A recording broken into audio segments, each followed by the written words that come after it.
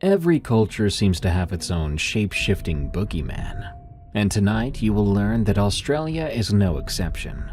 Because of course it's not. Everything there already wants to eat you or poison you. Welcome back to Unexplained Encounters.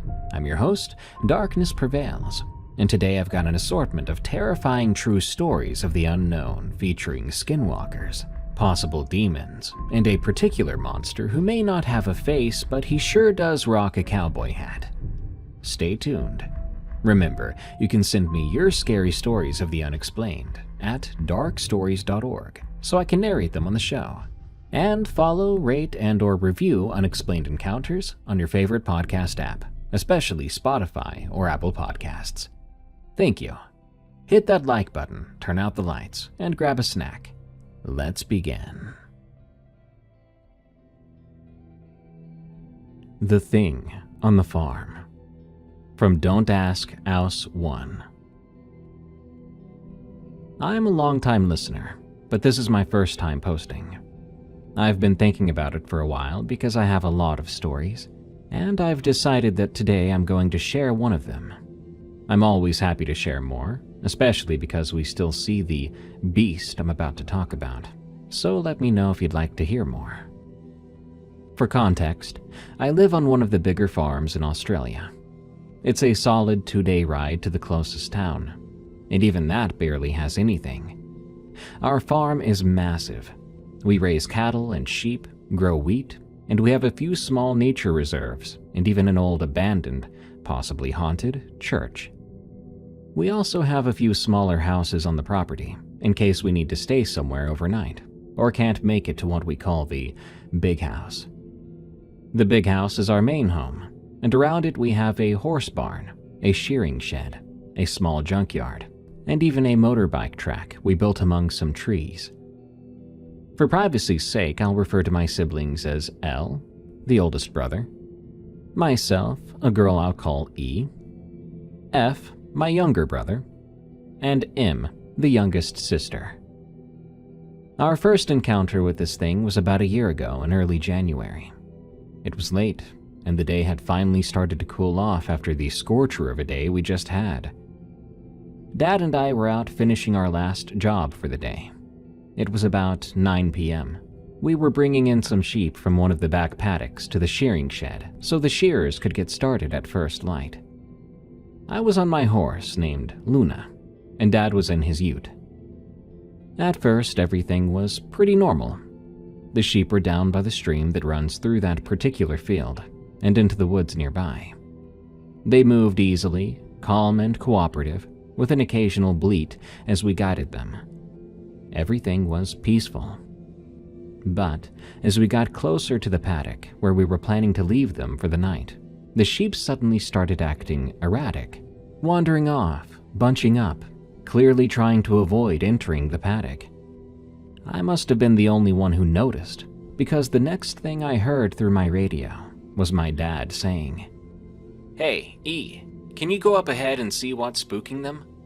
I said sure, and nudged Luna forward, scanning the horizon for anything out of place. As I moved ahead, I couldn't see anything out of the ordinary, just the rolling fields and the trees at the end of the paddock where we were supposed to be taking the sheep. Everything looked normal. But as I got closer to the front of the flock, I felt a slight change in the temperature. I tried to ignore it, thinking it was just the chill of the night settling in. But then, as I crossed into the paddock, Luna started to tense up. Her ears were flicking and she kept tossing her head, clear signs that something was off. Still, I couldn't see anything strange. I figured maybe she was just picking up on a storm in the distance. We do get dry lightning out here pretty often, so that wouldn't be unusual. I radioed back to Dad, saying, "There's nothing here. I'm not sure why they're acting funny." He replied, "Righto, come back around and help me push them forward a little harder." So I nudged Luna away from the paddock. She was more than happy to leave, and we rode around behind the sheep to help guide them in. After a bit of a struggle, we finally got the sheep into the field. They were stubborn. clearly not wanting to go in. But after a while, we managed to push them through. We were just about to head back to the big house when suddenly a loud commotion broke out behind us. The sheep were going crazy, panicked, distressed, running around like they were being chased. It didn't make sense. All of our work dogs were back at the main house, and there was nothing else that we knew of.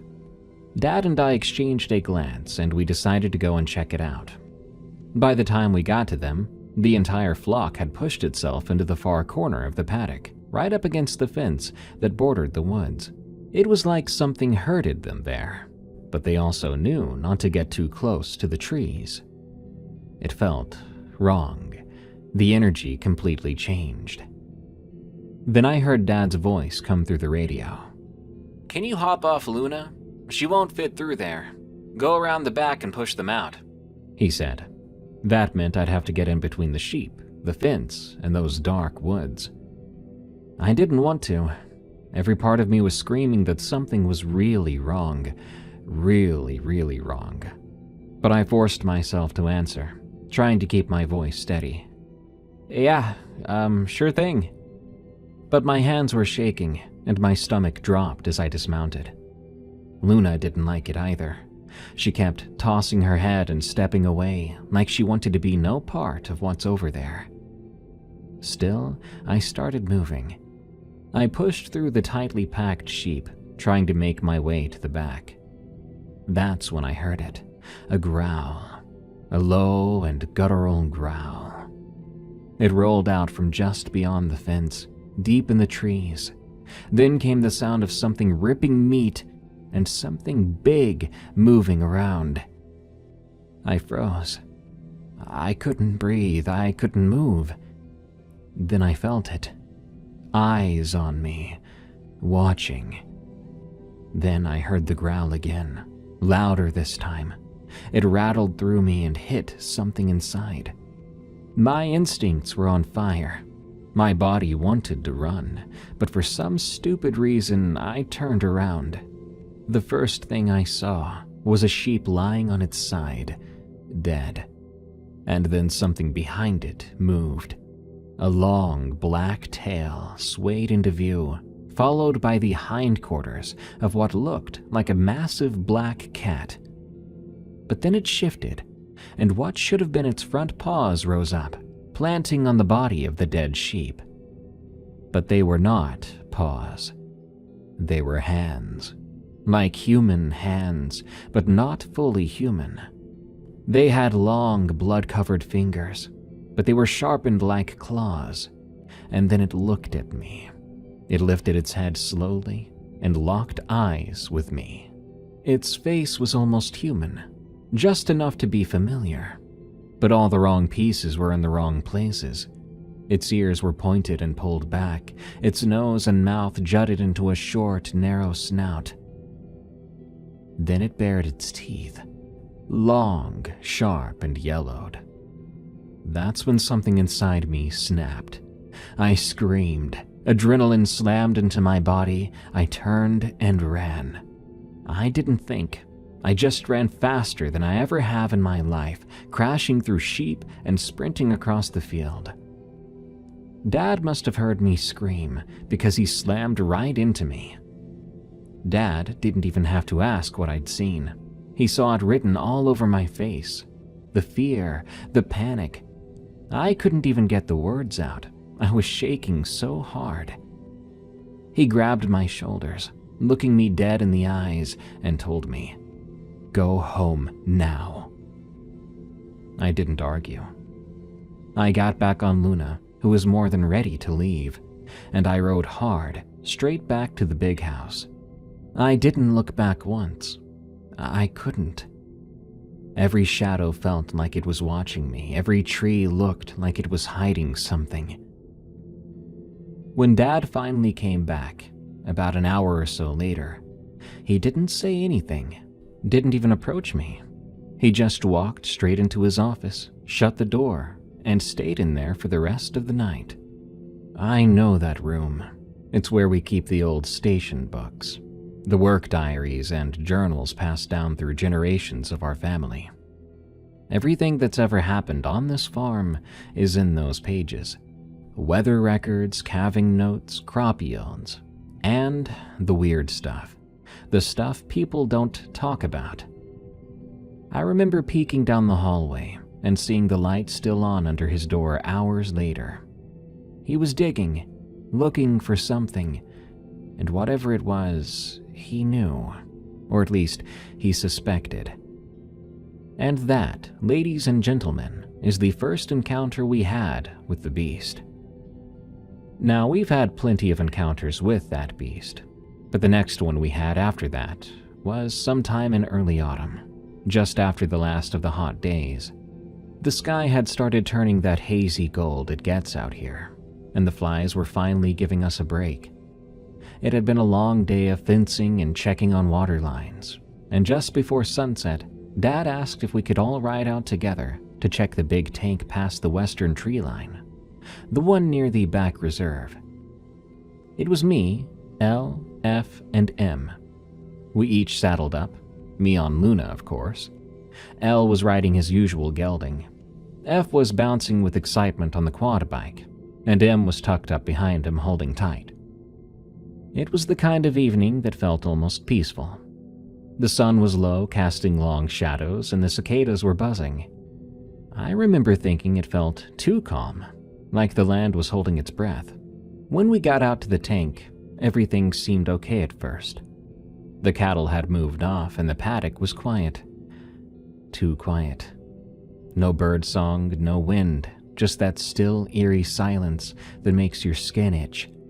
L hopped off to check the tank's valve, while F messed around, tossing rocks at a fence post. M stayed close to him. She doesn't like being near the bush line when it gets late, and neither do I. There's something about the trees out there that feels wrong once the sun starts going down. I was scanning the edge of the woods while we waited, and then we noticed it. There was a shape, low to the ground, black, just barely visible between the trees, crouched near the base of an old, dead log. I blinked, thinking maybe it was just a shadow or an old tree stump. But then it moved. No sound, no crunch of leaves, just a slow, creeping shift, like something crawling forward. I whispered, "L, do you see that?" He stood up, squinting toward where I pointed. "Yeah, that's not a kangaroo." Then M spoke up, quiet, almost shaking. "It's looking at us." And then it stood up. Whatever it was, it rose up on two legs, tall, wrong, and fast. The body was lean like a cat, but stretched, almost elongated. The black fur shimmered slightly in the last bit of daylight. Its arms were too long, and even from that distance, I could see the glint of something sharp. Claws, I think, at the ends of its hands. Its face, it was hidden by the shadows at first, but then it stepped forward just enough for the light to catch its eyes. They were yellow, reflective, and fixed on us. We froze. Nobody moved, nobody spoke. Even F went dead quiet. Then it took a step forward, smooth and calculated. That's when L shouted, "Back on your bikes! Go!" We scrambled. I barely got Luna turned before she reared slightly, clearly panicked. L jumped into the saddle beside me, yelling at F to go as the quad sputtered to life. M was screaming now, clinging to F's back as he peeled away down the paddock. I looked back only once. It was still standing at the edge of the trees, watching us leave. Not chasing, just watching. Now, that was the first two encounters we had, and I'm going to leave it here for today. But I'm more than happy to tell you more or talk about the church we have on the property. Again, let me know. A Ghost in the Red Church. From Anonymous Cat. I've started listening to your channel, and I became a fan ever since.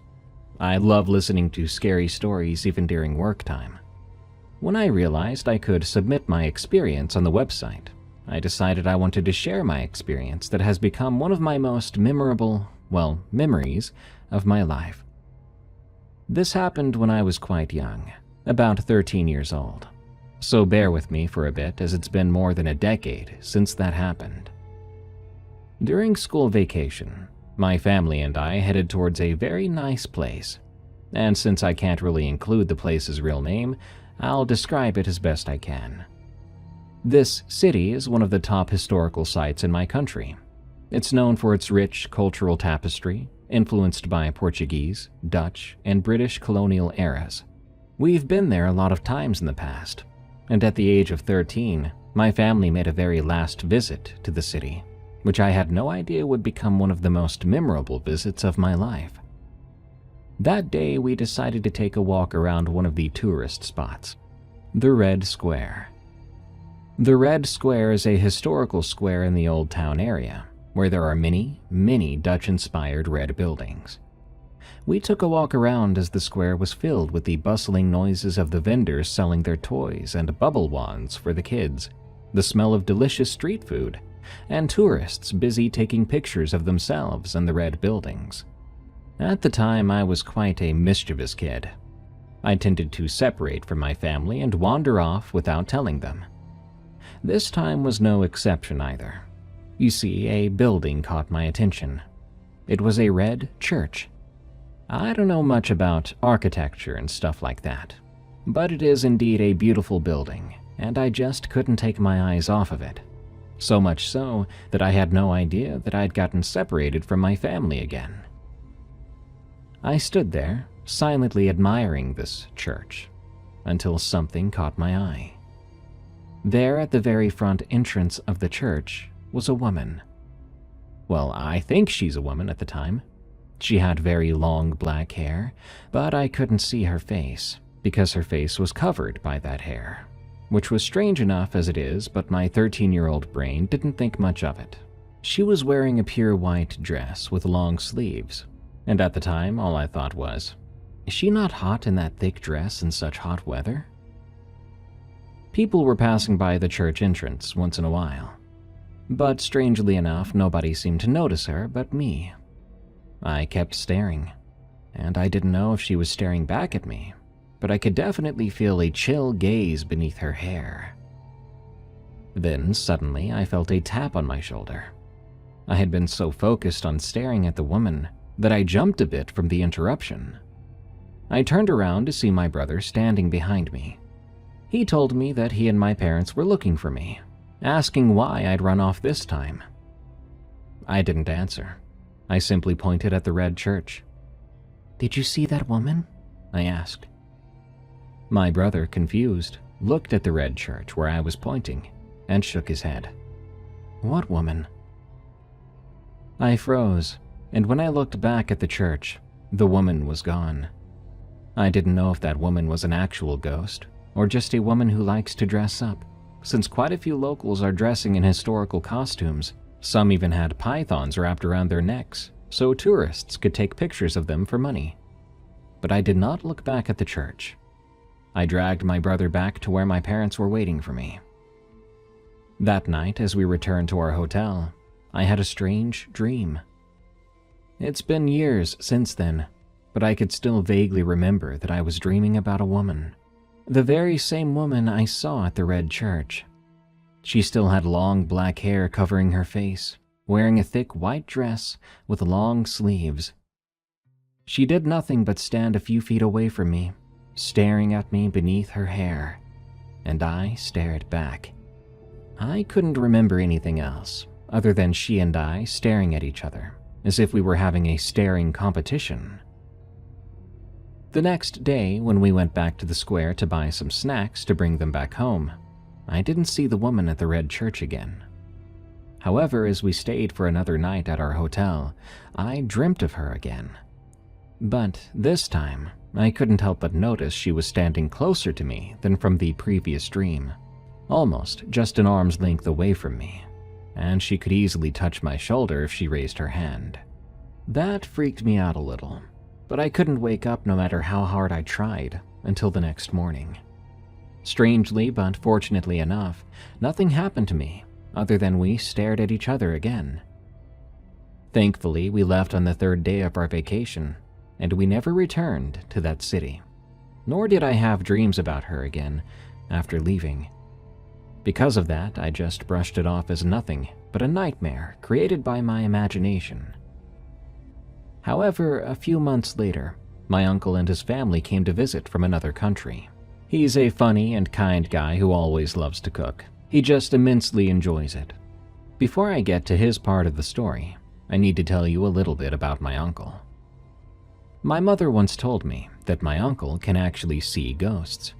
When he was a kid, he saw them a few times, but after growing up, becoming a Christian like my family, and marrying a kind woman who is now my aunt, he rarely saw them again. Getting back to the story.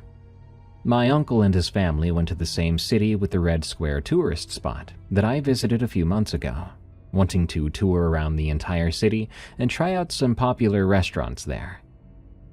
A few days later, when he and his family came back to my house from their trip, I couldn't help but notice that he looked a bit pale.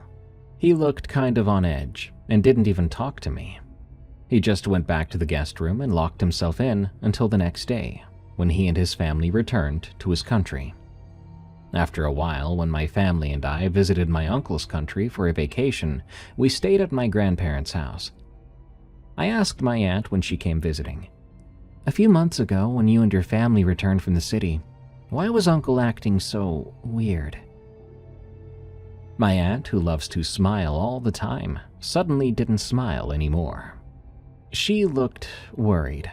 Then she whispered to me, "Your uncle told me that he saw a woman at the Red Church, and he got spooked ever since. He kept having nightmares about her until the day we left the city."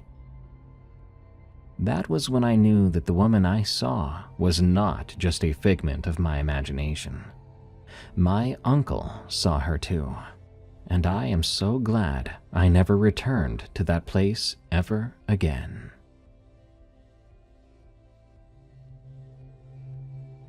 I got chased by a skinwalker in the hollers of Kentucky.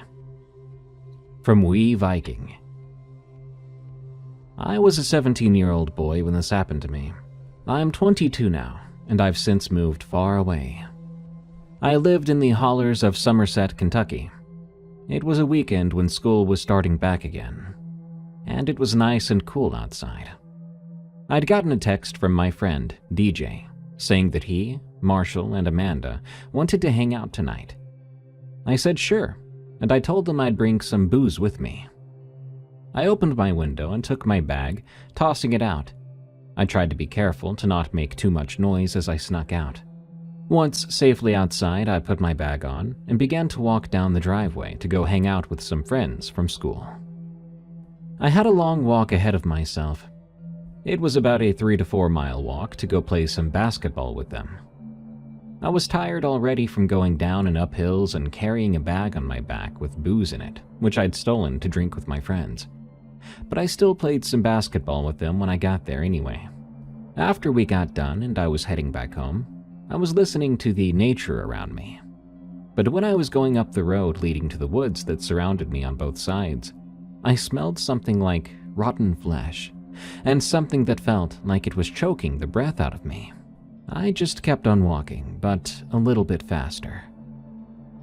I didn't realize until I got all the way to the top of the road that it was quiet, too quiet. I was kind of scared at this moment, because I know we have bears and mountain lions where I lived. I just took my phone out to listen to some spiritual music, to empower me not to stop, no matter what. Then I heard something that sounded like a hurt animal. I turned on my flashlight, and I saw a shadow moving in the woodline. What I did next, I wished I hadn't done. I started to run, because I felt like something was watching me from the woods. I looked behind me, and I saw it. Its arms were like gorilla arms, but longer, with 4-inch claws for nails. Its head looked like a deer, but with sharp teeth and skin falling off its face. It was running at me. It could reach out and grab me if it wanted to. I thought of a plan to keep it away from me. I took my bag off and grabbed one of the bottles and a rag that I had, and I made a Molotov cocktail while running.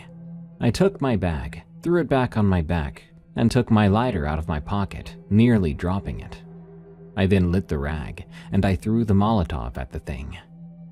It didn't like that at all. It took off and jumped off the bridge that was behind me as I kept running and running until I made it home.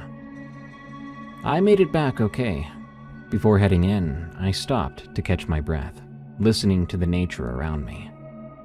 I was so happy to hear crickets and frogs and the owls again, but the best part was that horrible smell was now gone. The next morning I looked at my bag. It had been cut open like someone took a knife to it. I never snuck out again, because I know if I did, I wouldn't be here to tell the story. If you ever go out for a walk at night in the hollers of Kentucky, just remember that thing could be there, and it will catch up to you no matter how fast you can run.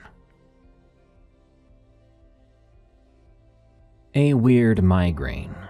From Canadian Viking. I've been listening to your channel for a year now.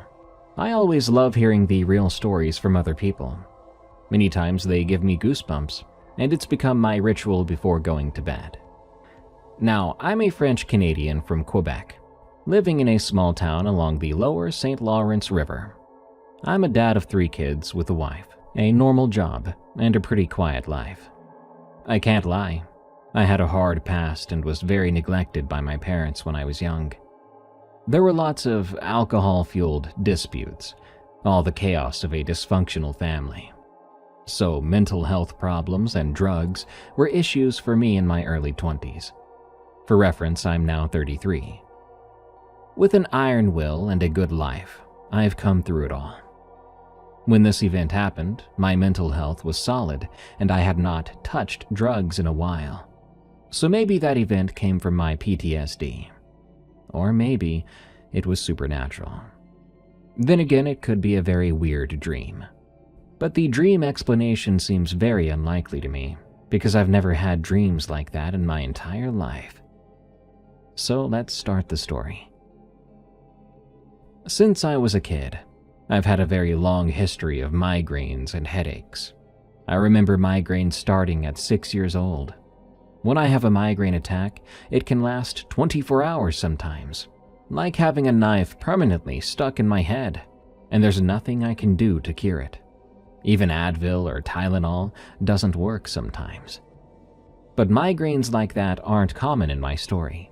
They happen very rarely, like 1 or 2 times max since I was a child. Now, I've never hallucinated or had weird dreams during a migraine, even when my mental health wasn't great. I never experienced hallucinations. The only hallucinations I've ever had were when I was doing drugs at 20. So I don't think drugs were the cause of this event. One day in September 2023, one of these migraines hit really hard. It started at 7 p.m., so I told my wife I was going to bed. I closed all the lights and sounds because my head hurt like my skull was going to split open. Surprisingly, I fell asleep very fast, but the worst of the migraine hadn't even started yet. I woke up at 2 a.m. My wife was asleep beside me, and the pain in my head at that moment was indescribable.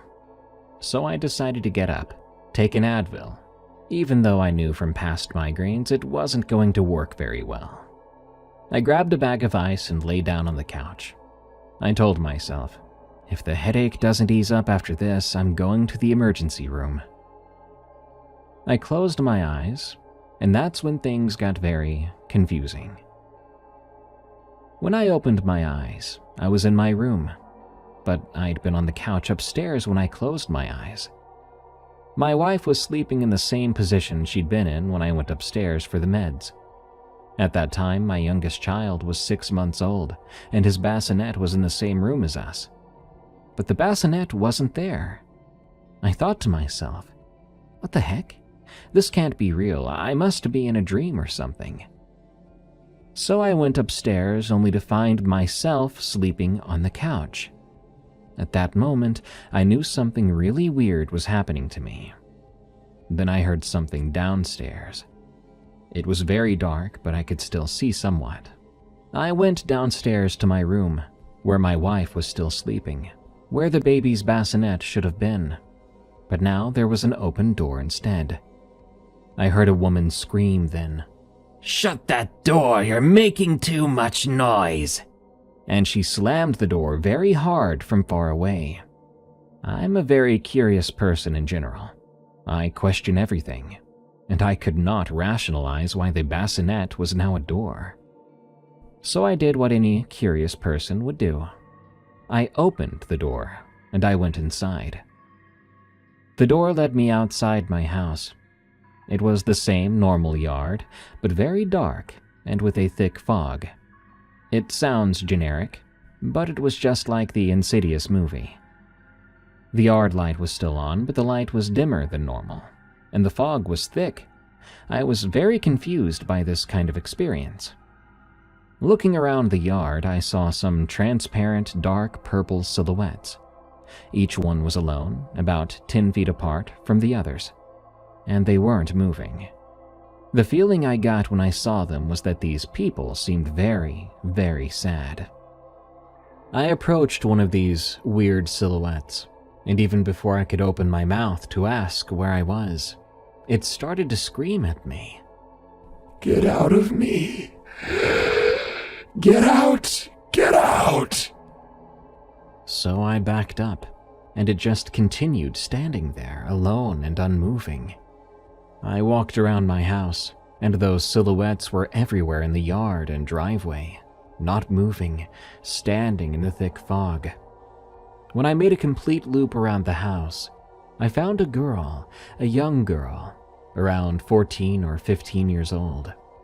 She had a red polar fleece, jeans, and was very colorful compared to the other silhouettes I'd seen. So I approached her, hoping to talk and ask what this place was and who these people around my house were. I said, "Hello, young girl." She didn't respond, so I asked, "Can you tell me who these people are?" Still, she didn't respond. I asked, "Are these people dead?" Finally, she said something.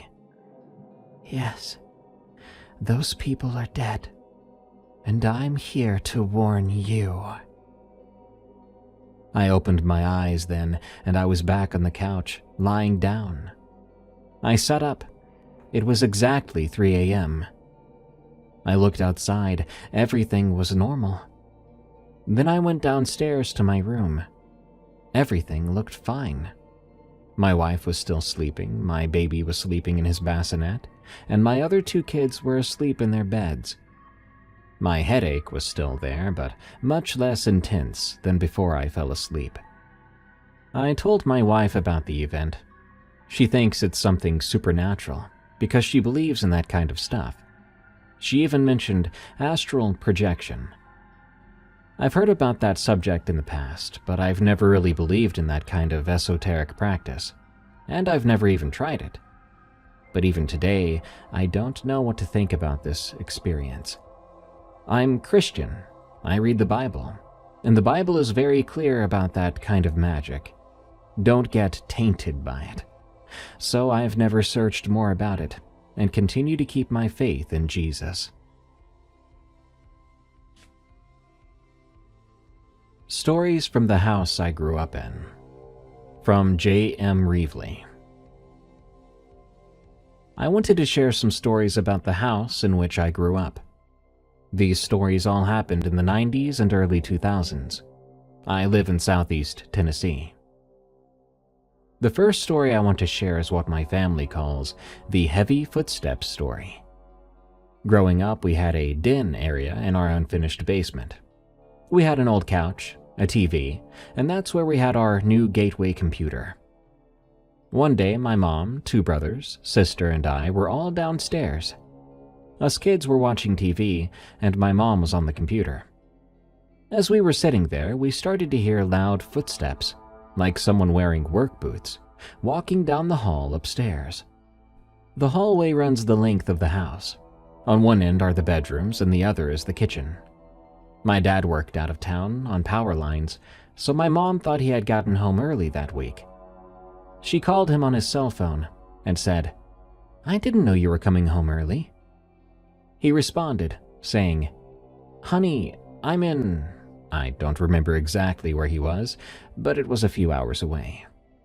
She told him there were footsteps upstairs. This had all happened in just a few seconds as the footsteps were going down the hall. I grabbed a baseball bat to head up the stairs to see who it was, because my mom told me to go check. I was only 8 years old or so at the time. The door to the basement is in the kitchen, and the footsteps were coming from the other end of the house to the kitchen. By the time I got to the top of the stairs, whoever or whatever it was should have been right at the door, based on the footsteps. I cracked open the door, but I didn't see anything. I opened the door completely then, and no one was around. We still don't know who or what it was. The next story happened in the basement. My younger brother, who was about 3 years old at the time, was in the basement watching TV again. He came upstairs asking who was calling for Chris. My mom said nobody was calling for Chris. Nobody in our family is even named Chris. He went back downstairs to watch TV again. Before long, he came back up, asking once more who was calling for Chris. At this point, my mom goes to my sister's room to ask her and my cousin if they were playing a trick on him. They said no. They had been in her room the whole time. She also came and asked me the same thing. I'd also been in my room. My mom didn't think much of it. She was on the phone with my dad later, who was working out of town again, and told him what happened. He said, "Wait, did you say Chris?" And Mom replied, "Yeah, why?" He then went on to tell her that the older couple who had lived in the house before us, before they died, had a grandson named Chris. This really freaked her out. The next story happened upstairs. The way my sisters' and parents' rooms were positioned, their closets were back to back. My sister got up one night, told my mom someone was in her closet. My mom thought she was just being a paranoid 5-year-old, so she told her to just go back to bed. A few minutes later, my sister came back, telling our mom again someone was in her closet. This time, my mom went back to my sister's room with her and showed her that no one was there, then put her back in bed. A few minutes after that, my sister got up again, saying there really was someone in there. At this point, my mom was about to go to bed, so she told my sister that she could just sleep with her instead. A while later, they were about to head to my mom's room. My mom's bedroom light was on, and she swears she saw a shadow of someone or something in the hall moving around. It was coming from her room. She yelled at my brothers and told them they needed to go to bed. They responded, saying they were already in bed. She opened their door and they were in their bunk bed. She then yelled and told me to go to bed, but I was also in my room at the time. She was starting to get creeped out, so she made up a story, telling us, "Kids, I think we left some groceries in the van. Come help me get them." She rushed us out the door to the van. My papa came over with his revolver and went through the house checking if anybody was there. But there was nobody. The next story, I was the only one involved. I woke up one night to go to the bathroom. As I was leaving the bathroom, I looked down the hall, and I saw these red, glowing eyes staring at me. My brother's room was across the hall from the bathroom, so I ran in there. I looked at the window, and the same red, glowing eyes were now staring at me through the window. I then ran back to my room, hiding under the blanket for the remainder of the night, unable to sleep. The last story also happened to me. One evening after it had gotten dark, my mom asked me to go out to the van to get something. As I'm out there, I felt like something was watching me. So I got in the van, closed the door, and looked around in the dark. I didn't notice anything, so I grabbed what my mom had asked me to get and went to get out. As I'm about to shut the sliding door, I still feel like something is watching me. But then I heard something. I turned around and looked out into the backyard. There I saw a huge black mass moving towards me, or rather running at me, extremely fast. I panicked and ran as fast as I could back into the house. I came in so quickly that it freaked my mom out and she yelled at me, saying, "What happened?" My dad was home this time, and I told him and my mom what I saw. She told my dad to look at me, that I was pale and white as a ghost. My heart was also racing, so he got his gun and went outside to look around. But he didn't find anything, or at least he never admitted that he found anything. This is the story that freaks me out the most. I actually got chills and goosebumps from writing this one down, even though it happened almost 30 years ago. There are many other little things that also happened in the house, like things being moved or cabinet doors being opened. My family also has their own stories of things that have happened to them individually. Multiple people have said they can feel something in that house. The only other thing of note is there is a very creepy abandoned well and well house right behind the house that has always creeped everyone out if you got too close to it. You can feel a presence near that old well. My mom passed away a few years ago, and my dad has remarried and moved out of the house. But my younger brother and his girlfriend now live in the house with their 1-year-old son. I've noticed, interestingly, that since us kids have gotten older and become adults, the strange occurrences have pretty much stopped. The only thing that has happened recently is that my sister and her son were living with my parents a few years back, and my nephew would randomly look down the hallway, smile, wave, and say hi, even though no one was there. I'll be interested to see if things start up again as my brother's son gets older. People can be skeptical all they want, but after mine and my family's experiences, I 100% believe in the paranormal. I don't know what it is. From Addie X. I have a big family. Just 2 years ago, it became a family of 8. We live in a small apartment with only 2 small bedrooms. I share a room with my older sister, my younger sister that is only 1 year younger than me, and my younger brother. We have bunk beds. My younger sister has been sleeping in my bed with me because she saw a roach on her bed. Our apartment is infested with huge roaches. In our room, there is a small closet. In that closet on the ceiling, there is a sort of door to go up, I guess. We've never been able to go up there, but I always see it slightly opened.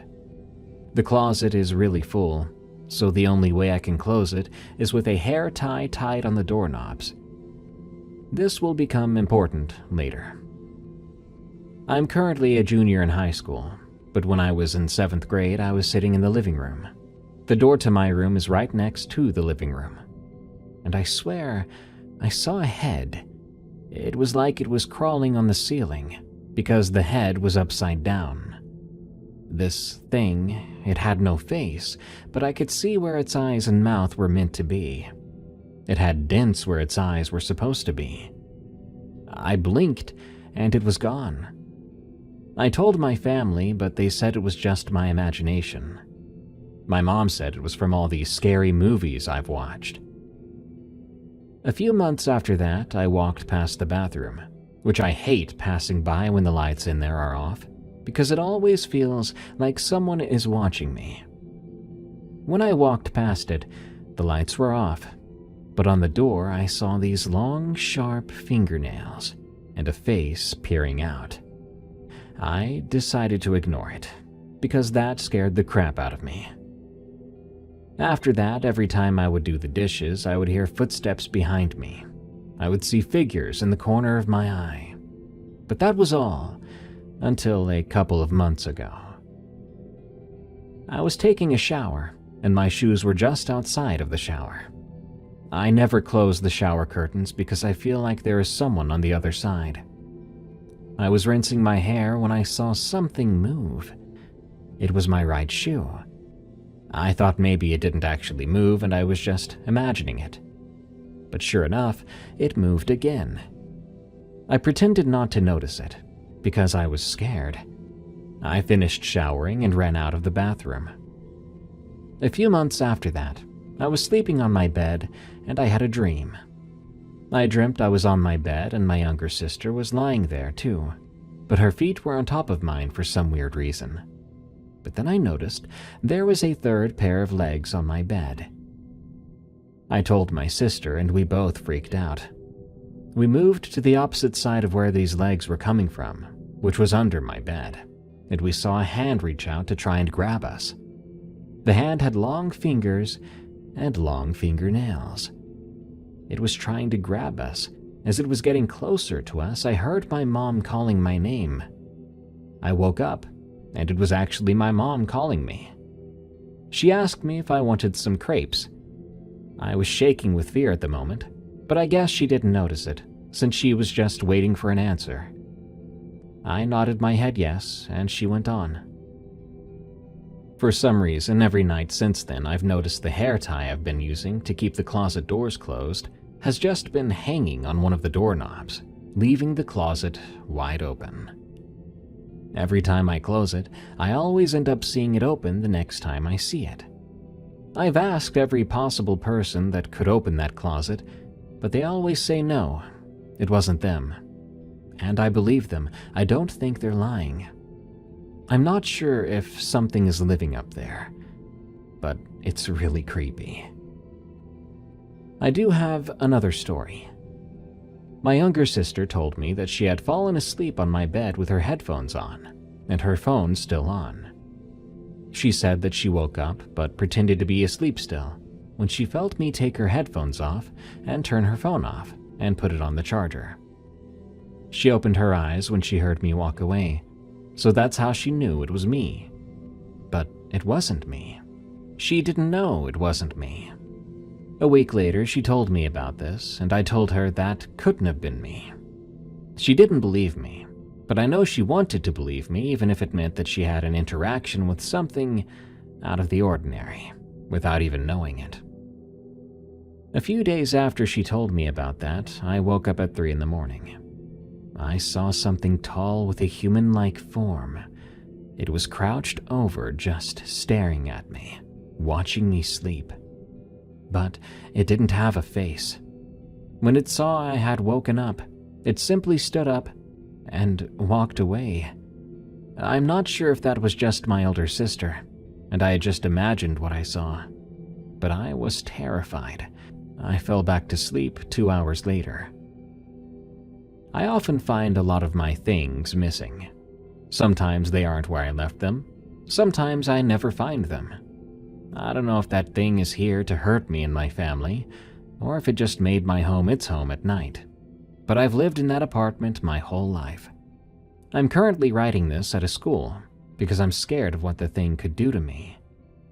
I always feel like it's watching. If I turn a corner, I'm afraid it might get me.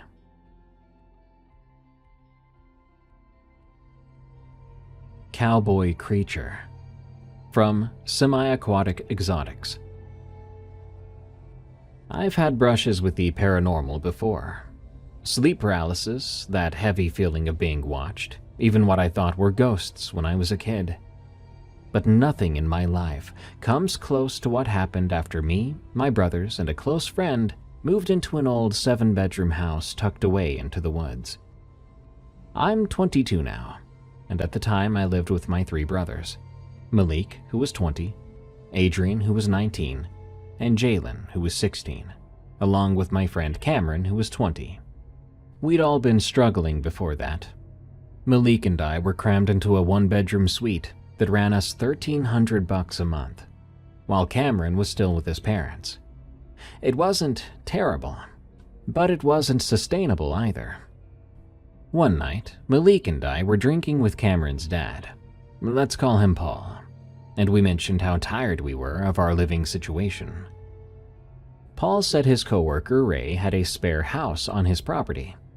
He didn't need the money, but he wanted people living there to keep it up. When we first saw it, we were caught off guard. It had 7 bedrooms, but it was filthy. There were snakes, toads, and way too many wasps for comfort. Ray told us if we got it cleaned, we could live there for $600 a month. Considering what people charge for a single room, it was the deal of the century. We put in the work, got it fixed up, and moved in. That's when the strange things began. One evening, I was over at Cameron's parents' house with him and Jalen. His mom, Mrs. Turner, was trying to convince him to look into college. She thought maybe if I was there to back her up, he would listen. I tried, but his stubbornness rivaled a mule's. We were laughing and talking over food when my phone rang. It was Malik, and he sounded shaken. He asked if we were outside the living room window. I said no, we were still at Mrs. Turner's. His voice dropped. "There's a man outside the window staring in. He's wearing a red flannel cowboy hat and has no face." That alone made my stomach turn. My phone had been on speaker, so Cameron and Jalen heard every word. We quickly said goodbye to Mrs. Turner. We piled into my car and drove back. No one was hurt, and no windows or doors had been touched. But Malik pointed out the tree near the living room window. The one we never cut down, even though it threatened to break into the roof. He swore that the man had been standing right there. We checked the ground there, the grass, the dirt, even the path toward the road. Nothing. Not a footprint. We tried to forget about it. 2 weeks later, it happened again. Cameron and Jalen had gone to Walmart late at night for snacks and bathroom supplies. This left me, Malik, and Adrian at home. About an hour later, the front door slammed, and they rushed inside, pale as sheets. The bags of groceries were left scattered outside. They said when they pulled into the driveway, they saw a man peering through the living room window. It was too dark to see details. Cameron turned on his flashlight, and that's when they both froze. The figure was already facing them. Red flannel, cowboy hat, no face. Except this time, there were 2 glowing yellow lights where its eyes should have been. They said it looked like it had been caught in the act. Then their lights went out, and they bolted. At this point, I had 3 eyewitnesses. Malik first, now Cameron and Jalen. I was starting to believe something might be out there, that something might be wrong with this place. But still, I wasn't completely convinced. Cameron and my brothers weren't waiting, though. They grabbed kitchen knives and went outside to confront it. I stayed behind, honestly thinking the whole thing was getting out of hand. I just wanted to eat and watch YouTube, not chase shadows. But minutes later, the front door burst open again. They stumbled in, out of breath. They said they had gone around the house, then toward the road. That's when they saw someone standing there, perfectly still. When they tried to get closer, the figure suddenly dropped to all 4s. They panicked and ran. That did it. This time I went too. All 5 of us stepped into the night, each clutching knives we knew wouldn't help. We walked the property, then down the road. But we didn't find anything. I was about to turn back when I saw it. Across the road, standing just beyond the tree line, was a dark silhouette. Enormous, 8 or 9 feet tall. Too far to make out details, but I'll never forget the stillness. It was worse than movement. A mannequin might sway, a scarecrow might shift in the wind, but this thing stood with an unnatural, suffocating stillness. We started toward it. Then it dropped onto all fours, but not like a man crouching, more like a spider. Its chest seemed to scrape the dirt as it scuttled forward, its limbs bending in ways they shouldn't. My stomach turned, and all of us froze on the spot. That's when headlights swung around the bend. The creature jerked its head backward without moving its body, like a turtle craning its neck. A truck screeched to a stop, and the driver's door opened. It was Ray. Without a word, he pulled out a rifle and began to fire. The creature bolted into the field, vanishing into tall grass and the old sheds nearby. Ray swore it had to be a crackhead of some sort, but the look on his face told me even he didn't believe that. He handed out rifles, one to me, one to Cameron, and told us to help search. We didn't dare split up like you would see in the movies. We called out, threatening to call the cops. We swept the fields for nearly 2 hours, but found nothing. The police took our statements, but brushed it off as a vagrant. I can still see the way it moved in my head, the way it dropped and crawled with its body against the earth, like something not bound by bones. It's been several months since that night. We haven't seen the faceless cowboy again. But sometimes when I pass the living room window, I feel it, that heavy certainty that something is still out there, watching from the tree line. Yo, my Australian fans, you guys never told me you had a skinwalker hunting people on farms. I wonder if it transforms into the greatest Australian monster of all, an emu. Good night. Thanks so much for tuning in to another episode of Unexplained Encounters. I've been your host, Darkness Prevails, and you can find me on X at Dark Prevails. And did you know I want your scary stories of the unknown?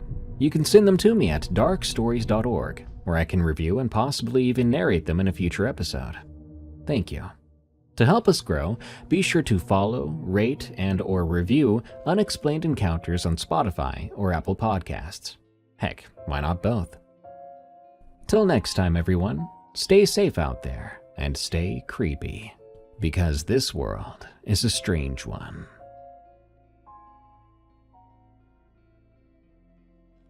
You find what you look for, even monsters. From the Davis. I was about 15 when I found something unnatural out in the fields around a small Utah town. We thought they were empty, but they definitely were not. For those of you who grew up in fly-speck towns, you probably know that you have to find ways to entertain yourself, right?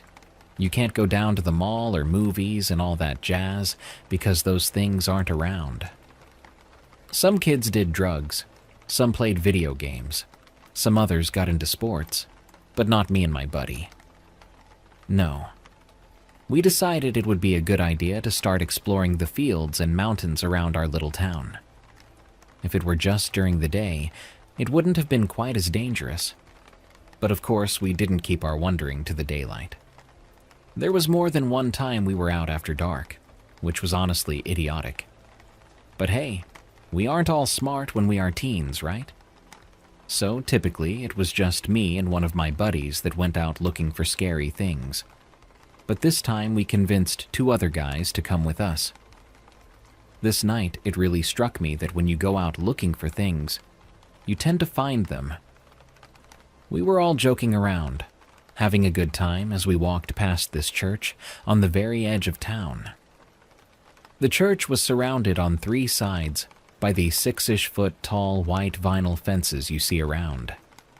To get to the church from the field, you had to run around the fence to one corner, since the side of the church that faced the field was almost entirely fenced off. That will become pertinent later. So we headed out into the field. Now the fields in this area weren't growing food. Instead, they were overgrown with sagebrush, most of it at least waist high. I found a good-sized stick on the ground as we set out into the dark sagebrush. I always liked having a good stick in my hand, mostly for cutting up weeds. That's what I did under normal circumstances, at least. Anyways, as we were heading out there, I started to get the feeling that something was a bit off. I had felt this before. As I said, me and one of my buddies made a habit of going out at night. Feeling this, I started looking around to see if we were alone in the sagebrush. That's when I first saw it. Something quite large was stalking us through the sagebrush. This thing was down on all fours and was at least bear size, if not larger. It was a dark night, so I didn't get much detail, other than the general shape and size. Here's the problem, though.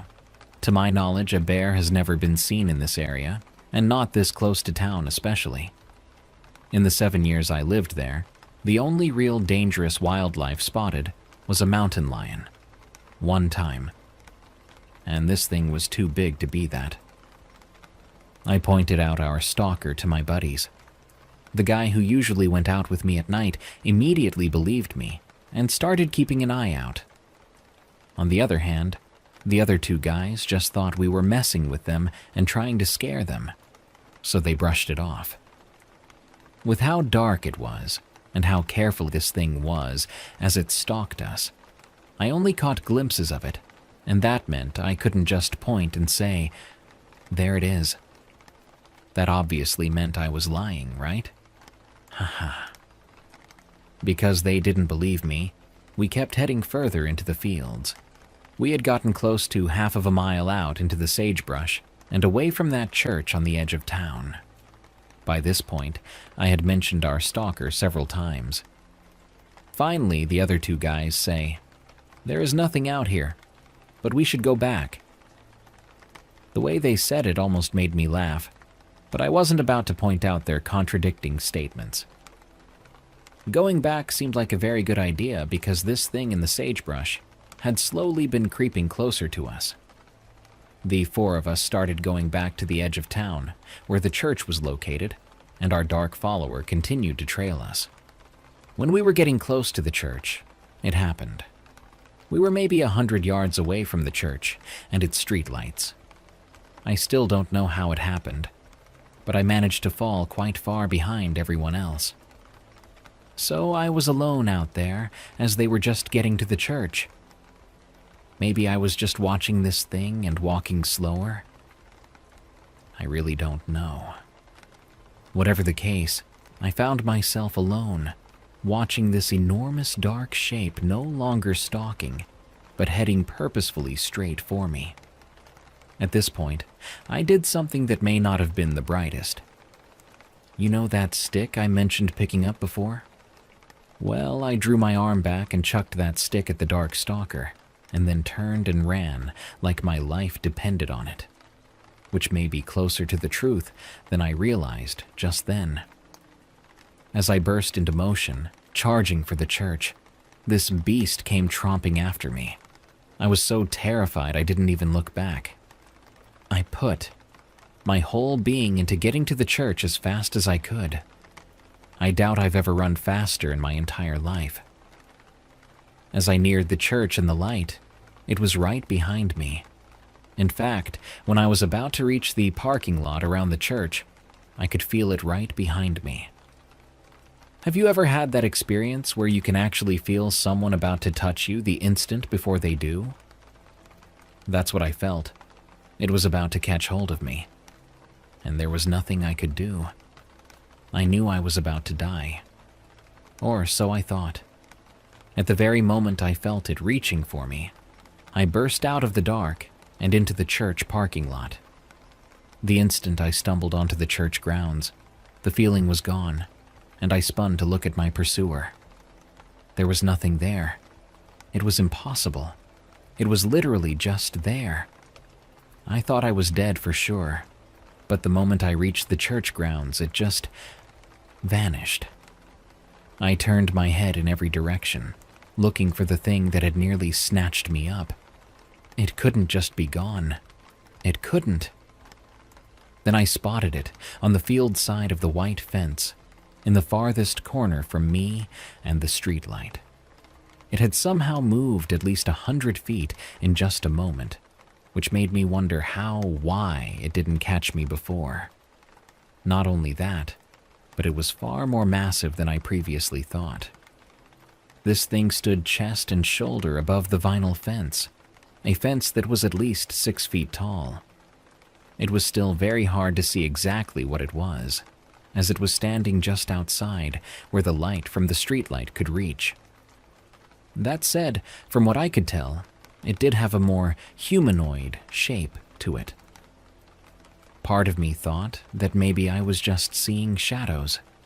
I may have stuck with that, if not for one thing. You know that feeling you get when waking up from a nightmare? That almost evil feeling? Simply looking in its direction gave me that feeling. So I know something was definitely there, something that had been a heartbeat away from grabbing me. If it had, who knows what would have happened? Whatever it was, dog man, demon, or something else, for some reason, it was not willing to come onto the church grounds. It kind of made me think that the holy ground thing from the stories may actually be true. This wasn't the first or last time that me and my buddy ran into these things. Yes, there was more than one. This was the closest call, though, and I still get the chills when I tell the story. So, a warning for all of you who are debating adventuring out to find scary or dangerous things. You always find what you look for, sooner or later. Goat Guy, from Unknown Anonymous. I was 7 when it all started. Near my neighborhood, there was a forest that everyone talked about.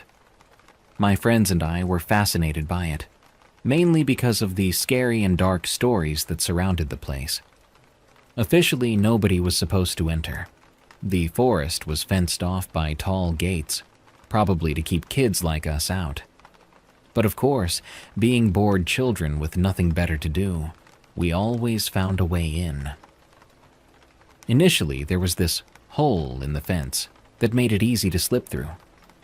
Even though it scared me to death, I usually went in only when accompanied by my friends. Eventually, the authorities noticed how kids were sneaking in, and they repaired the hole, putting a sturdier gate there. Little did they realize all my friends were expert climbers. So, despite the new barriers, we continued to enter by climbing over or finding other small openings they hadn't spotted yet. One day, things felt different. As we entered, we noticed changes in the landscape. 2 massive trees had fallen over, forcing us to crawl under and climb over them, making the whole forest feel strange and disorienting. None of these obstacles stopped us, though. Instead, it piqued our curiosity even more. Behind the forest was an overgrown path filled with millions of branches and dense bushes. None of us had ever explored that far, so we gathered a group and decided to see what lay beyond. As we pushed deeper into the woods, branches scratching at our arms and faces, we heard strange sounds. At first, it was faint footsteps, too loud and heavy to be just animals. Then came the goat noises. It sounds silly, I know, but that's exactly what we heard. Strange, unsettling bleating echoing through the trees.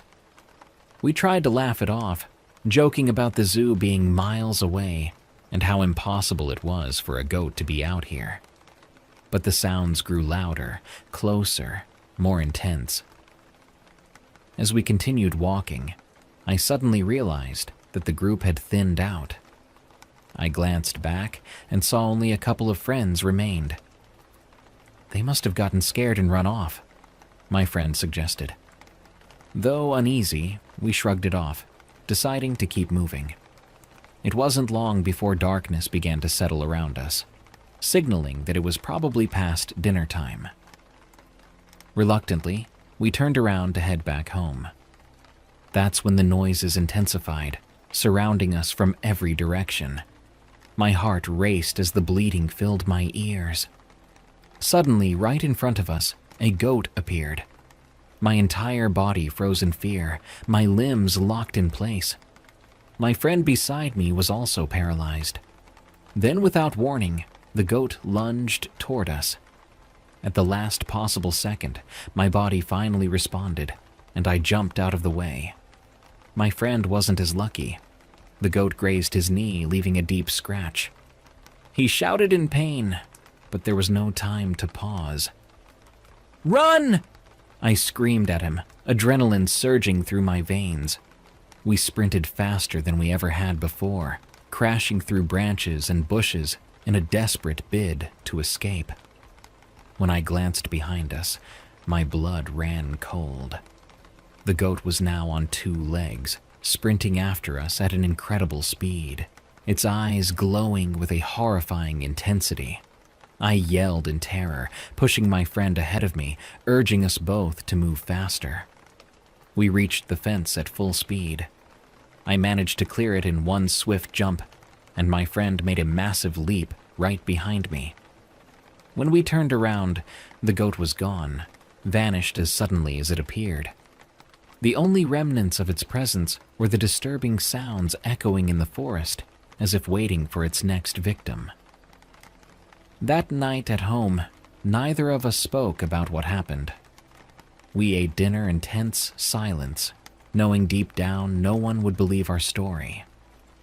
Moreover, we were terrified that someone from the government might come after us if we talked. It was a childish fear, but in our minds, it felt very real. Later, we stood outside, staring at the dark forest. My friend broke the silence, saying, "We should set a trap or something. What if someone else goes missing?" I tried reasoning with him, reminding him how close we'd come to serious harm.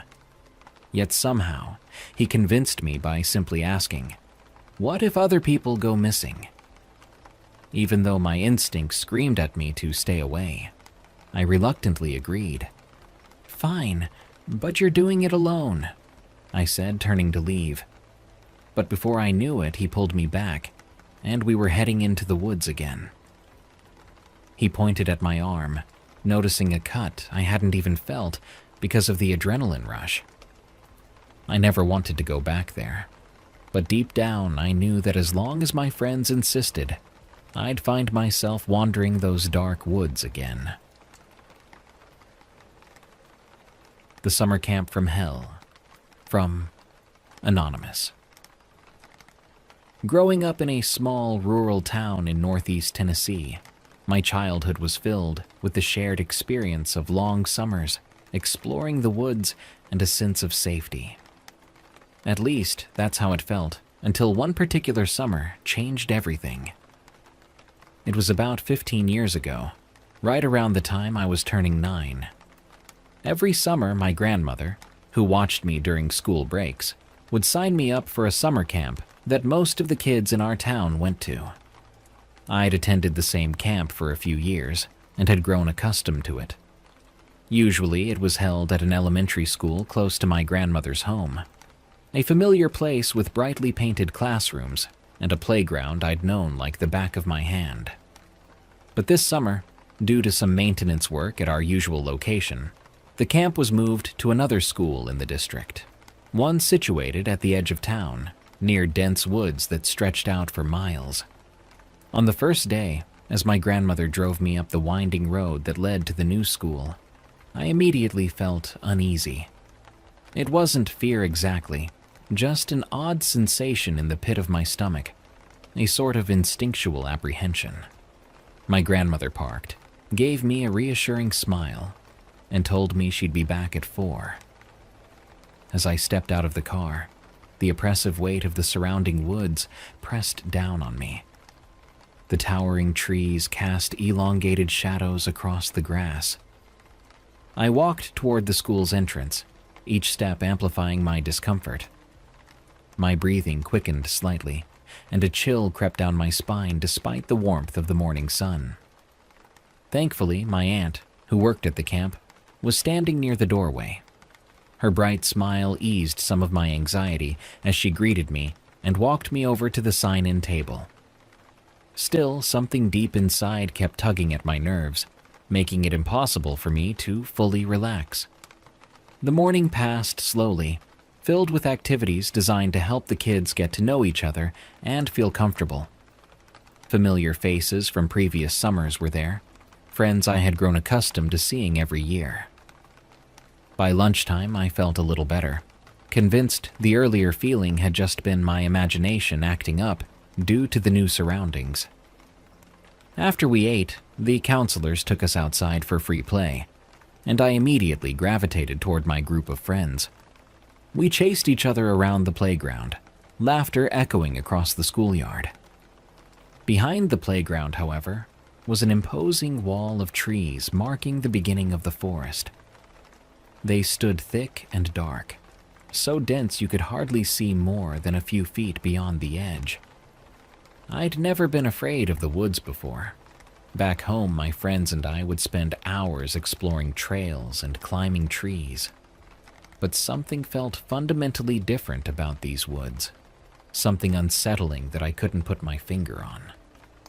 While playing tag, I stopped abruptly near the edge of the playground to catch my breath. As I stood there panting, an unexplainable urge compelled me to look towards the trees. That's when I saw it. Deep in the shadows of the forest stood a figure. At first, I thought it was just an odd reflection of sunlight playing tricks on my eyes through the branches. But as I squinted to get a better look, my blood ran cold. The figure was humanoid, but grotesquely tall and impossibly thin. Its pale skin seemed stretched tightly over sharp bones, giving it an eerie, skeletal appearance. Even from a distance, its eyes stood out clearly, bright, glowing yellow-green orbs fixed unblinkingly on me. A wave of nausea overcame me, yet I found myself bizarrely drawn toward it. My feet moved without my conscious control, stepping slowly closer to the woods, each stride feeling heavier and heavier. My heartbeat thundered in my ears, and just as I was about to cross the playground boundary and into the tree line, something inside me snapped. A sudden surge of primal fear released my paralysis, and I turned sharply, sprinting back toward the playground equipment. I ducked beneath the metal slide, crouching low and trembling. Peering cautiously around the corner, I saw the figure hadn't moved. Then, slowly and deliberately, it shifted. Its entire body rotated to face me directly, still partially obscured by shadows, but undeniably focused on me. Unable to handle the terror alone, I bolted toward the nearest teacher. Tears streaming down my cheeks, I pointed frantically at the creature, my words spilling out in frantic bursts. The teacher glanced toward the woods, her expression a mix of confusion and concern. After a moment, she knelt to my level, gently assuring me that nothing was there, that my imagination was simply playing tricks on me. I wanted to believe her. I desperately wanted to. But when I turned back, the figure was still watching, unmoving, but undeniably real. Feeling defeated and frightened, I moved cautiously toward the swings, positioning myself so I could keep an eye on the woods. As I swung slowly back and forth, the figure never once took its eyes off me. When the counselor's whistle finally blew, signaling our return inside, relief washed over me. But just before turning away, the figure slowly raised a long, emaciated arm. In a deliberate motion, it waved goodbye, its spindly fingers moving in an exaggerated, grotesque gesture. Then, without another movement, it melted back into the shadows, vanishing as if it had never been there. Back inside, surrounded by chatter and laughter, I couldn't shake the dread that had settled deep within me. I didn't dare tell anyone else about what I'd seen, not even my closest friends.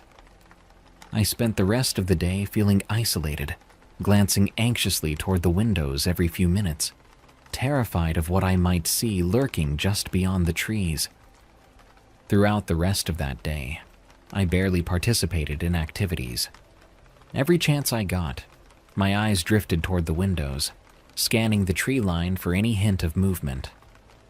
The wooded area, once just an inviting place for exploration, now felt dark, threatening, as if a new danger lurked within.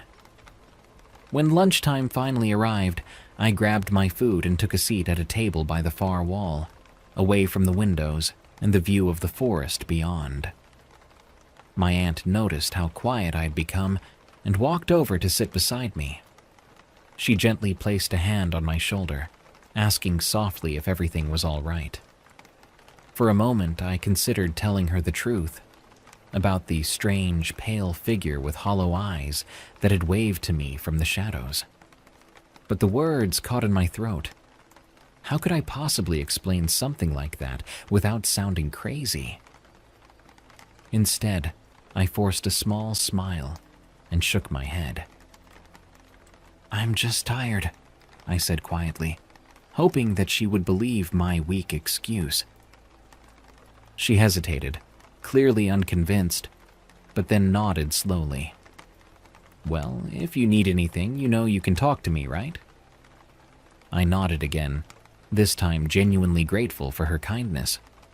But as soon as she walked away, the anxiety rushed back, stronger than before. The rest of the afternoon passed in a blur. I kept close to the other campers, never allowing myself to be alone, even for a moment. But every time we passed near the playground doors or windows facing the woods, a chill ran through me, and my stomach twisted into knots. Eventually, the day began to wind down, and the counselors announced that our final activity would be outside, back on the playground. My heart immediately started racing. I desperately wanted to stay indoors, to hide within the safety of the walls, but I knew that refusing would attract unwanted attention. Reluctantly, I followed the group outside, feeling like I was walking toward my own doom. The sunlight was lower now, casting long, dark shadows across the playground and into the woods beyond. My friends quickly ran toward the swings and slides, laughing and shouting as though nothing had changed. But I remained at the edge of the play area, cautiously scanning the woods. At first, everything seemed normal. The trees were still, the branches quiet. I began to think that perhaps I had imagined the entire thing, that my fear had created something monstrous from shadows and leaves. But then, as if on cue, something moved deep within the trees. My blood turned cold. There it was again, the pale, thin figure, stepping deliberately from behind a tree. It stood perfectly still, watching me intently, its yellow-green eyes burning with an unnatural brightness. My pulse thundered in my ears as I struggled not to scream. It slowly lifted its bony arm again, waving gently, almost mockingly, before retreating back into the darkness. This time I didn't wait to see what else it might do. I turned and sprinted toward the nearest counselor, desperate for safety and reassurance, knowing now with absolute certainty that whatever I had seen wasn't just a trick of my imagination. It was real, and it was waiting for me. The days continued to pass slowly, each moment spent at the camp weighing heavier on me than the last. I tried my best to blend into the normal routines, laughing and playing with friends, but my eyes constantly scanned the tree line. I could never shake the feeling that something out there was still watching, waiting patiently for the right moment. It was on one particularly hot and muggy afternoon when the day seemed especially thick. The air was heavy, humid, and buzzing with the electric hum of cicadas. The camp counselors announced an outdoor activity, a hike through the nature trails winding around the perimeter of the school property, edging right along the woods. My heart instantly sank. I didn't want to go, but there was no option to stay behind, and there was no way to convince them that my fear was justified. Reluctantly, I lined up with the other campers. feeling a lump in my throat that refused to disappear. My feet dragged along the grass as we made our way toward the trail entrance. As we entered the shaded pathway, the shadows of tall, twisted trees immediately closed around us, their branches clawing skyward like grasping fingers.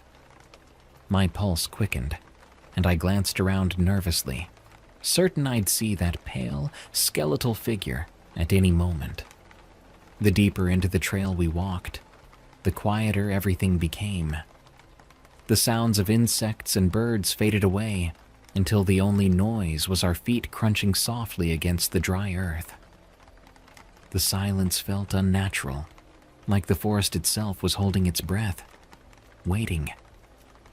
I stole glances at my friends and the counselors, but they all seemed oblivious to the overwhelming dread that crept over me. Suddenly, I heard a rustling noise, not far behind us, breaking the tense quiet.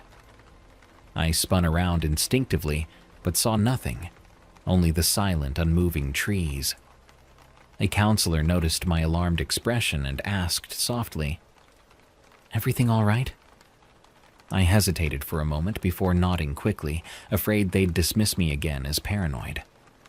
But as soon as we continued onward, the rustling came again, louder this time, accompanied by what sounded like shallow, labored breathing.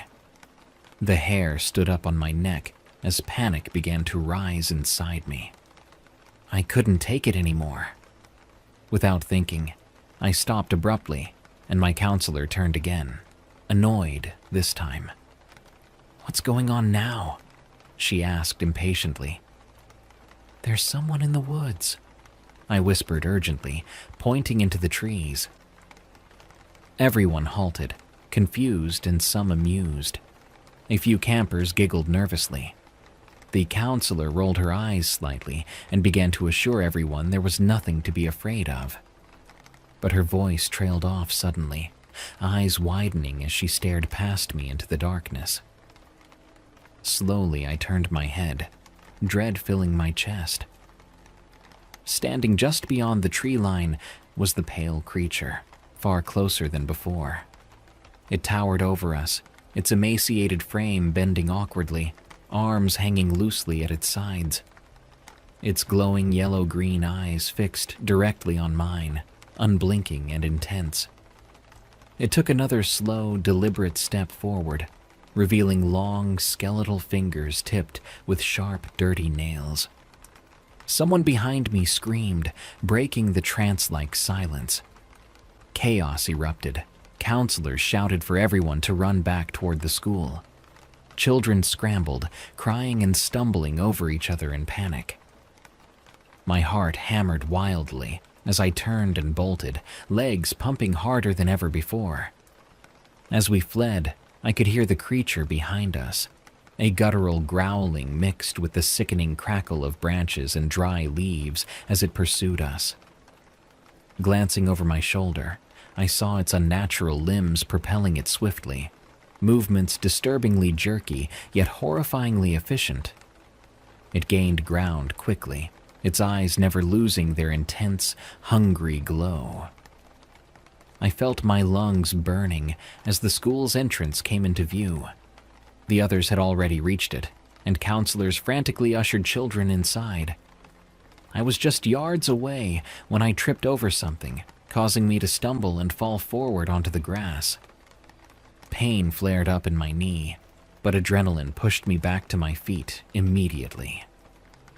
Turning back instinctively, I saw the creature looming over me, towering and impossibly thin, its skeletal hand outstretched. I screamed and scrambled backwards, eyes wide with terror. Just as it stepped out of the trees toward me, one of the counselors lunged forward, grabbing me roughly and pulling me back towards safety. The door slammed shut behind us, and we collapsed onto the cold, tiled hallway floor, gasping for air. No one spoke as we listened to the frantic scraping and clawing on the other side of the door.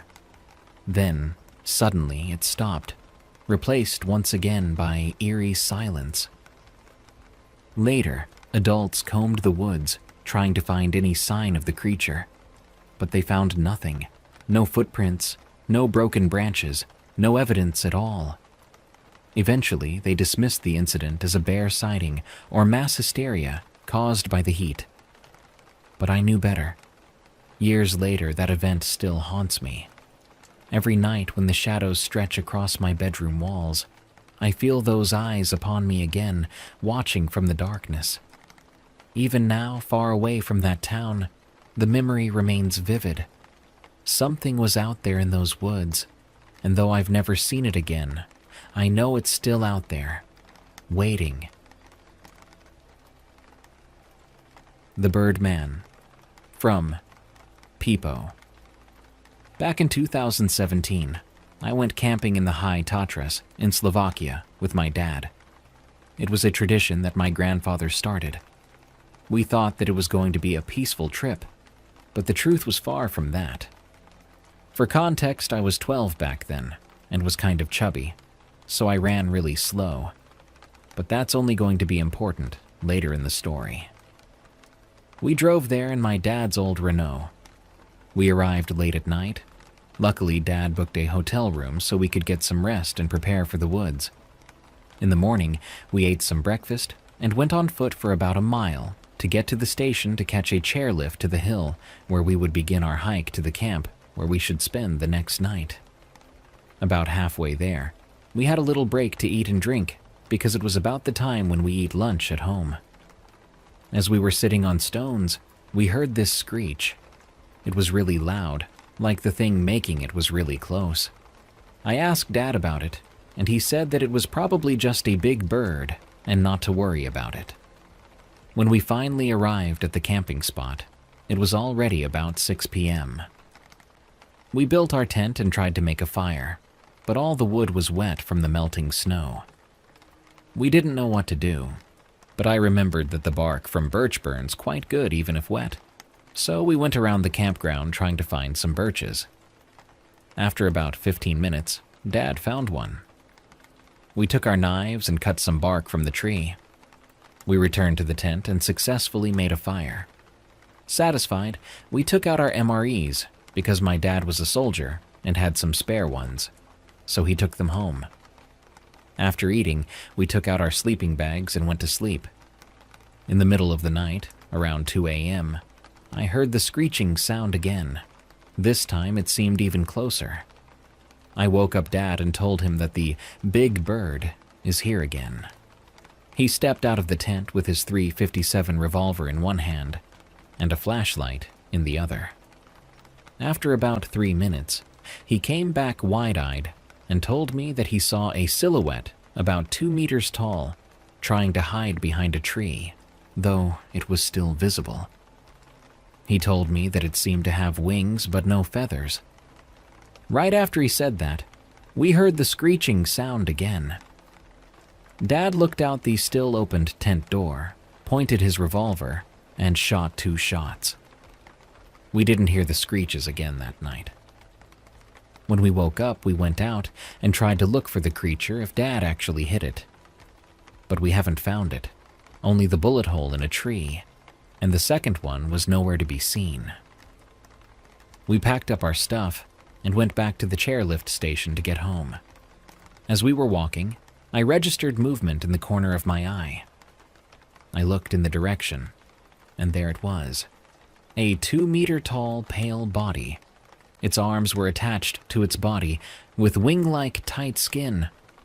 I looked at its head and saw a hairless head, but it had a beak. The beak was the same pale color as its skin. The eyes were huge and black. We ran, but since I was chubby and slow, I tripped on a root and fell.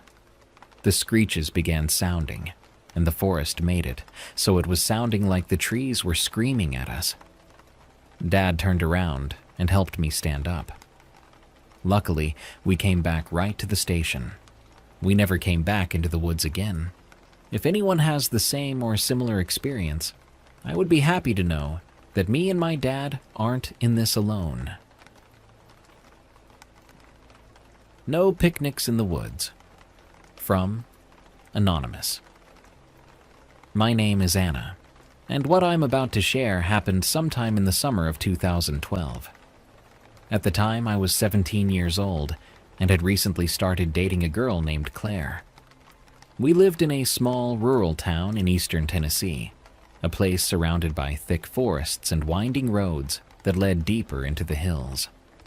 It was picturesque during the day, but could feel isolated and eerie once night fell. On one warm afternoon, Claire and I decided to head out to a secluded spot in the local woods for a quiet picnic. It wasn't an uncommon activity for us. We enjoyed being outdoors, away from the watchful eyes of our conservative community. Though our relationship was not a secret, we preferred not to draw attention to ourselves. The woods were always a place of peace for us, a chance to escape and simply enjoy each other's company. We packed a simple lunch: sandwiches, fruit, some chips, and bottled water. Claire drove her blue Toyota Tacoma, an older model she was immensely proud of, boasting about its reliability more times than I could count. After about 20 minutes of driving, we arrived at the edge of the woods. There was a makeshift parking area where a few locals would sometimes park when hiking or hunting. Today it was empty, and we felt lucky to have the place to ourselves.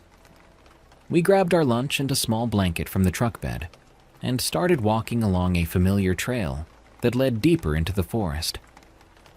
The day was bright, the sunlight filtering through the leaves overhead, casting patches of light onto the path. Birds chirped lazily, and the faint rustling of leaves in the gentle breeze was calming. After about 10 minutes of walking, we found our usual clearing near a small creek. It was shaded but still warm, the perfect spot for our picnic. We spread out our blanket and started unpacking our lunch, chatting about our plans for the upcoming school year and our dreams for the future. At that moment, everything felt perfect. But gradually, as we sat there, a strange sensation began to creep over me. It was subtle at first, just a prickling at the back of my neck, the kind you get when someone is staring at you. I glanced around, expecting to see someone hiking nearby, but the woods around us remained silent and still. Claire noticed my unease and asked me if I was all right. "I'm not sure," I replied honestly. "I just feel like we're being watched." She laughed gently and squeezed my hand reassuringly. "It's probably just your imagination. We've been out here plenty of times." I wanted to agree with her, but the feeling wouldn't subside. Still, I tried to push it aside, focusing instead on Claire's stories and laughter. After finishing our meal, we cleaned up, careful not to leave any trash behind. As we stood to gather our belongings, Claire paused, suddenly alert. "Did you hear that?" she whispered. I strained my ears, listening closely. For a moment, all was silent. Then, unmistakably, I heard footsteps approaching through the underbrush, deliberate and heavy.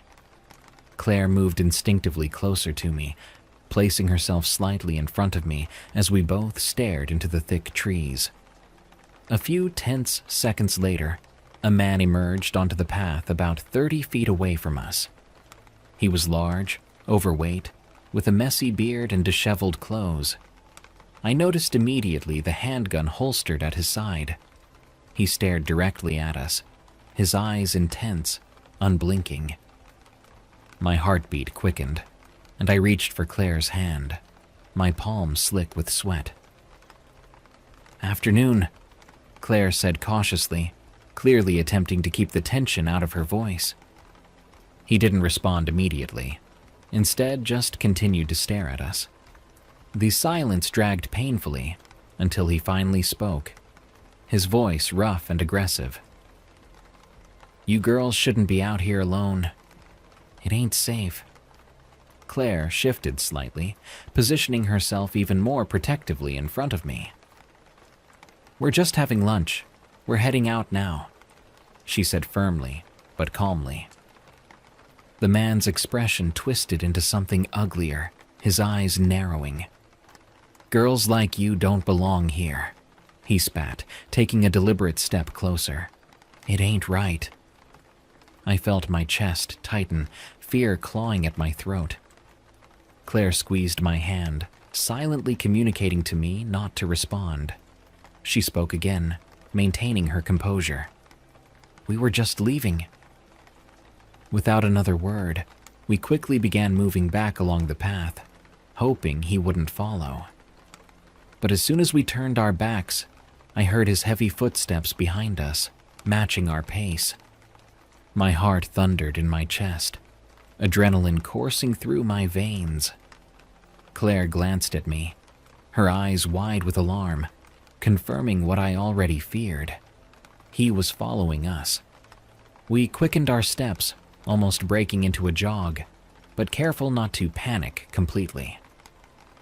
Still, he stayed close behind, breathing heavily, muttering things under his breath. The woods, which had always been a source of peace, now felt threatening, every tree casting dark shadows that seemed to reach out for us. "Keep walking," Claire whispered urgently, her voice tight. We were still at least 5 minutes from the truck, and the path ahead seemed endless. Behind us, the man's footsteps quickened, and he began shouting after us, his words filled with malice. His voice echoed through the trees, making my stomach churn. "Get back here," he shouted. "You can't just walk away from me." I felt tears stinging my eyes, but I forced them back, focusing solely on moving forward. Claire gripped my hand so tightly it hurt, but I welcomed the pain. It grounded me. Suddenly, a loud crack echoed through the trees, sharp and unmistakable. A gunshot. Panic surged through me, and we began to run, desperation fueling us as we sprinted toward the parking area. "Keep going," Claire shouted, her voice strained with fear. Another gunshot rang out, closer this time, hitting a nearby tree and sending splinters of bark flying around us. My mind raced with terror. This wasn't just intimidation anymore. He was genuinely trying to hurt us. We ran faster, breathless and terrified, the parking area finally coming into view. We burst into the clearing where Claire's blue Toyota Tacoma sat waiting for us, the familiar sight offering a brief flicker of relief amid the terror. Claire frantically dug the keys from her pocket, her hands shaking so badly that she nearly dropped them. I looked back toward the path we'd just fled, my breath ragged, heart slamming painfully against my ribs. I couldn't see the man yet, but the sound of branches snapping told me he wasn't far behind. "Hurry," I urged, my voice barely a whisper, as Claire struggled to unlock the doors. The second the locks clicked open, we scrambled inside. Claire shoved the key into the ignition, the engine roaring to life. As she threw the truck into reverse, our pursuer stumbled out of the woods, still gripping his handgun, fury etched deeply into his face. He raised the weapon, aiming it directly at us. Instinctively, I ducked down, shielding my head with trembling arms. Another gunshot shattered the tense silence, striking somewhere behind us. Claire slammed her foot on the accelerator, the tires spinning momentarily before finally gaining traction on the gravel. The truck lurched backward, and she quickly spun us around to face the road, the back end fishtailing wildly. "Hold on," she shouted, voice strained as she gripped the wheel tightly. We tore down the narrow road, dust and gravel kicking up behind us. My hands shook violently, and tears blurred my vision as I reached for my cell phone, struggling to dial 911 through the adrenaline haze. I barely managed to explain our location and situation to the dispatcher, my voice breaking with each word. "Officers are on their way. Keep driving and try to reach the main highway," the calm voice instructed. Claire nodded determinedly as I relayed the instructions, her jaw set, knuckles white on the steering wheel. We sped along the winding road, each turn and dip of the terrain threatening to send us off course. I glanced repeatedly in the rearview mirror, half expecting to see the man's vehicle chasing us down. A minute later, my heart sank. A large, lifted truck barreled out from a hidden side road, rapidly closing the distance between us. Claire's eyes flicked to the mirror, her face pale. "He's following us," she whispered, panic seeping into her voice. "Keep going," I urged desperately. "Don't slow down." The truck tailgated us dangerously close, engine roaring loudly, the aggressive driver swerving back and forth as if trying to intimidate us into pulling over. My pulse pounded in my ears, and the edges of my vision darkened with fear. "Where are the police?" Claire's voice cracked as another shot echoed, the sound muffled but unmistakable. A moment later, the right side mirror exploded, shards of glass raining against the window. I screamed, ducking lower in my seat, heart racing uncontrollably. "He's shooting at us! Claire!" She didn't respond, her eyes locked forward, face set with determination. Suddenly, she took a sharp turn onto a narrow side road, tires squealing as the truck nearly flipped. Behind us, the pursuing vehicle overshot the turn, careening into a ditch with a loud crash. It bought us a few precious moments to put distance between us. We raced toward the main highway, relief flooding me as flashing blue and red lights appeared on the horizon, speeding toward us. Claire pulled off to the side as several police cruisers flew past, heading directly toward the scene we'd just left behind. Once stopped, we both sat frozen for a moment, the silence inside the truck broken only by our ragged breaths. Claire reached out, gripping my hand tightly, offering comfort even as her own hand trembled. A police officer approached moments later, tapping lightly on the window. Claire rolled it down, visibly shaken but trying to hold herself together. "Are you two all right?" the officer asked gently, concern clear in her eyes. "He shot at us," I stammered, my voice barely audible. "He chased us from the woods." We spent the next hour giving our statements, recounting every terrifying detail we could remember. The officers assured us repeatedly that the man would be apprehended and that we'd done everything right by calling for help immediately. As they spoke, reports crackled over their radios, eventually confirming that the man had been caught without further incident. Later, we learned the man had a disturbing history. Apparently, he'd been involved in several previous altercations with hikers and campers, though none had escalated quite so dangerously before. Knowing he would finally face justice offered only minimal comfort, though it didn't erase the deep trauma that lingered. The drive back home was quiet, each of us lost in our own thoughts, trying to process the day's horrifying events. When we finally reached Claire's driveway, she turned off the ignition, but didn't immediately move to exit the truck. "I'm so sorry," she whispered, her voice choked with emotion. "I never should have insisted on going there." "This isn't your fault," I assured her, squeezing her hand tightly. "We couldn't have known." She nodded slowly, her eyes wet with tears. "I just can't stop thinking about what could have happened." "We're safe now," I reminded her softly, trying to convince myself as much as her. "We'll get through this." Years have passed since that terrifying summer day, but neither of us has forgotten it. Claire and I eventually went our separate ways, though we remained close friends, forever bonded by the trauma we'd survived. Even now, the sight of dense woods sends a shiver down my spine, a grim reminder that sometimes the darkest dangers aren't hidden deep within forests. They walk among us, unnoticed, until it's nearly too late. It waits in the pasture. From B Green 2660. Okay, so I'm a simple kid who lives in the middle of nowhere, and I was very skeptical before. But I realize there are things that have been here for thousands of years, and they'll be here for 1,000 years after I'm gone. Now I know that it seems really odd that there are things in the woods that no one knows about. But maybe it is because it's meant to stay that way. Now I was a skeptic until my cousin's haunting a few years back, which I'm having someone work on it if we could actually get through a whole conversation. But it's safe to say I've never been the same since. Now, the story. About a month ago, I was having strange dreams.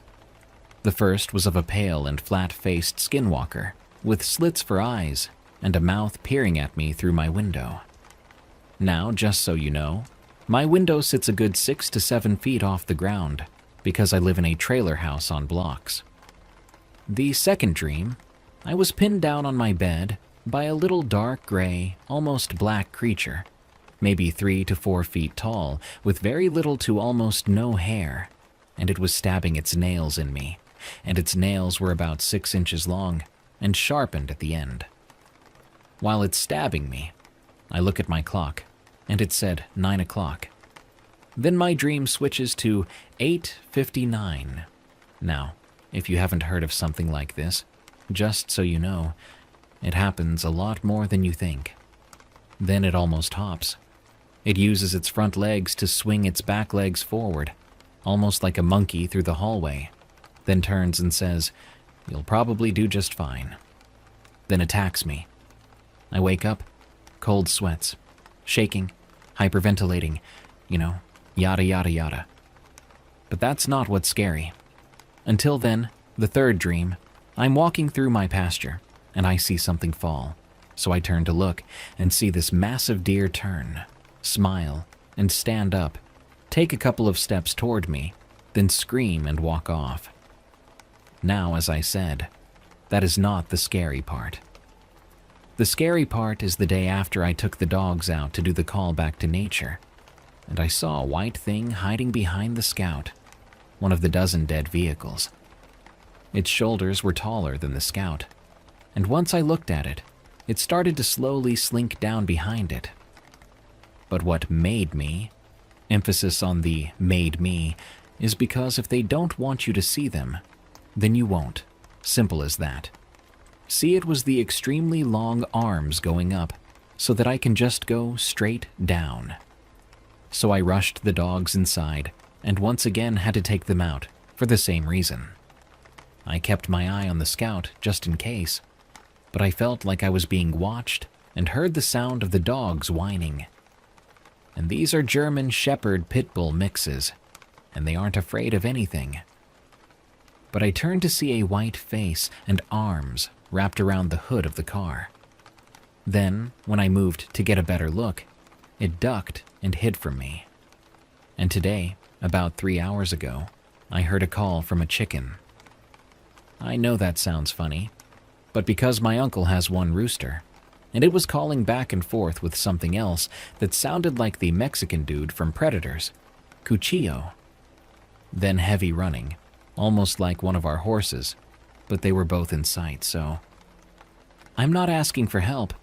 Just what could I do that would not involve silver bullets, white ash, and something like that because I'm young, and it hasn't messed with me. So what should I do? I'm not sure it's a Skinwalker or Wendigo. Never been real clear on that. I know that they're just not nice. Oh, it's a little late in the story, but we find all kinds of bones laying around. And when my cousins were little, they were being watched when they were younger. So their mom put up aluminum foil on the windows. Not just that, but to keep in heat and block out cold. I put that in last because it's not that scary, and it had a real function so it could seem not real. Anyways, avoid any uncultured land, because you never know what may watch, scream, and chase you. This is why I don't like going to state parks at noon or night. From Dominguez. In the pandemic, since we couldn't visit friends and basically were stuck inside the whole time, my dad got us into a habit of going to new places, like national and state parks.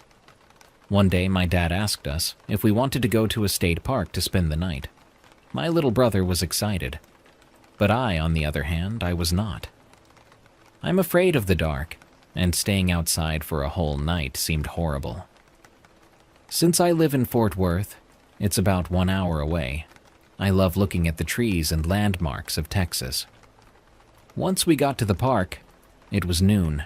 My dad told me and my mom to put up the tents, and he would get firewood. So after we finished, my dad was nearly done starting the fire. We made dinner over the campfire, roasted some marshmallows, and went to sleep. But not before my dad wanted to tell us some scary stories about sightings of skinwalkers and other monstrous things in these woods. I didn't believe him and went to my tent, not wanting to hear about it anymore. I couldn't keep those stories out of my mind as I tossed and turned, but eventually fell into a fitful sleep. I'm a heavy sleeper, and it takes a lot to wake me up. In the middle of the night, I heard a big thud and a screech, followed by the sounds of something large and heavy coming towards our campsite. I opened my tent a little bit and turned on my flashlight.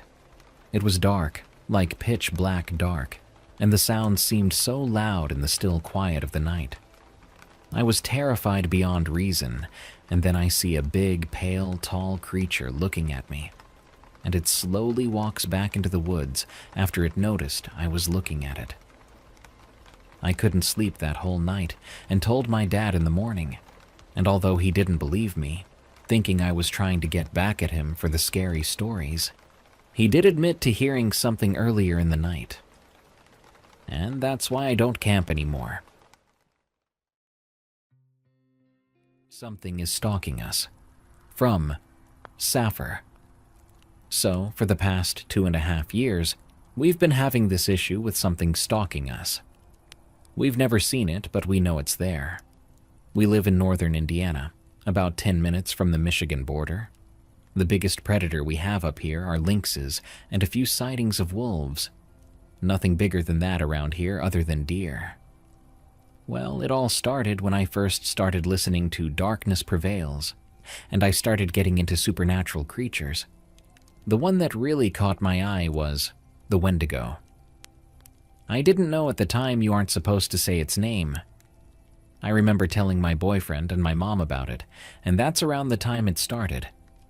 There was one night I was working the closing shift at McDonald's. That night, my boyfriend was working with us, so one of my co-workers dropped me off. The spot I live in used to be a campground before they closed down and sold different parts to people to build homes on. It's actually my in-laws' house, and they've been there for over 18 years. Oh, and it's heavily wooded. There are no streetlights because it's all private property. Well, that night after work, my coworker took me home. It was around 1, maybe 2 in the morning when we finished closing up. On our way to my house, we were just talking and joking around. We get about 5 minutes from my house and noticed there was blood on the road. We didn't see anything until we went a little further up. Whatever it was looked like it got hit by a semi and dragged a bit before sliding off. The weird thing about this animal body is that it was as big as a deer, but with long, shaggy black fur. Now, I've never known a deer to look like that, and I've been living in a small town surrounded by woods almost my whole life.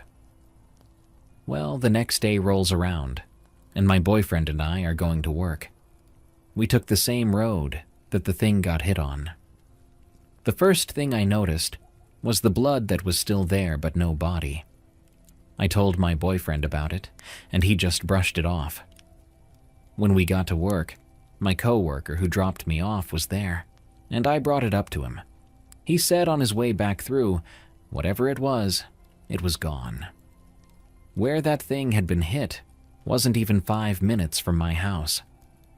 We've noticed small things here and there. Sometimes we would sit on our front deck and smoke, and out of nowhere our dog would start to growl. We've heard something big stepping on branches, and we would run inside. We had this incident in October of 2023, where we had sat on our small back porch to smoke. We got uncomfortable immediately because we couldn't see anything past the deck. Our backyard has a fence around it, and our chickens are in the backyard as well. That night was kind of windy, but nice and warm out still.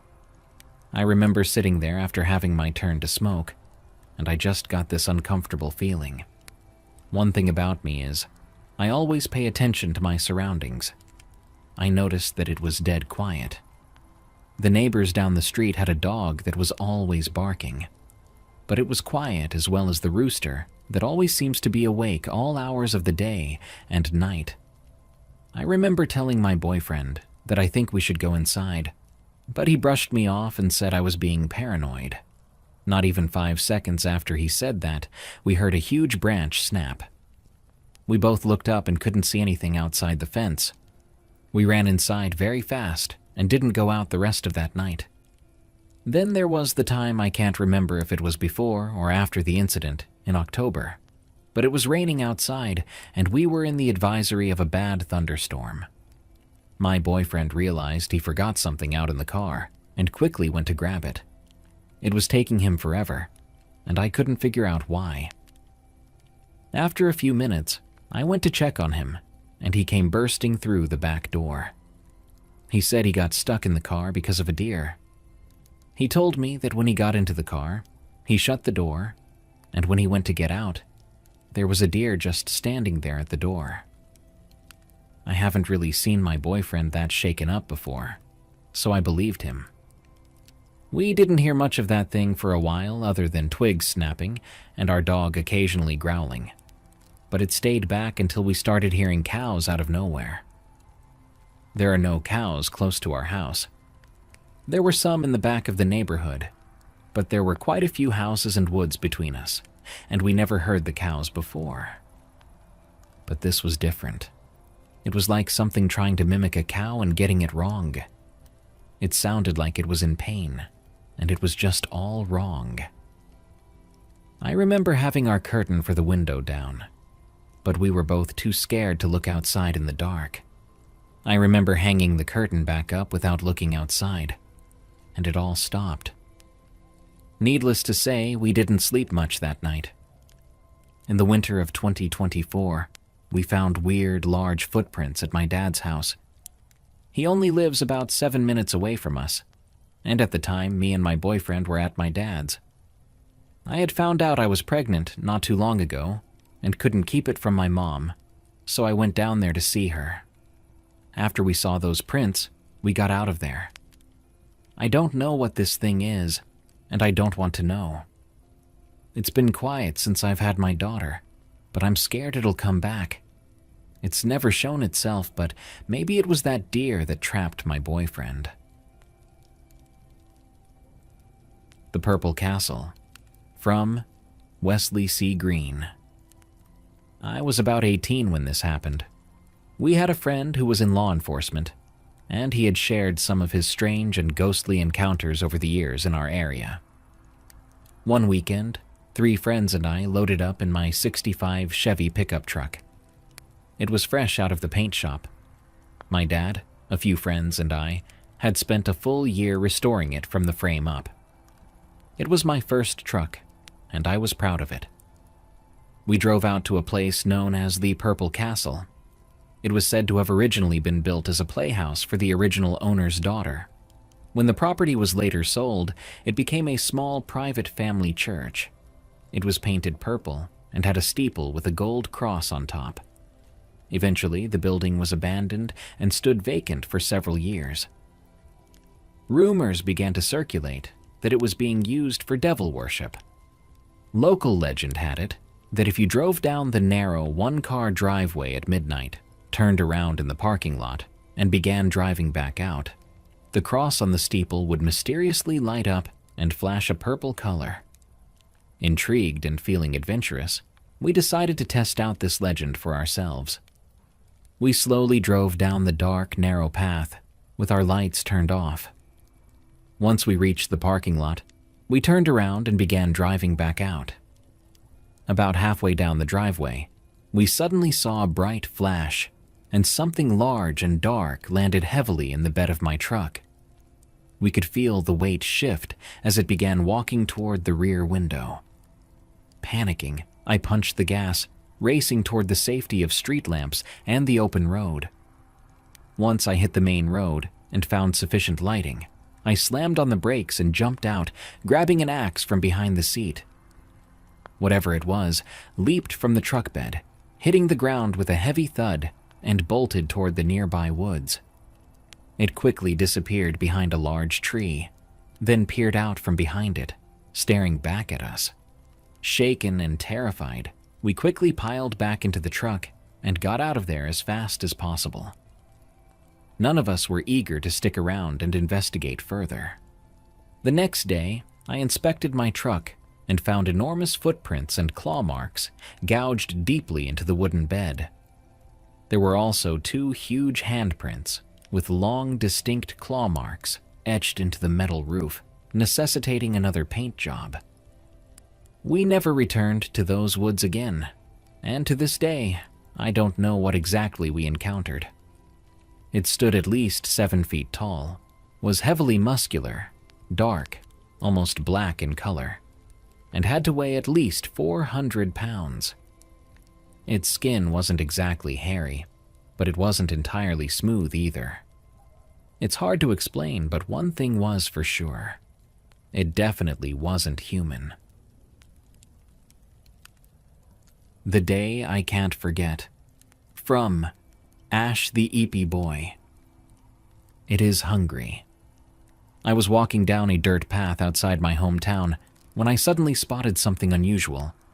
Something definitely not right. I couldn't quite figure out what it was. Was it a man? A woman? I couldn't tell. Whatever it wasn't normal. It made me uncomfortable and uneasy as it stared at me from the tree line. Its silhouette was distorted and strange, standing oddly still in the shadows. I quickly turned around to see if anyone else was nearby. But when I looked back, the figure was slowly retreating deeper into the cover of the trees. My heart dropped, and a sudden urge to flee overcame me. Without thinking, I turned around and started sprinting as if my life depended on it. I don't know whether it was fight or flight, but I ran as fast as my legs could carry me back toward town. In a panic, I burst through the doors of the town's police station, breathing heavily and nearly collapsing from exhaustion and fear. A woman near the entrance quickly came to my aid, helping me regain my balance. With a trembling voice and wide eyes, I tried to explain what I had seen to the officer behind the front desk. "Are you okay, sir?" he asked, concerned by my frantic state. "No," I gasped, struggling to steady my breathing. "There's something dangerous in the woods. It wasn't human, but it looked like a person. I don't know exactly what it was, but it isn't safe out there." The officer paused for a moment, seemingly considering my words. Then, without warning, he began to laugh. The other officers behind him joined in, and even the woman who'd initially helped me was smiling slightly. My stomach sank.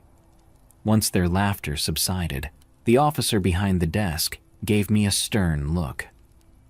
"Listen, kid," he said firmly, his voice suddenly serious. "This isn't some joke or a prank. You can't just come running in here claiming you're in danger.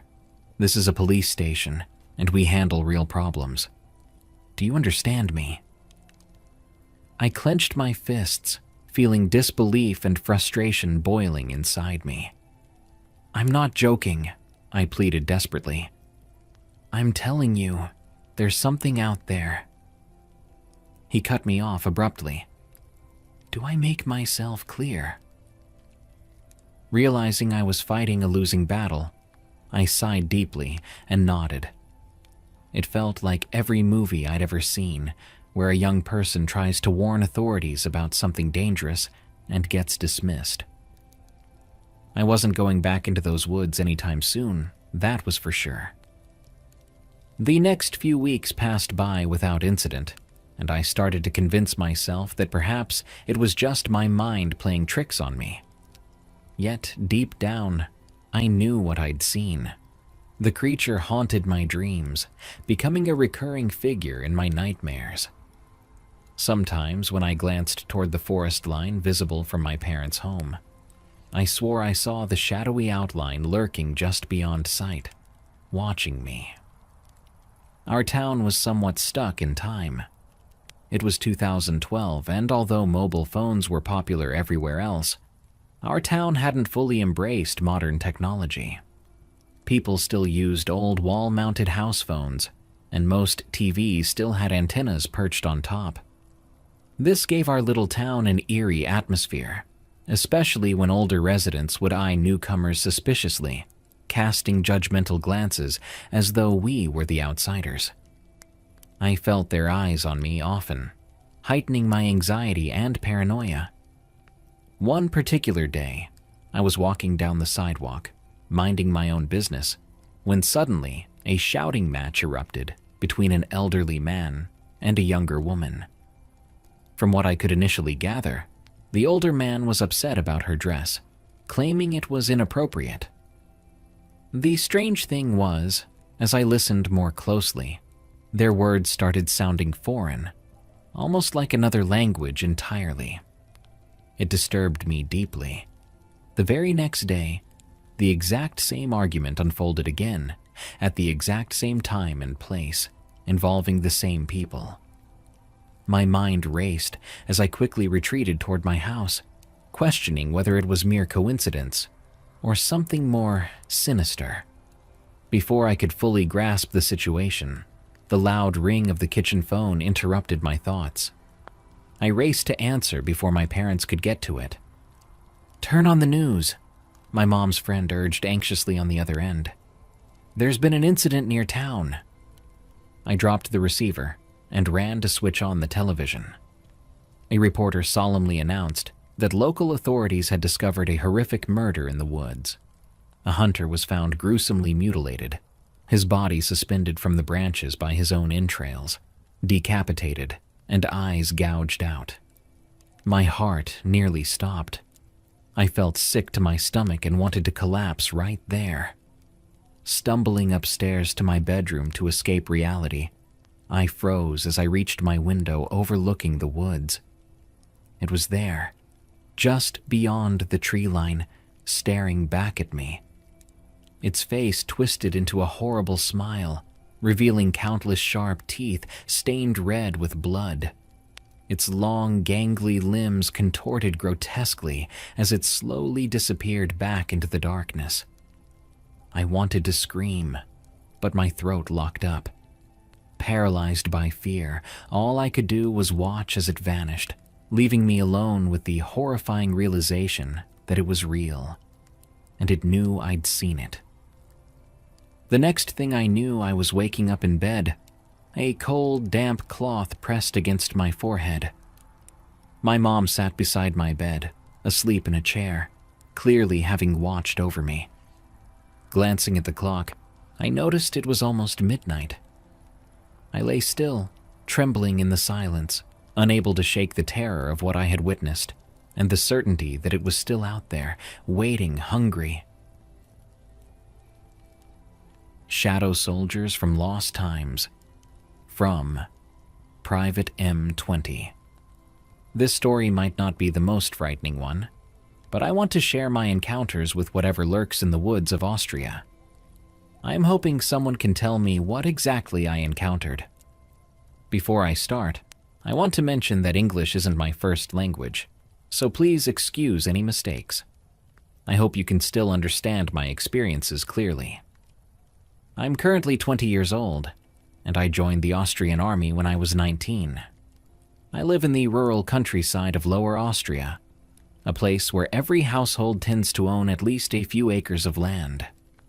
The area around me is an enchanting but eerie blend of dense, dark woods, sprawling open fields, and majestic mountains that stretch across the entire country.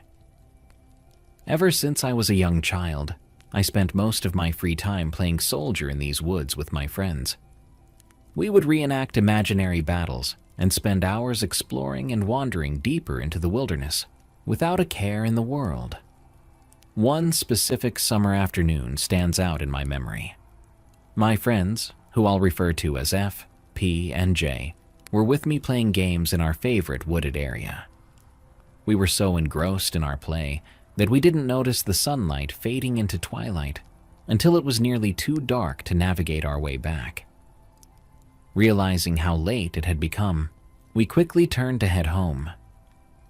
By then, we were about 15 minutes deep into the thickest part of the forest. This was the first time I saw the shadows, what I have since come to think of as lost souls. Just as we were about to leave the forest, something caught the corner of my eye. Turning slightly, I saw the figure of a man standing motionlessly about 20 meters away among the trees. I paused, startled, and asked my friends if they saw him as well. Confused, they looked around but saw nothing. They joked about it, thinking I was simply tired or trying to scare them. I laughed along and shrugged it off, though I knew deep down that I had seen something real. Over the years that followed, sightings of these lost souls became somewhat common for me. At first, I found it disturbing and unnerving, but eventually I grew used to their silent, shadowy appearances. They never harmed or even approached me, but their presence always brought a strange sense of melancholy. I never understood who or what they truly were until I was 16 years old, and my father finally explained the history behind those woods. One evening, he told me these woods had once been a significant battlefield during World War I. He described the violent and tragic events that unfolded there. Just about a kilometer from our home, there stood 3 distinct hills known as Franzosenhügel, translating to Hills of the French. He explained how countless French soldiers lost their lives there, their bodies buried hastily in mass graves right where they fell. He added that even today, relics and ammunition from those battles occasionally surface, remnants of a dark and violent past. My last encounter with these lost souls occurred about a week ago. I was returning home after spending a few days at my military base. The journey took me along the familiar winding country road cutting through the dense woods. I felt strangely uneasy, an unsettling sense of sadness weighing heavily upon me. This wasn't the usual discomfort or fear I sometimes felt in these woods. It was deeper, almost mournful. Despite the growing anxiety, I pushed the feeling away, eager to visit my father. As I approached the area near the 3 hills, a movement caught my attention. My eyes widened as I clearly spotted a shadow-like figure lying on the ground, its form human yet indistinct, and another figure seemingly rushing towards it.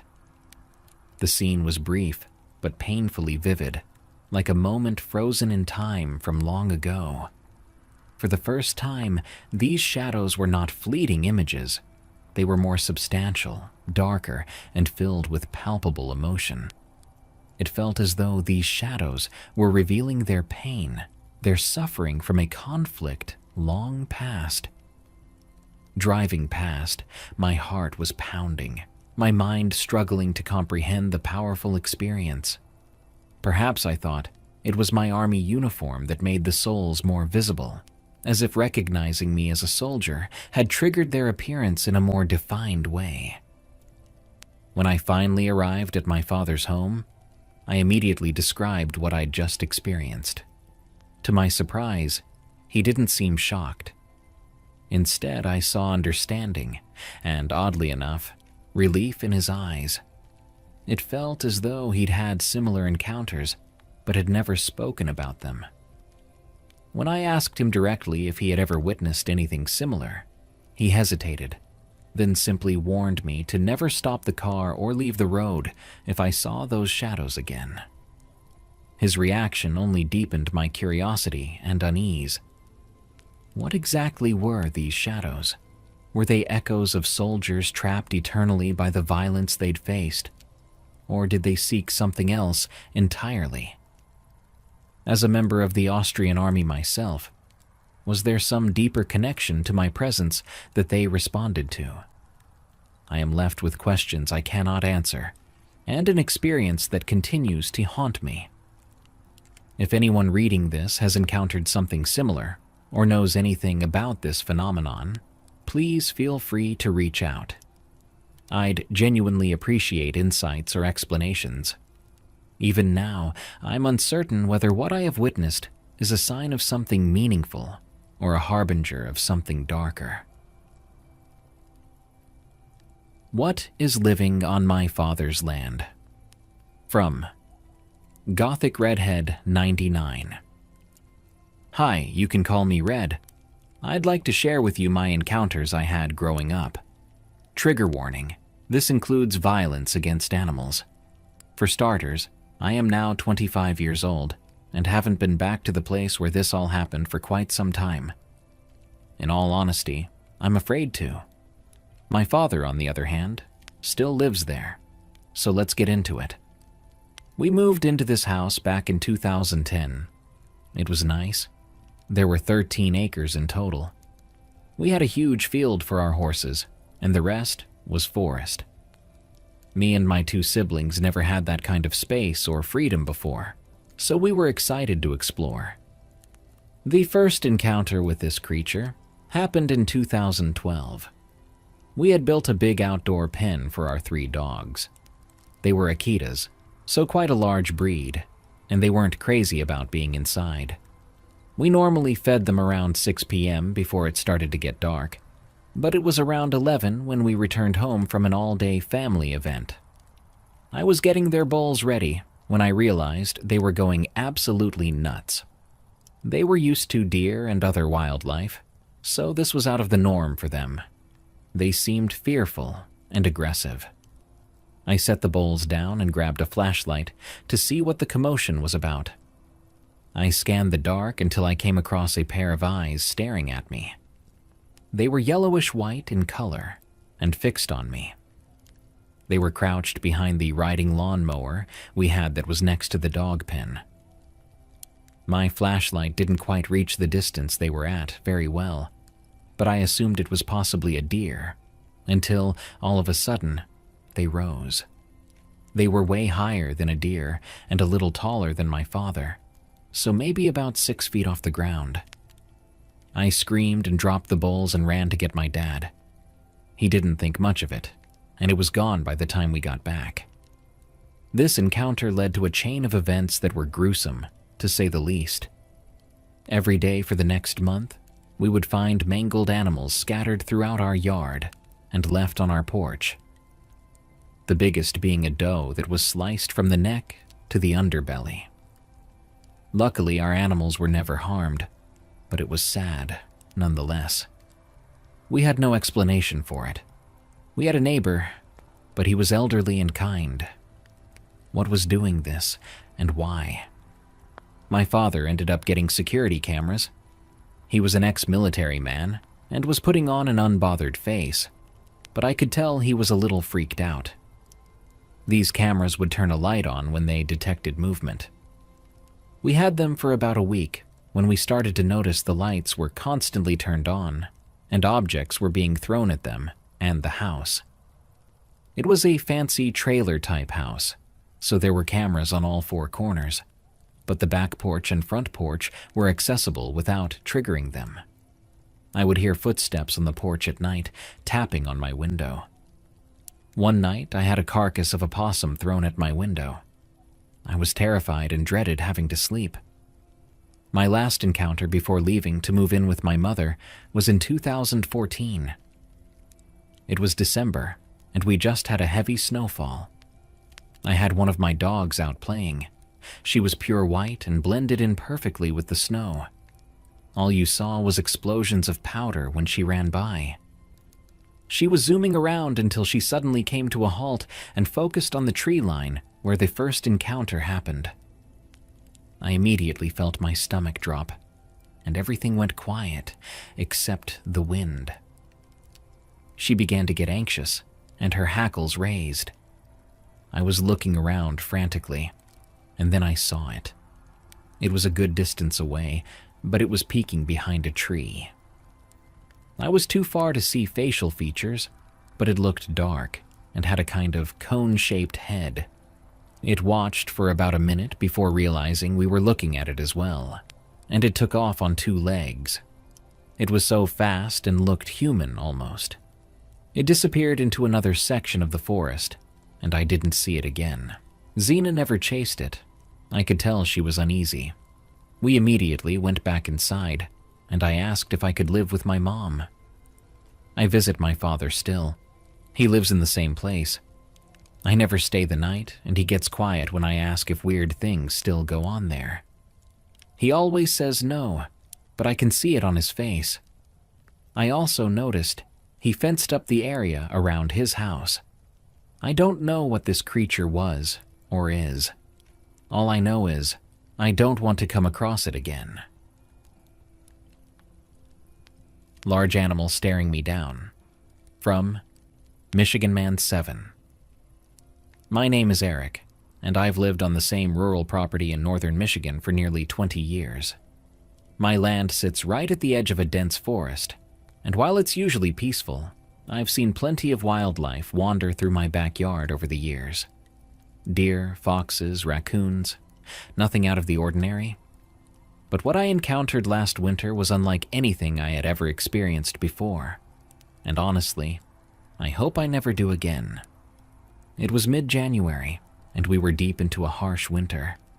The snow had been piling up for weeks, and temperatures were staying well below freezing. My house sits about 2 acres back from the road, and the backyard slopes gently toward a thick wooded area. With most of the leaves gone, visibility into the trees was usually pretty good, especially with the snow providing contrast. That day, I was out clearing my driveway after a heavy overnight snowfall. It was around 3 in the afternoon, and even though the sun was out, it didn't offer much warmth.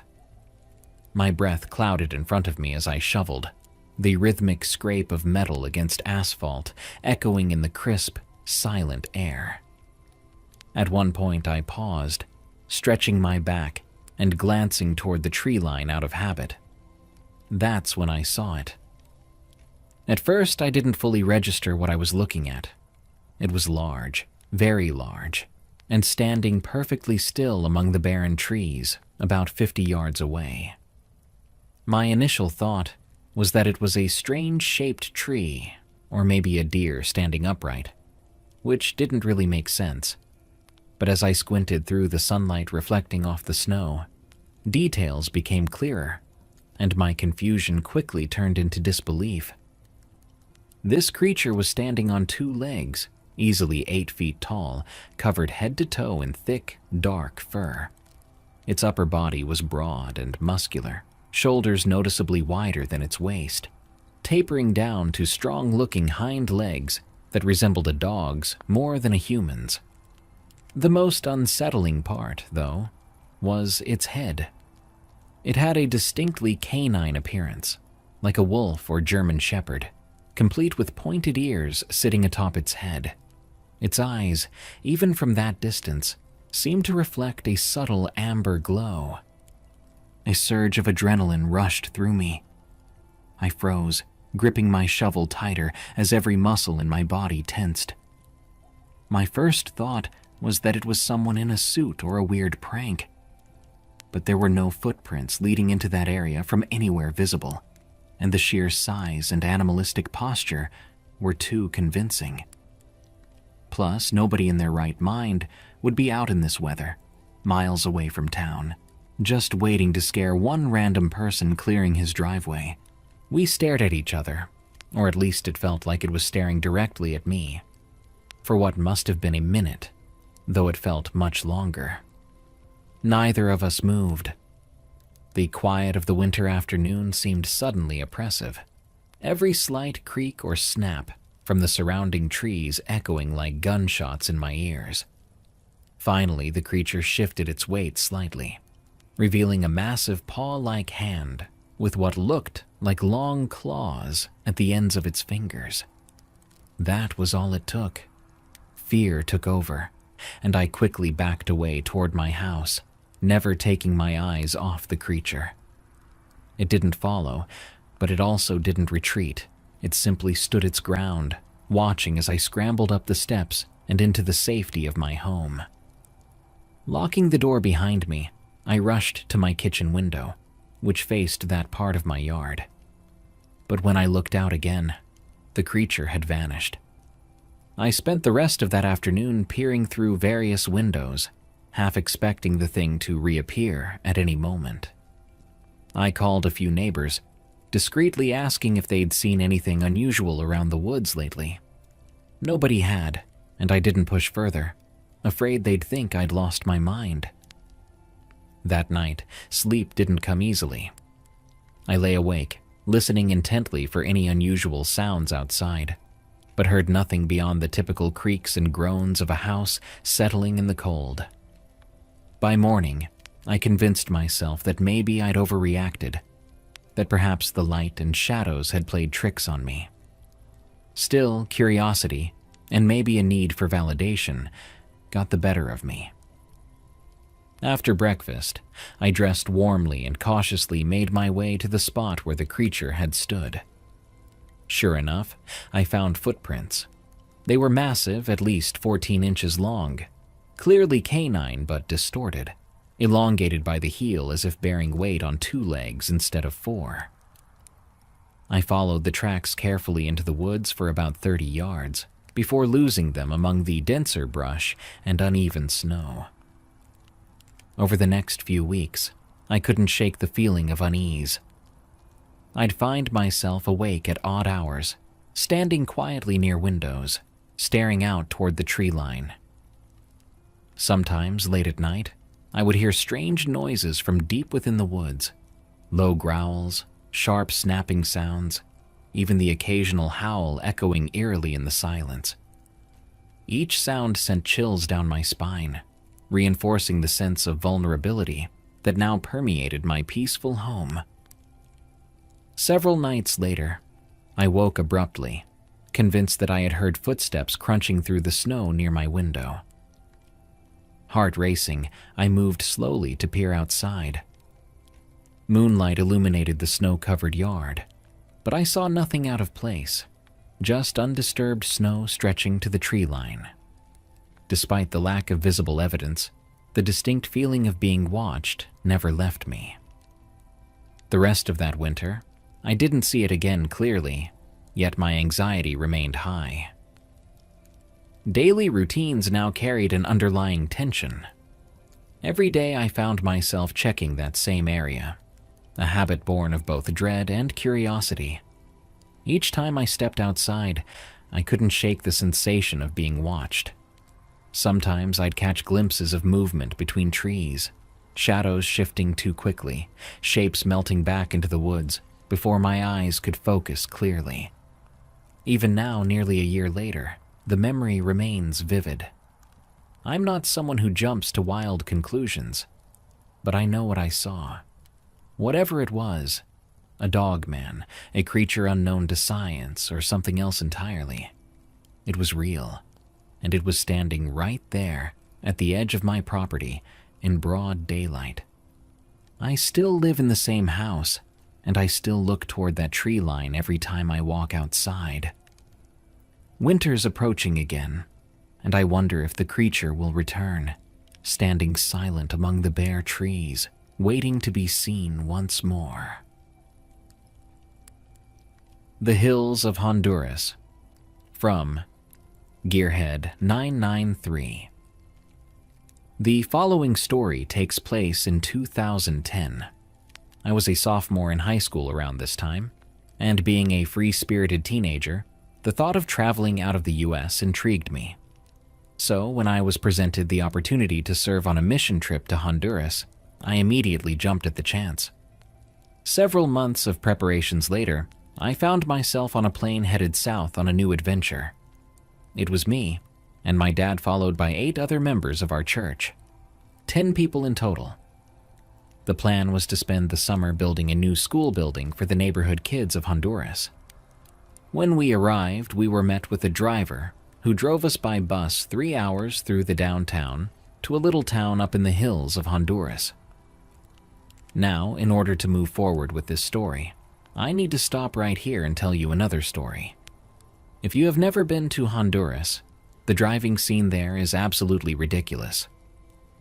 According to the laws, the traffic lights, stop signs, etc., are only recommendations there. If you thought driving in your town was nuts, an average day in the US pales in comparison to a midday drive in Honduras.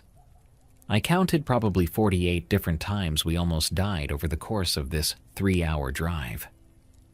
Surprisingly, 3 hours later, we found ourselves at our destination without incident. Upon arrival, I noticed right off the bat that the townspeople there were surprisingly very friendly. The children were very excited to meet us. In my 6 or 7 months of preparation, I studied up a little on my Spanish and was able to somewhat communicate with them, which took the children by surprise. So you can imagine I was a group favorite. One boy in particular I struck a friendship with really quick. For this story, we'll call him Mark. Now Mark was about 5 or 6 years younger than me at the time, and was one of the oldest boys in the neighborhood. So, as you can imagine, we grew very close very quickly. Kindred spirits, you might say. As the weeks went by, me and Mark got into a number of shenanigans together. One time we actually stole a golf cart and later crashed it into a nearby chicken coop. But that's another story for another time. Needless to say, for the most part, that was one of the best summers of my life. That is, until me and Mark decided to explore the woods. Which brings us to the story at hand. One afternoon nearing the end of the summer, the group was finishing up on the school building, except for some miscellaneous wiring and things that needed tidying up. It was a particular hot day, and Mark approached me and told me of a nearby spring that was perfect for cooling off in, but to get to it we had to venture through some woods that were supposedly haunted and seemed to, quote, come alive after dark. Me being the fearless individual I am, chalked it up to stories the adults told the kids to scare them into keeping them from wandering off alone in the woods. I soon found out I'd eat these words. So, after a few minutes of arguing over whether either one of us was chicken or not, we were on our way. After about 30 minutes and several left turns that were supposed to be rights, we finally found the spring. As we arrived, we found a rope swing that told us we were not the only ones who'd been here before. We spent the better part of the afternoon cooling off in the water and headed home before dark. The next day, we did the same thing, but as we arrived the next day, we noticed the rope swing was missing. I thought this rather odd because the branch was still there, but the rope was now gone. So that means someone would have had to come, climb the tree, and remove it by hand. I'd asked Mark if he had anything to do with it. He told me he hadn't been back since I was with him the day before. After a few minutes of pondering without coming up with a reasonable answer, we decided to just let it go and hopped into the water. As we got in the water, I also noticed that the water was much colder than it was the day before. But as anyone knows, water temp in a mountain river can vary from one day to another, so I didn't think much of it. At least that's what my young teenage mind told me. As the afternoon drew to a close and the sun began to set, we headed home, but while on our way we began to notice the trail we usually take began to change. Branches began to move. The wind began to blow. Shadows started to appear where there were none before. And before we knew it, our trail had vanished, and we were lost. Lost in the hills of Honduras, with no way out. As the forest grew dark, I took out my phone and turned on the light. What we saw when the light came on still haunts me to this day. As the light shone in front of us, what stood before us was a figure. It appeared to be a woman, but she wasn't human. She looked disfigured. Her skin was gray and distorted and appeared to look like charred cedar. Her arms were like the branches of an oak tree, long and skinny, with little twigs perforating from them. As I took a step backwards, trembling, her fingers began to extend as to reach out to grab us. We both screamed and turned to run, but Mark had somehow gotten his foot wrapped up in what appeared to be tree roots. Luckily, he carried with him a machete on his hip, and quick as a whip, he chopped away the roots, allowing his foot to break loose, and stumbled to his feet. As he sliced through the roots, the figure let out a shriek that made my blood run cold. We took off running as quickly as we could. Mark was a little bit faster than me, so he ran ahead and slashed as fast as his arms would let him, creating a new trail for us to run through. We tore through the woods for what seemed like hours, but truthfully, just a few minutes. Soon we noticed we weren't being chased. Mark asked, "Do you think it's safe to stop and catch our breath?" I wanted to say no, but my legs felt like jello at this point. All at once, I just collapsed to the ground. What happened shortly after this is a blur. Next thing I knew, I was waking up back in the village, out of the woods. I'm told Mark, in a feat of adrenaline, pulled me through the brush out of the woods to safety. We tried to explain to the group what had happened, but as adults typically are, no one believed us. They chalked it up to two rambunctious teenagers getting lost in the woods. And I mean, after all, me and Mark raised a lot of hell that summer, so it wasn't all that shocking that no one wanted to believe two troublesome teenagers. To this day, I still don't know how we managed to make it out of that forest alive. What did the tree woman want with Mark and I? And why did it stop chasing us?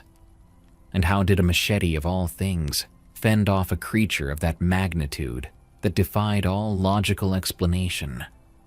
Whatever it was, whatever the case, we lived to tell the tale. Summer ended, and I found myself back stateside.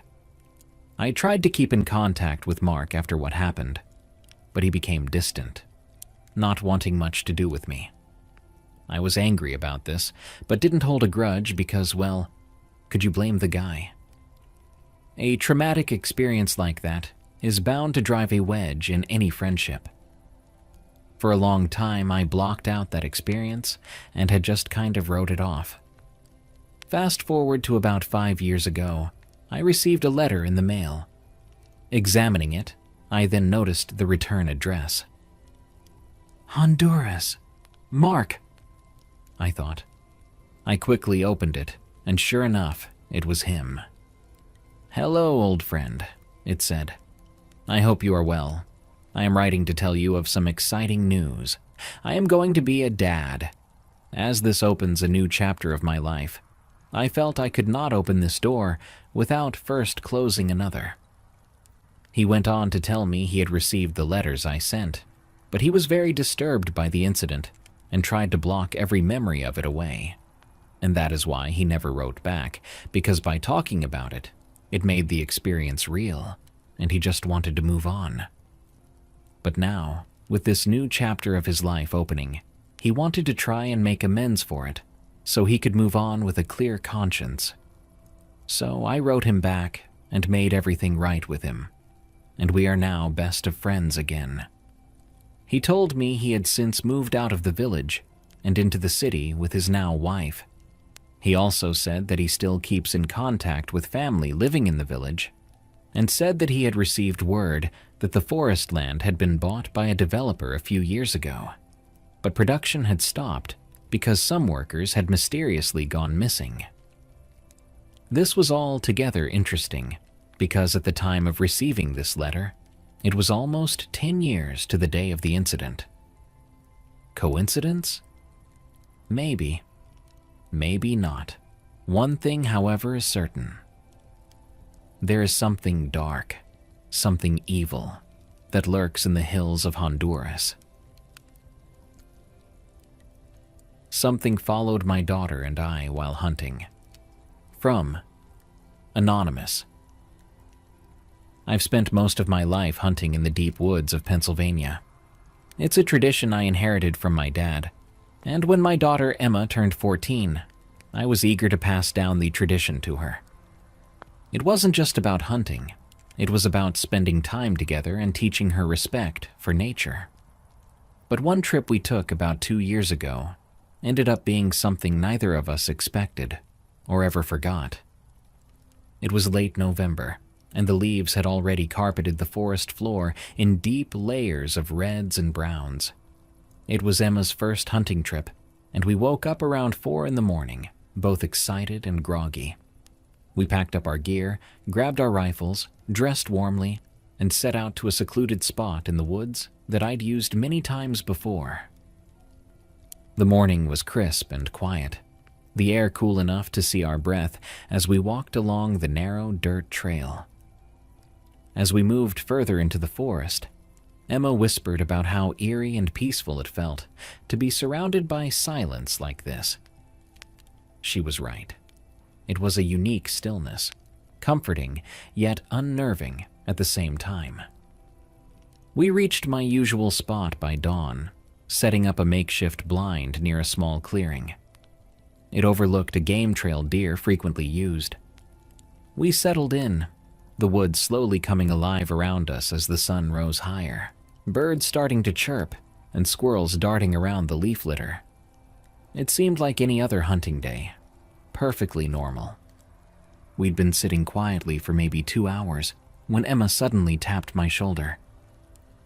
"Dad," she whispered, her voice tense. "Did you hear that?"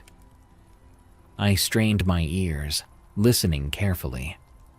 At first, I heard nothing unusual, just the typical rustle of leaves and distant bird calls.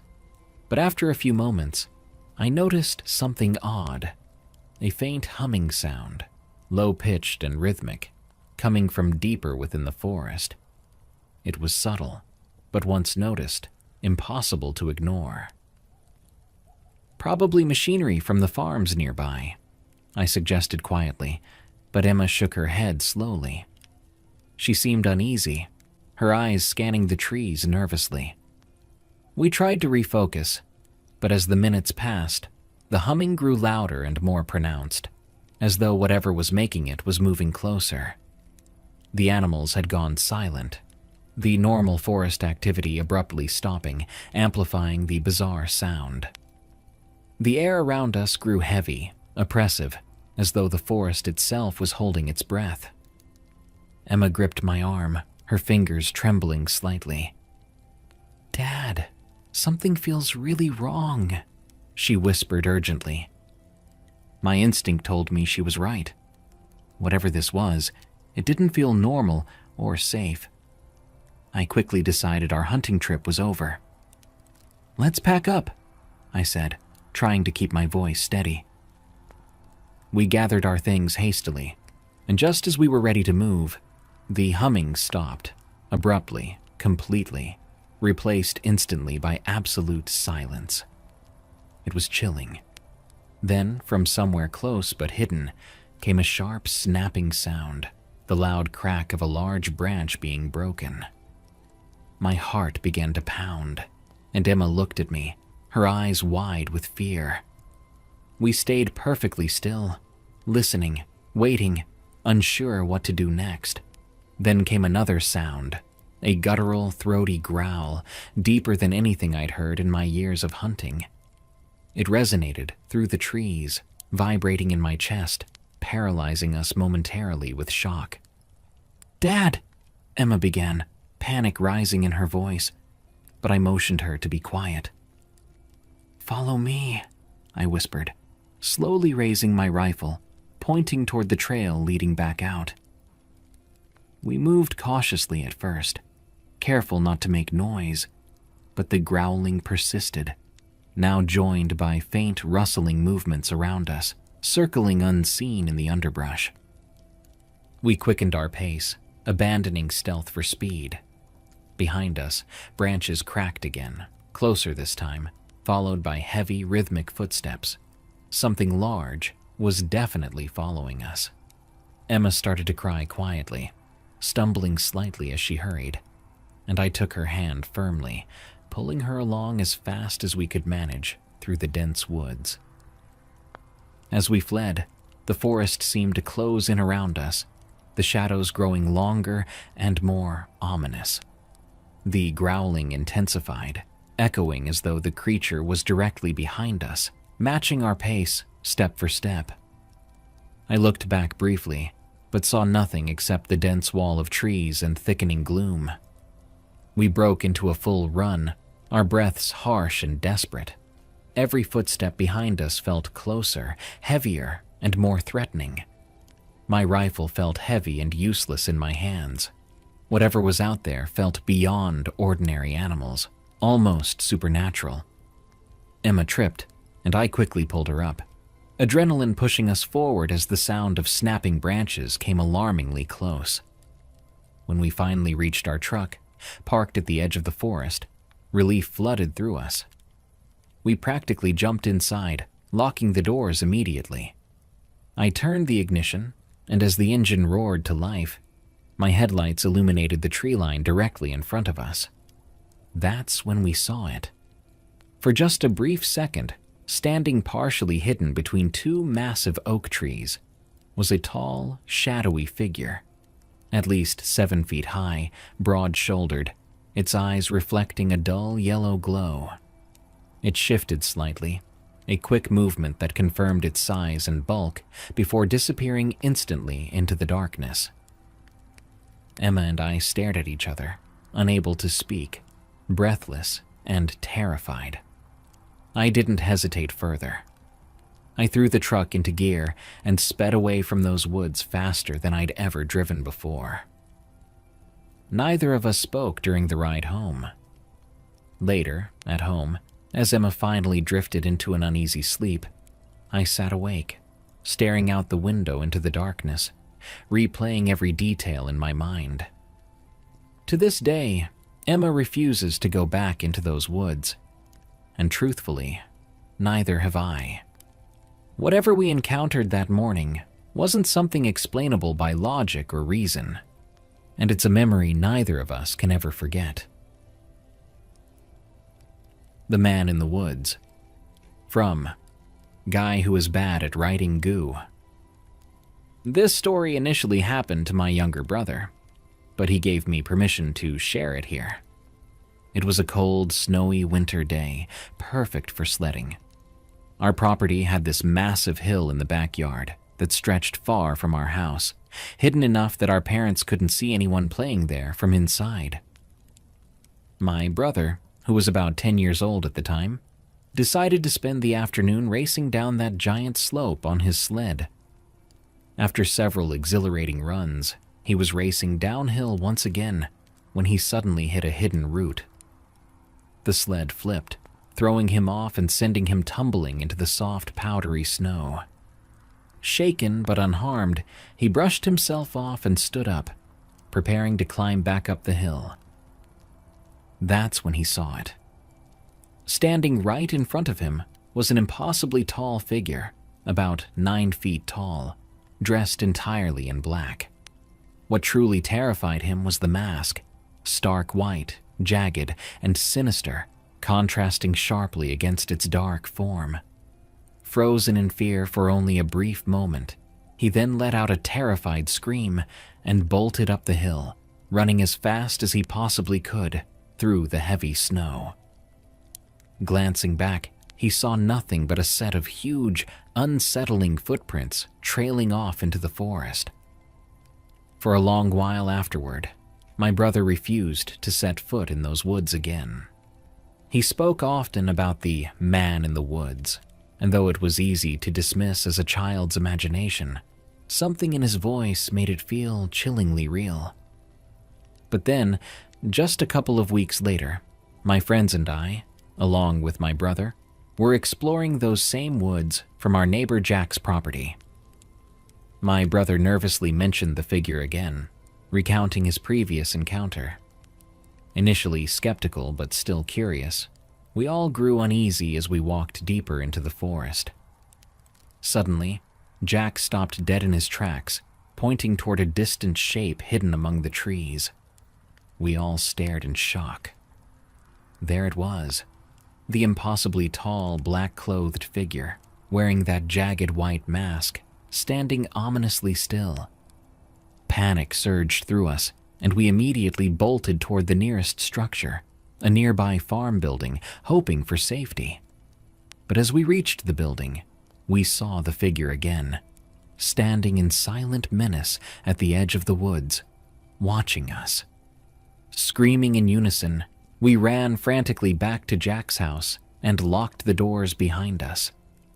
Even now, weeks later, I shiver thinking about that day, knowing that whatever we saw out there might still be lurking, hidden in the shadows of those woods. Thanks for stopping by our little campsite here at Outdoor Terrors.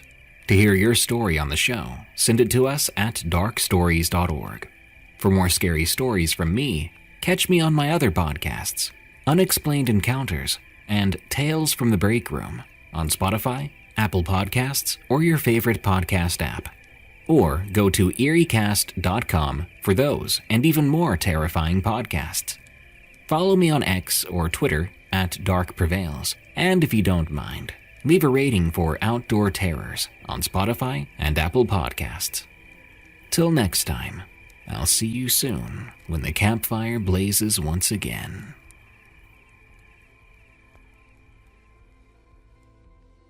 Do you want to win $500? I'm holding a creepypasta writing contest, but only on Void, my new app, which you can join now over at lostvoid.app. It works on any browser. Submit your story before November at lostvoid.app, and if your story is approved, you'll be entered to win prizes where first place gets $500, second place gets $300, and third place gets $200. And the stories can't be true stories.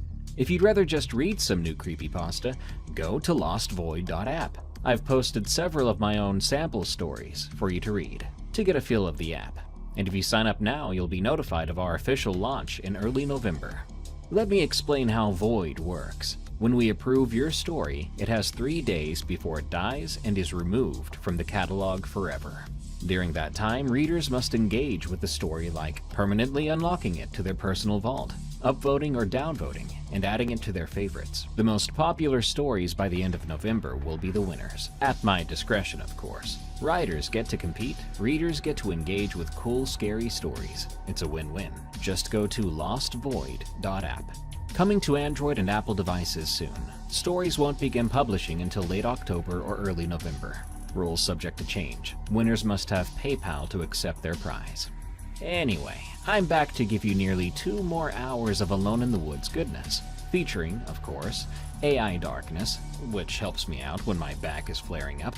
If you like what you hear, follow and rate Alone in the Woods on Spotify and Apple Podcasts, and subscribe to Darkness Prevails here on YouTube. And if you have an outdoors-related scary story that you want narrated on Alone in the Woods, send it to us at darkstories.org. Thank you. Now let's begin. The Thing That Gargled, from JMN 484. Here is some background about me. I live in the south of the Appalachian Mountains and have always loved nature, and I study animals 24/7. I also have never been one to jump to conclusions like a cryptid when I see something odd. But when this happened, I just straight up don't know what this was. Now let's get on with the story. Also, there was no one else walking that day. One day, my dad and I decided to go walking near a lake. As we were walking, I decided to go to a little small trail that goes off-trail to look at the river. As I mentioned, I love animals and wanted to see some fish. Well, we walked for about 30 minutes up deep in the mountains. We finally decided to turn around. As we were walking back, I decided to go about 30 feet away from my dad. As I bend over to look at a plant, coming from around 5 feet behind me in the thick woods, this ungodly noise erupted. Like I said, I have studied animals and heard almost every animal. But this thing, it wasn't normal. It was somewhere between a gargle, scream, growl, and a howl. Then, as I was walking back, I heard the leaves crunching where the sound came from. I never saw something, but what happened next made my blood run cold. Right on that smaller trail where I had looked at the river, laying across the trail, there was a dead deer that wasn't there before. I also know it was recent because it was still warm, with a huge cut on its neck that looked like something had quite literally ripped it open with its nails. Also, the blood was still gushing.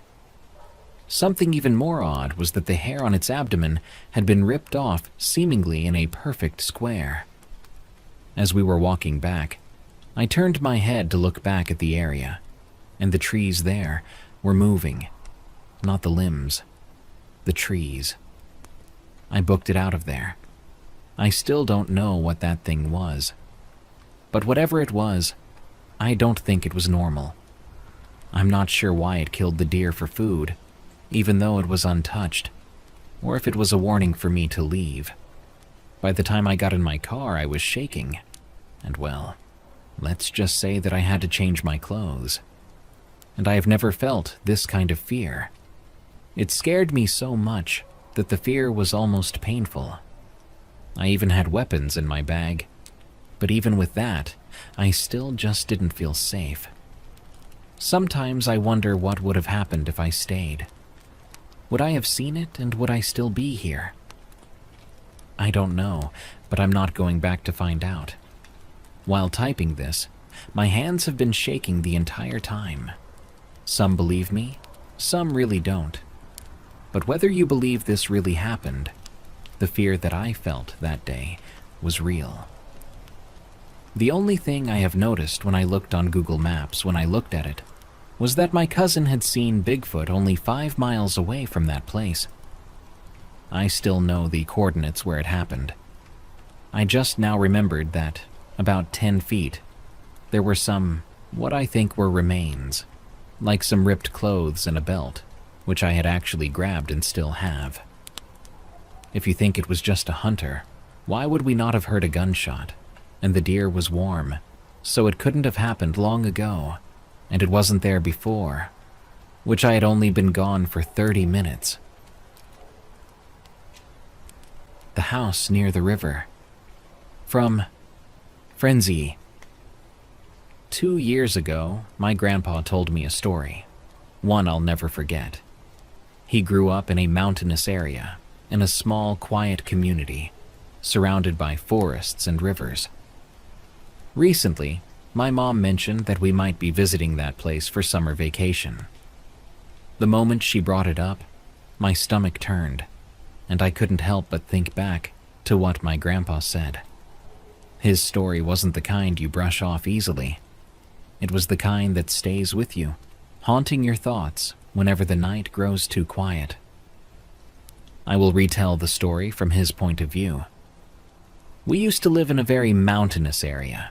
It was an hour's drive to the nearest town. It was a small community of relatives on a very large plot of land. Around 8 families lived there. We were surrounded by mountains, forests, and a river. To get to the nearest town, we needed to cross a 31-foot hanging bridge across the river. I mentioned that only 8 families lived on that land, but there were 9 houses there. The 9th house sat on the edge of the land, just a couple of feet away from the river. It was small, raised 6 feet above the ground since the surrounding land was muddy. The house was built out of wood and supported by 4 large pole-like logs as its foundation. A ladder, not stairs, led up to its door. It looked more like a cabin than a house, with a tin roof that gleamed faintly under the sun. Behind the house stood a large acacia tree, or to be exact, an acacia confusa. It was about 10 meters tall. This house wasn't part of the circle of homes shared by our relatives. No one lived in that house because of the paranormal events that were said to happen there. The story goes that the owner of the house wasn't related to us, but was a stranger who died under the acacia tree, attacked by a wild hog. Or so I was told. I was around 19 years old when I decided to sleep in that house. I never believed it was haunted. I always thought those tales were just made-up stories to keep kids away from the river. But almost every night, people said they could see a silhouette of a man walking around the house. That night, I had an argument with my parents, and after they scolded me, I decided to sleep in that house to cool off. I arrived at the house around 6 p.m. The sun was already setting, and with the mountains surrounding us, the darkness was creeping in quickly. From the house to the cluster of houses where my relatives lived was about 40 meters, with no light along the way. The house didn't have electricity, so I used a candle. I got onto the bed at around 7 p.m., trying to sleep early. But I woke up to a knock at the door. I thought it was my parents coming to get me, or maybe to apologize. But when I opened the door, there was no one there. I called out, "Hello?" But no one answered. I didn't even see any fresh footprints on the muddy ground in front of the door. Mind you, there were no stairs, just a ladder, so it would have been impossible for someone to knock on the door and climb down the ladder without leaving prints. I shut the door and went back to bed, frustrated, but then I heard the knock again. I opened the door immediately, thinking it was a prank, but again no one was there. This time I waited near the door, holding the knob, ready to catch whoever was knocking. Not even 5 seconds passed before the knock came again. I yanked the door open instantly, but still, there was no one. I looked around and suddenly felt a gust of wind blowing through the trees, rustling the leaves and wrapping me in a cold breeze. The chill wasn't just physical. It made me shiver and gave me the eerie sensation of being watched. I quickly closed and locked the door, climbed back into bed, and wrapped myself in the blanket. After a few minutes of uneasy silence, I heard it. Laughter. It started faint, like a whisper, circling the house. At first, it sounded soft, almost playful, but as it grew louder, it turned deeper, more sinister. It was the kind of laugh that crawls into your ears and makes your skin crawl. My heart pounded, and my breath came in short, shaky gasps. Just as the laughter faded, a new sound emerged, a gurgling, wet and unnatural, as if something was struggling to breathe. The sound moved outside the house, slow and deliberate, and each moment felt heavier than the last. I couldn't take it anymore. I decided I needed to leave, to run back to the safety of my family's homes. I grabbed the candle, unlocked the door, and swung it open. But as soon as I stepped out, I froze. There it was. A figure stood at the bottom of the ladder, half hidden in the shadows. It was tall, unnaturally so, its limbs too long and thin, like they'd been stretched. Its head tilted unnaturally to the side, as if its neck was struggling to support it. The faint flicker of the candle caught its face, or what should have been its face. Instead, it was smooth and featureless, pale and glistening like wet clay. For a moment, I stood there frozen in horror, unable to move or breathe. Then suddenly, the flame of my candle was snuffed out. Darkness swallowed the world. I stumbled backward into the house, slamming the door shut and locking it. My hands were shaking so badly I could barely hold the lock in place. Then I heard it, the creak of the ladder outside. It was climbing, slowly, deliberately. The wood groaned under its weight as each step brought it closer to the door. My heart raced as I backed away, my breath coming in short, panicked gasps. Then came the sound of scratching, long nails scraping against the door, testing it, searching for a way inside. The doorknob rattled as though it were being turned, but the lock held. The sound suddenly shifted, and I heard the creaking of wood above me. It was on the roof. I could hear its movements now, heavy and deliberate, the tin roof groaning under its weight.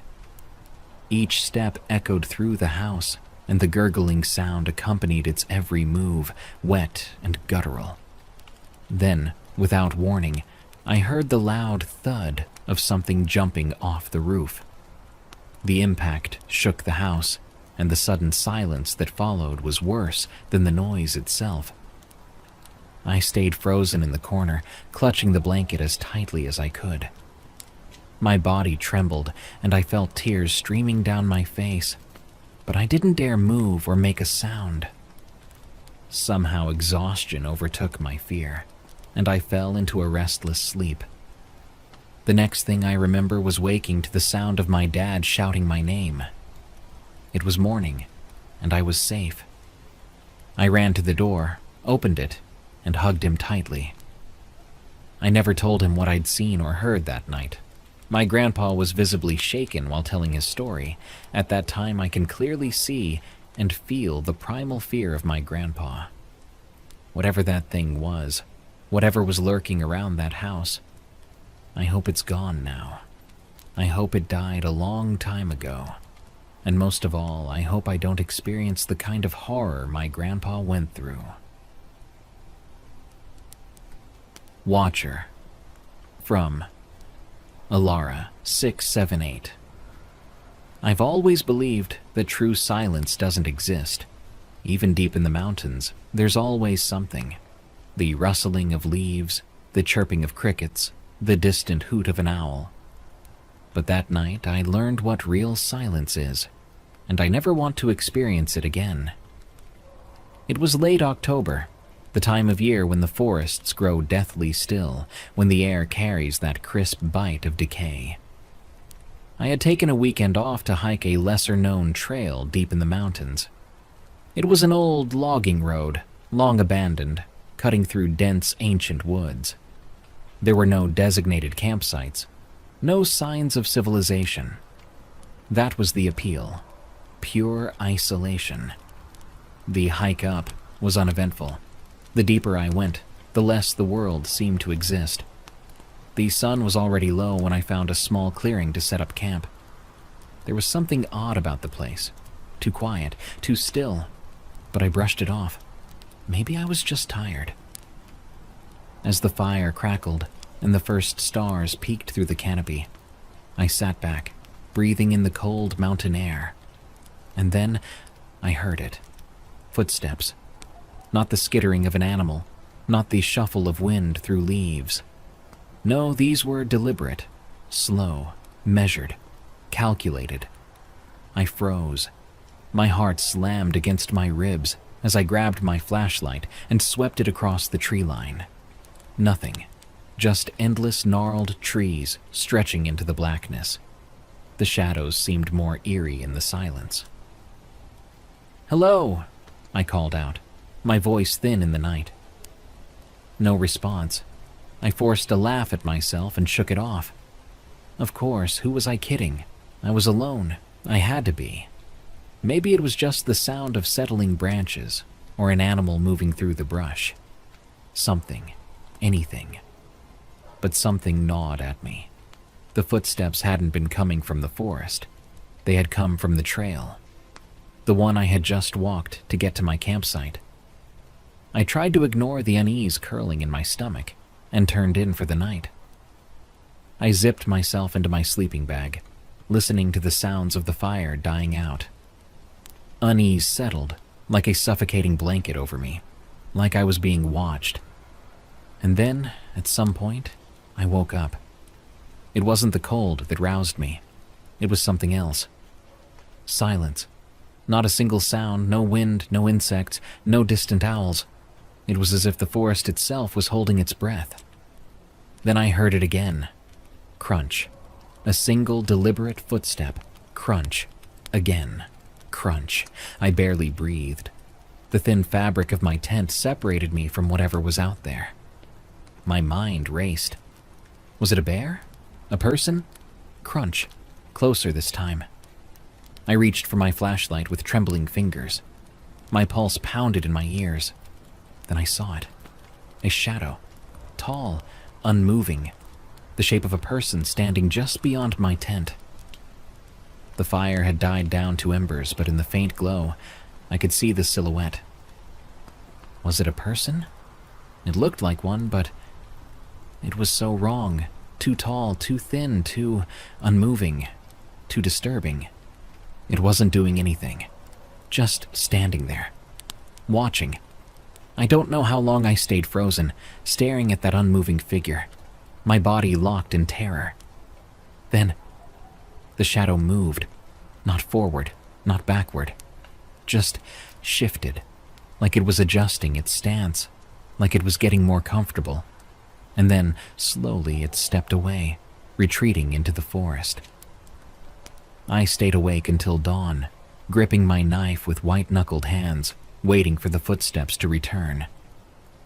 They never did. When the first light of morning seeped through the trees, I scrambled out of my tent, heart hammering. There was no sign of anything unusual, no footprints, no broken branches. Nothing. I wanted to believe it had been a dream, a trick of the mind. But as I packed up to leave, something caught my eye. Carved into the tree beside my tent, deep and jagged, were 3 words: "See you soon." Something calls out to me from the woods. From Anonymous. I've lived near Blackwood Creek my entire life. Growing up in a small rural town tucked away in the Appalachian foothills, it wasn't unusual for people to share ghost stories, eerie legends, and warnings about the woods. Most locals, including me, brushed them off as folklore, just the product of imaginations run wild. It was easy to dismiss strange sounds as wildlife, easy to laugh away feelings of being watched as paranoia. But everything changed in the early summer of 2019. I had recently returned home after college, deciding to spend some time sorting out my life before venturing off again. My parents owned a modest property right on the edge of the woods, our backyard gradually giving way to the dense tree line that marked the beginning of hundreds of acres of forest. It was peaceful, a place I'd always felt safe and familiar. At first, it was subtle. I'd often sit out on the back porch in the evenings, relaxing and enjoying the calm. Then slowly, I began to notice faint sounds drifting out from the woods. Nothing alarming, just odd. I would hear the distant laughter of children echoing softly among the trees, though there were no families with young children nearby. Sometimes, late at night, I'd hear what sounded like someone softly calling my name, the voice barely audible and almost lost beneath the rustling leaves. Initially, I shrugged it off, attributing it to my imagination or the way the wind carried distant voices. But the occurrences became more frequent, more vivid. One evening, I was taking the trash out to the cans behind the house when I distinctly heard my mother's voice calling to me urgently from the woods. Confused, I stood up and listened carefully. The call repeated itself, louder and clearer. The problem was, my mother was at work, miles away in town. A cold chill ran down my spine as I stared into the dense foliage. For a moment, I almost stepped forward to follow the voice, driven by a strong, unexplainable compulsion. Thankfully, something snapped me out of it, maybe instinct, and I retreated into the house. That night, I mentioned it casually to my parents, expecting them to brush it off as nonsense. To my surprise, their faces turned solemn, exchanging uneasy glances before dismissing the conversation quickly, urging me not to wander near the woods after dark. The uneasiness in their reactions lingered in my mind, planting a seed of doubt and suspicion. The sounds didn't stop, though, and soon other unsettling occurrences joined them. Sometimes, late at night, I'd awaken to a tapping noise against my bedroom window, only to find nothing there when I looked out. Occasionally, I'd catch glimpses of shadows moving just at the edge of the tree line, indistinct figures slipping quickly from sight. I tried to rationalize it. Wildlife. shadows playing tricks on my eyes. But something deep down told me there was more to it. One evening, after weeks of these strange occurrences, I decided to explore the area behind the house. Curiosity and frustration pushed me toward confronting whatever was happening. With a flashlight and my dog, Sadie, at my side, I stepped into the woods just as the sun dipped below the horizon, casting an eerie gloom over everything. The forest felt different as soon as we crossed into it. The air felt heavier, quieter, as though the woods themselves were holding their breath. Sadie, usually fearless, hesitated by my side, whining softly. My pulse quickened as we moved deeper in, flashlight cutting weakly through the encroaching darkness. We hadn't gone far when I heard it again. My mother's voice, clear as day, calling my name, now from somewhere deeper within the forest. Sadie growled softly, pressing closer to my leg. I felt frozen, torn between the urge to follow the voice and the primal instinct screaming at me to leave immediately. Taking a deep breath, I called out, asking who was there. The woods replied with silence. Then, suddenly, Sadie bolted back toward the house, barking frantically. Heart pounding, I turned to follow her, my flashlight catching one brief, terrifying glimpse of something standing partially obscured behind a large tree. I couldn't make out details, only that it was tall, dark, and unmistakably watching me. I stumbled back into the yard, breathless and trembling, not daring to look back until I was safely inside the house with doors locked tight behind me. Sleep didn't come easily that night as I lay awake, replaying the encounter over and over, wondering what was out there and why it had chosen me. As dawn finally approached, exhaustion overcoming fear, I decided one thing. I had to find out what was happening. Ignoring it wasn't an option anymore. Whatever was in those woods had my attention, and I was already deeply involved in something far beyond my understanding. In the days following that unsettling night, my sense of normalcy began to fray at the edges. I tried to dismiss the whispers in the forest as nothing more than a figment of my imagination, a trick played by the wind or animals. But no rationalization could ease the nagging feeling deep in my gut. Something wasn't right in those woods, and no amount of denial could shake the unease that now accompanied every glance out my window. Determined to reclaim a shred of sanity, I spent the next several days deliberately avoiding the area where I first heard the voices. But even as I kept my distance, the forest seemed to pull at me, beckoning silently from beyond the tree line. I found myself constantly distracted, stealing glances toward the woods, half expecting to see figures moving just out of view. Sleep became elusive, and when it came, it brought dreams that left me waking drenched in cold sweat, visions of shadowy figures whispering my name from the dark. After nearly a week of this mental torment, I knew I had to confront whatever lay hidden in those woods, or risk losing my grip entirely. Gathering my courage, I dressed warmly, grabbed a flashlight and a pocket knife, and stepped out onto my porch at twilight. The air was crisp, heavy with the scent of damp earth and fallen leaves. Each breath I took felt heavier than the last as I moved slowly toward the edge of the forest. I hesitated just outside the boundary where my yard met the wild. From this vantage point, the trees loomed tall and imposing, branches stretching skyward like skeletal hands grasping at the fading daylight. Shivers ran down my spine, and a quiet part of me begged to turn back, to lock my doors and never look outside again. But another, more stubborn voice pushed me forward, determined to face whatever waited among the shadows. Stepping into the woods felt like passing through an invisible barrier. The silence was immediate and unsettling, broken only by the distant calls of birds settling down for the night. My flashlight beam cut a narrow swath through the gathering darkness as I moved cautiously forward, the forest floor crunching softly beneath my feet. The deeper I went, the more oppressive the atmosphere became, as though the forest itself resented my intrusion. Soon enough, I found myself at the spot where I'd first heard the whispers.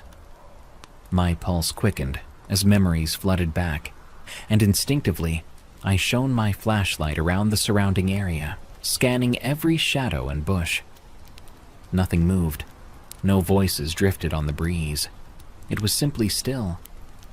Part of me felt relief, but another part felt a strange disappointment, as though I had secretly hoped for some validation of my fears. Just as I considered turning back, a subtle sound caught my ear.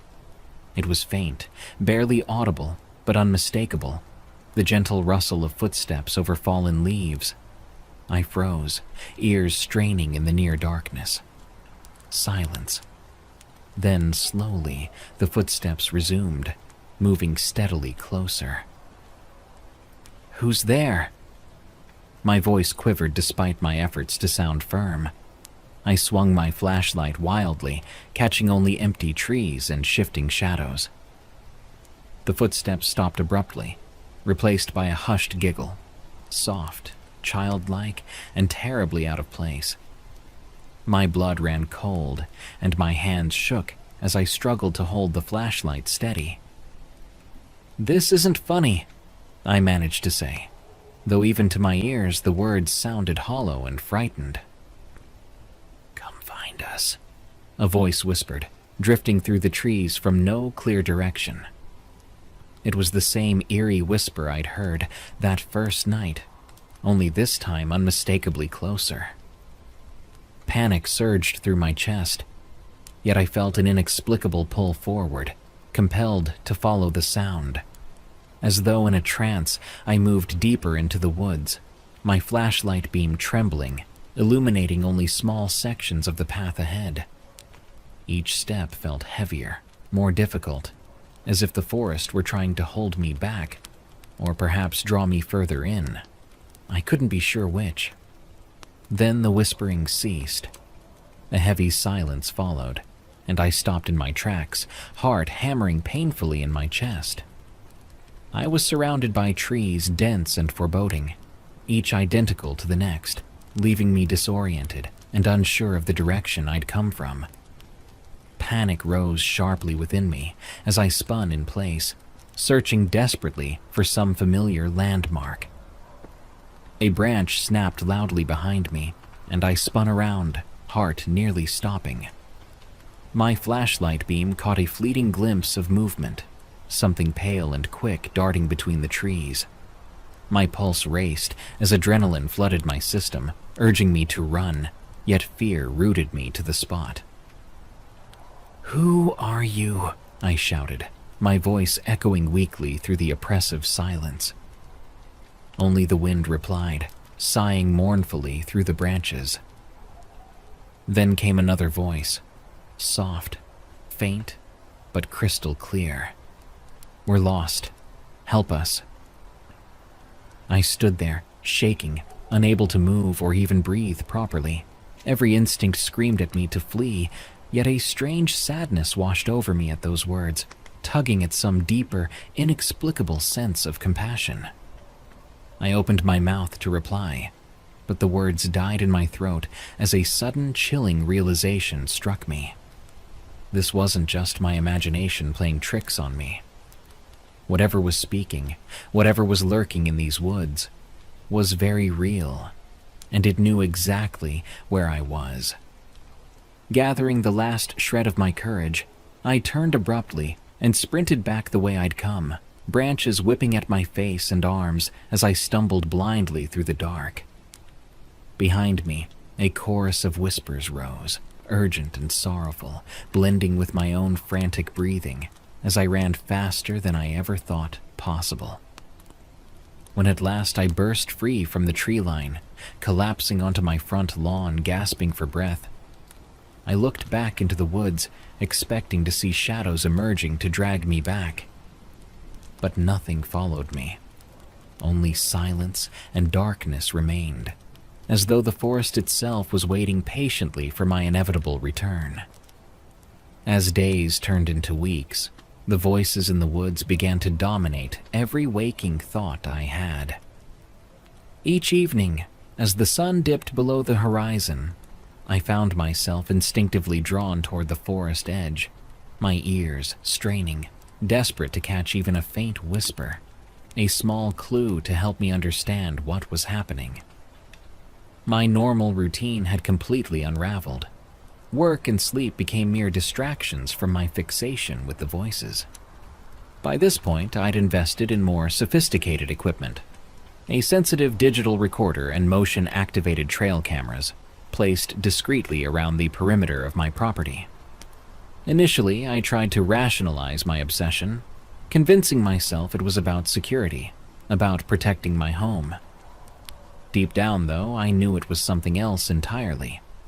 It had become personal, an unshakable curiosity, an obsession I couldn't let go.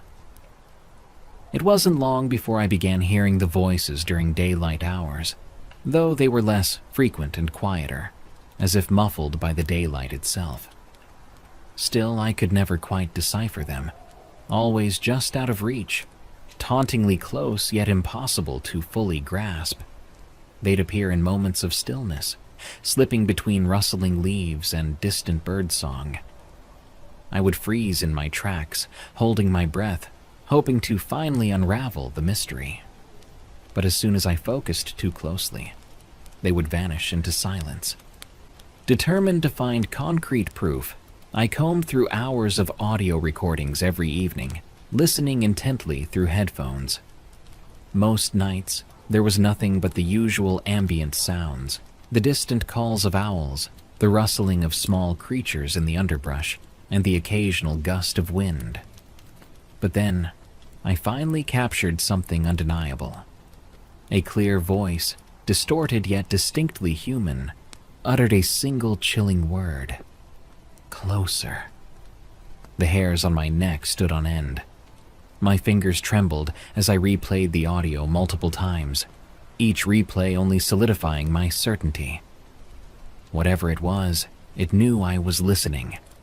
My heart pounded in my chest, a heavy sense of dread settling over me. Someone or something was directly addressing me. The trail cameras provided another layer of unsettling evidence. Scanning through the images late into the night, I caught shadowy glimpses of movement, figures obscured by foliage, never fully clear but unmistakably present. The shapes were always just at the edge of the camera's range, seemingly aware of their placement, always avoiding direct capture.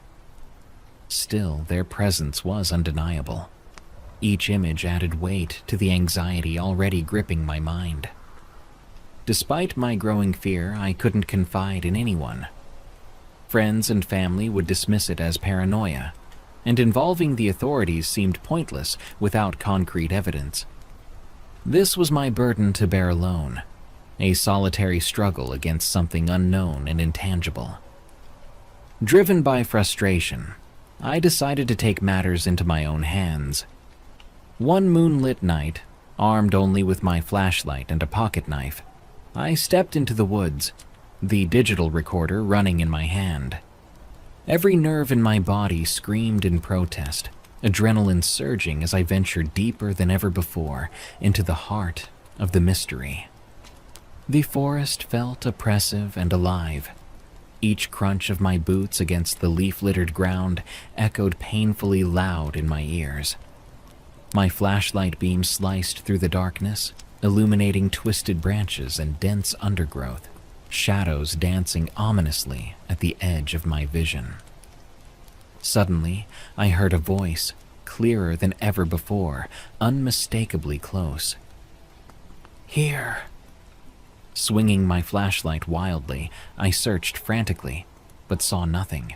No movement, no figure, only the shifting darkness. The voice repeated, softer now, almost pleading, "Here. closer. Something compelled me forward, against my better judgment, as if invisible strings pulled me deeper into the woods. My breaths came in short gasps, panic rising with every step. Just as I reached a small clearing, the voices erupted around me, a cacophony of whispers, layered and overwhelming, surrounding me completely. "Closer!" they chanted, growing louder, more insistent. In that instant, my nerve shattered. I turned and fled, tearing blindly through the underbrush, branches scratching my face, roots snagging at my feet. I didn't stop until I burst free of the woods, collapsing into the safety of my yard, the echoes of the voices still ringing in my ears. I never found out what was out there that night. My cameras revealed nothing more than shifting shadows, and the audio recorder contained only distorted static. But whatever it was, I knew with certainty that it wanted something from me. Since that night, I've stayed away from the woods, installing bright lights and reinforced locks around our home, clinging to the illusion of safety. Yet, I still hear them sometimes, faint whispers carried by the wind, just audible enough to remind me they're still there, waiting. And I know deep down that someday soon I'll have to face them again. The day the trails changed. From Hiker Jake. My name is Jake, and I'm an avid hiker. I've spent most of my life wandering trails and enjoying the solitude of nature. Nothing beats the feeling of escaping into the wilderness, away from technology, traffic, and all the noise of modern life. But sometimes the silence and solitude can lead you to experiences that are difficult to explain. This particular encounter took place a couple of years back in the Blue Ridge Mountains of Virginia. It was early autumn, my favorite time of year to hike. The leaves were just starting to turn, and the air was crisp but comfortable.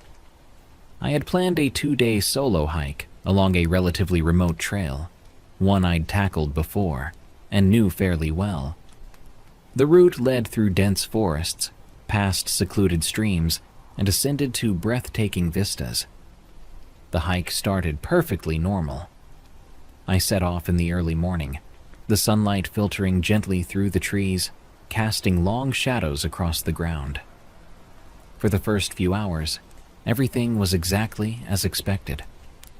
I walked at a comfortable pace, enjoying the peaceful sounds of nature, the occasional bird call, the soft rustle of leaves, and the distant trickle of a stream.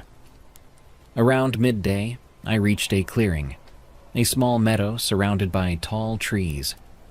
It was a good spot to rest, eat lunch, and catch my breath. After about half an hour, I packed up my gear and checked my map one last time before continuing. This is where things started to feel slightly off. As I re-entered the tree line on the far side of the clearing, the atmosphere shifted subtly. The forest seemed suddenly quieter, more subdued than before. Initially, I brushed it off, attributing it to the midday lull when wildlife tends to settle down. But as I continued walking, the feeling intensified. I couldn't even hear my own footsteps clearly. Then I noticed something even more unsettling. The trail ahead of me, which I'd hiked several times and knew well, seemed different. At first, the changes were subtle. A tree I didn't remember, a bend in the path that felt unfamiliar. I stopped, pulling out my map again to verify my position, but everything checked out perfectly. According to the map, I was exactly where I should be. Chalking it up to my imagination, I pressed onward. But the further I walked, the stranger the woods became. Landmarks I had relied upon before were missing. Certain rock formations I'd photographed on previous trips were nowhere to be found. The trail began to twist in ways that felt entirely foreign to me. I decided to take a quick break to clear my mind. convinced I was simply experiencing mild disorientation. I sat down on a large fallen log to drink some water and get my bearings. As I rested, I took a closer look around me, hoping for something, anything, that felt familiar. Instead, my eyes settled on something completely out of place. Just off the trail, nestled against a moss-covered boulder, was an old, rusted bicycle. It looked like it had been there for decades, almost completely consumed by rust and partially covered by moss and vines. The rubber on the tires had long since rotted away, and plants were growing through the spokes. How in the world had a bicycle ended up this far off any road, deep in a remote section of wilderness? As I stood to examine it closer, an odd sensation washed over me, a feeling of being intensely watched. I quickly glanced around, scanning the dense woods, but saw nothing unusual. Still, the feeling persisted, crawling up my spine and causing me to shiver despite the mild weather. Deciding not to linger any longer, I resumed my hike, now feeling a little unsettled. A short distance later, I found myself again at the edge of a clearing, except this was impossible. It was the same meadow I'd rested at nearly 2 hours earlier. Confused, I checked my watch. The time confirmed that I'd indeed been walking for at least an hour and a half. There was no logical way I'd looped back here. The trail I was following didn't circle around like this. Frustrated and slightly alarmed, I double-checked my map once again, comparing landmarks. The meadow was exactly where I'd initially stopped. Every direction I looked matched the terrain perfectly, yet I'd somehow ended up back where I'd started. At this point, I had no choice but to accept that something was off, though I couldn't explain it rationally. My sense of direction had always been reliable, and I'd never experienced disorientation like this before. With growing anxiety, I decided to try one more time, taking the trail even more slowly and methodically. As I stepped forward, back into the tree line, the woods seemed to close around me more tightly than before, and the feeling of being watched returned with even greater intensity. My pace quickened involuntarily, propelled by an unsettling urgency to get out of there. Little did I know, things were about to get even stranger. I pressed on down the trail, my eyes scanning the surrounding woods with heightened vigilance. Despite my rational explanations, the forest felt different now, as if I had crossed into someplace unfamiliar. The shadows under the trees even seemed deeper, more pronounced. About 10 minutes later, I emerged into a clearing I had never encountered on any previous hike in this area. That itself was strange, as I'd traversed these trails countless times. Yet here before me stood a wide-open meadow filled with wild flowers swaying gently in a breeze I couldn't feel. The air around me remained completely still, almost unnaturally so. I stopped at the edge, hesitant to step forward, feeling a strange reluctance. The meadow seemed untouched by human presence, a pristine pocket of wilderness. But more unsettling was the absolute silence. No birdsong, no rustling leaves, nothing but the faint ringing in my ears. I took a cautious step forward, the grass beneath my boots impossibly soft and silent. With each step, the unease grew stronger. As I reached the center of the clearing, I suddenly felt disoriented, dizzy even. The trees around the meadow appeared to waver, their outlines becoming indistinct and hazy, as though seen through heat waves on a scorching summer day. I quickly turned around, deciding it was best to leave immediately, but as I did so, my heart dropped. The path I'd taken into the clearing was gone. Where the trail should have been, thick, unbroken woods now stood. Panic began to rise in my chest as I scanned the perimeter, trying to locate the familiar path, or any recognizable landmark, but the forest surrounding the meadow was dense and unfamiliar. I circled the clearing twice, disbelief giving way to genuine fear. Each pass around revealed only endless trees and underbrush, impenetrable and silent. It was as if the woods had closed in, sealing me inside this surreal pocket of wilderness. My breathing quickened, anxiety building as I fought the urge to shout out, knowing no one was likely nearby to hear. Finally, out of desperation, I chose a direction and plunged into the trees. Branches clawed at my arms and face, and thorns tore at my clothing, but I pushed forward stubbornly, refusing to stop. Minutes stretched on endlessly as I forced my way through thick brush, panic driving me blindly. Suddenly, I stumbled onto another narrow trail, and relief flooded my body. This trail looked different, but was clearly marked and familiar. I followed it eagerly, desperate to leave the bizarre meadow far behind. After a short distance, I recognized my surroundings again. The comforting presence of familiar landmarks calmed my racing mind. I slowed my pace, still shaken but grateful to be back on familiar ground. As I emerged from the forest and into the parking area where my car waited, I noticed how late it had gotten. According to my watch, nearly 2 extra hours had passed since I'd entered that strange clearing, even though it had felt like mere minutes. That night, safely back at home, sleep was elusive. Each time I closed my eyes, the surreal image of the silent meadow returned vividly. I've tried rationalizing what had happened, convincing myself it had simply been exhaustion, a misstep in navigation, or even a trick of the mind. But deep down, a part of me knew it was something more, something unexplainable. Since that day, I've returned to those trails several times, trying to locate that mysterious meadow. Despite careful retracing of my steps, I never found it again. Yet each time I ventured into those woods, a part of me anticipated turning a corner and seeing it again, quiet, untouched, and waiting. Even now, years later, I still occasionally wake in the night, heart pounding, remembering how it felt to stand in that impossible place. I don't know what exactly happened, but something changed in me that day.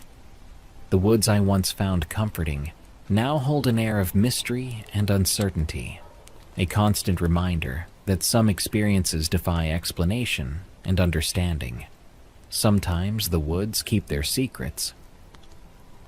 The Old Barn, from Derpy Ghost. A few years had passed since the Hatman encounters, and we were getting nice and settled in our little farmhouse.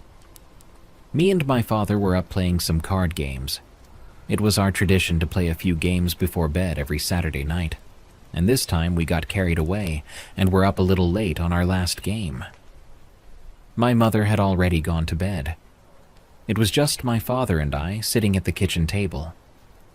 We started to tally up the score of the game we were playing when we both started hearing the sound of faint moos and the whinnying of some horses coming from outside.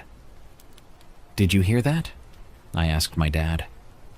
He told me he heard it too, so we both went and took a quick look outside. We didn't see anything. We lived pretty far out from other people, so we didn't have any neighbors. There were no farms around here, just our property, which bordered the woods. My father figured there might be a farm beyond the woods that the sounds were carrying from, so we just went back inside to finish our game and get to bed. The next day, my father drove around and came back looking pretty confused. I asked what was wrong. "Well," he said, "there's no farms around here for miles. I just don't know where those sounds were coming from." This event happened night after night. It took my dad a few nights to realize the sounds were coming from the old abandoned barn on our property. The property had previously belonged to my grandparents. My grandfather passed before I was born, and my grandmother had passed a few years ago and had left the property to us. When my grandparents bought the place, it came with the barn, and they never really used it for anything other than to store some tools and things in it.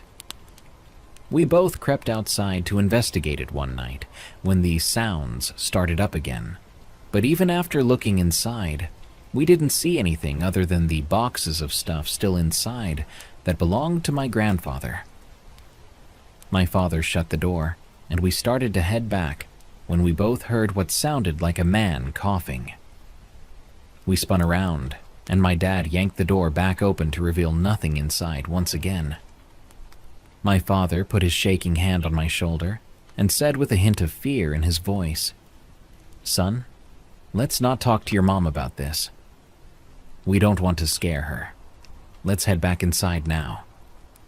We hurried back inside and just told my mom we didn't see anything, which was pretty much true. A few days go by and we're in bed. I woke to the smell of smoke and wasn't sure where it was coming from.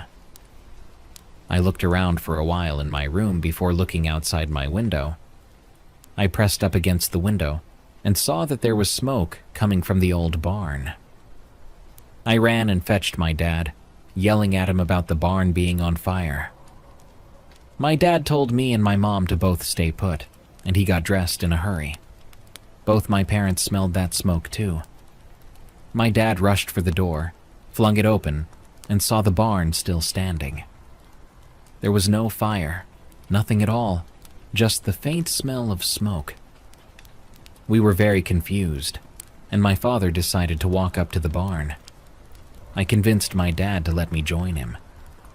As we approached it, I started feeling this oppressive feeling of dread. I stopped and pleaded with my dad that we should turn back. "I don't feel right, Dad," I said to him, tugging on his shirt. He replied, "I have to make sure there really is no fire over at that barn. I don't want anything spreading if there is."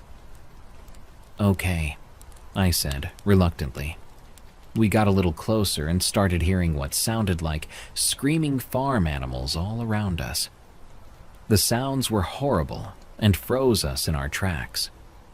When we came to our senses, we retreated immediately back into the house. My mom was standing in the doorway and held open the door as we ran inside. She told us she heard the screaming too. We were all just shaken up about it, and none of us got any sleep that night. After a few days, my dad found out from some of the local farmers that prior to my grandparents buying this property, there was a barn built a long time ago, and the current farmer who owned it at that time lived alone and was a drunk.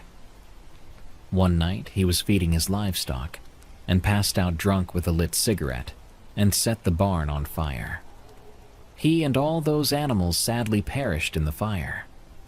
The next people to own it built a new barn over where the old one used to be, and years after they up and moved real fast for some reason, and then my grandparents bought the property.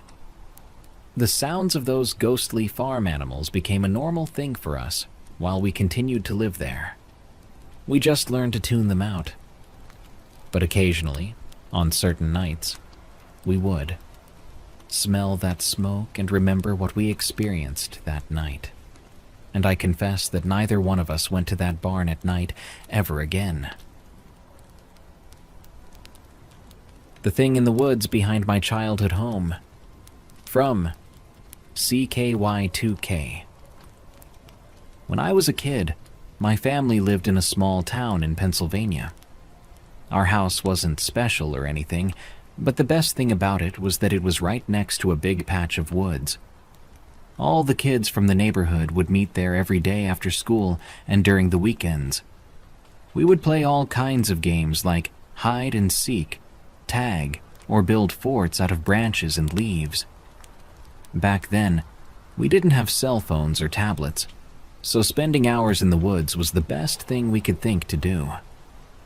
I had a group of friends I played with all the time. There was me, my best friend Mike, another kid named Josh, and a girl named Sarah who was really brave and wasn't afraid to do stuff that scared the rest of us. One day, it was a normal Saturday morning. We had finished our cartoons, eaten breakfast, and met up near the edge of the woods as usual. That day, we decided we wanted to play hide and seek first. Josh was counting, and the rest of us ran into the woods to find a good hiding spot. Mike and I stuck together, and Sarah went off on her own because she always said we were bad at hiding and got her caught every time. Mike and I found a fallen tree surrounded by some thick bushes and crouched behind it, trying not to laugh or make noise. We heard Josh shout, "Ready or not, here I come," and we hunkered down even lower. But as we waited, Mike suddenly nudged me with his elbow and pointed further into the woods. I didn't see anything at first, but Mike kept pointing, his face looking serious, which wasn't normal for him. When I finally saw it, my stomach felt weird, like when you're nervous about something you can't really understand. There was someone or something moving between the trees far away from us. It wasn't moving normally, though. It seemed to almost glide rather than walk.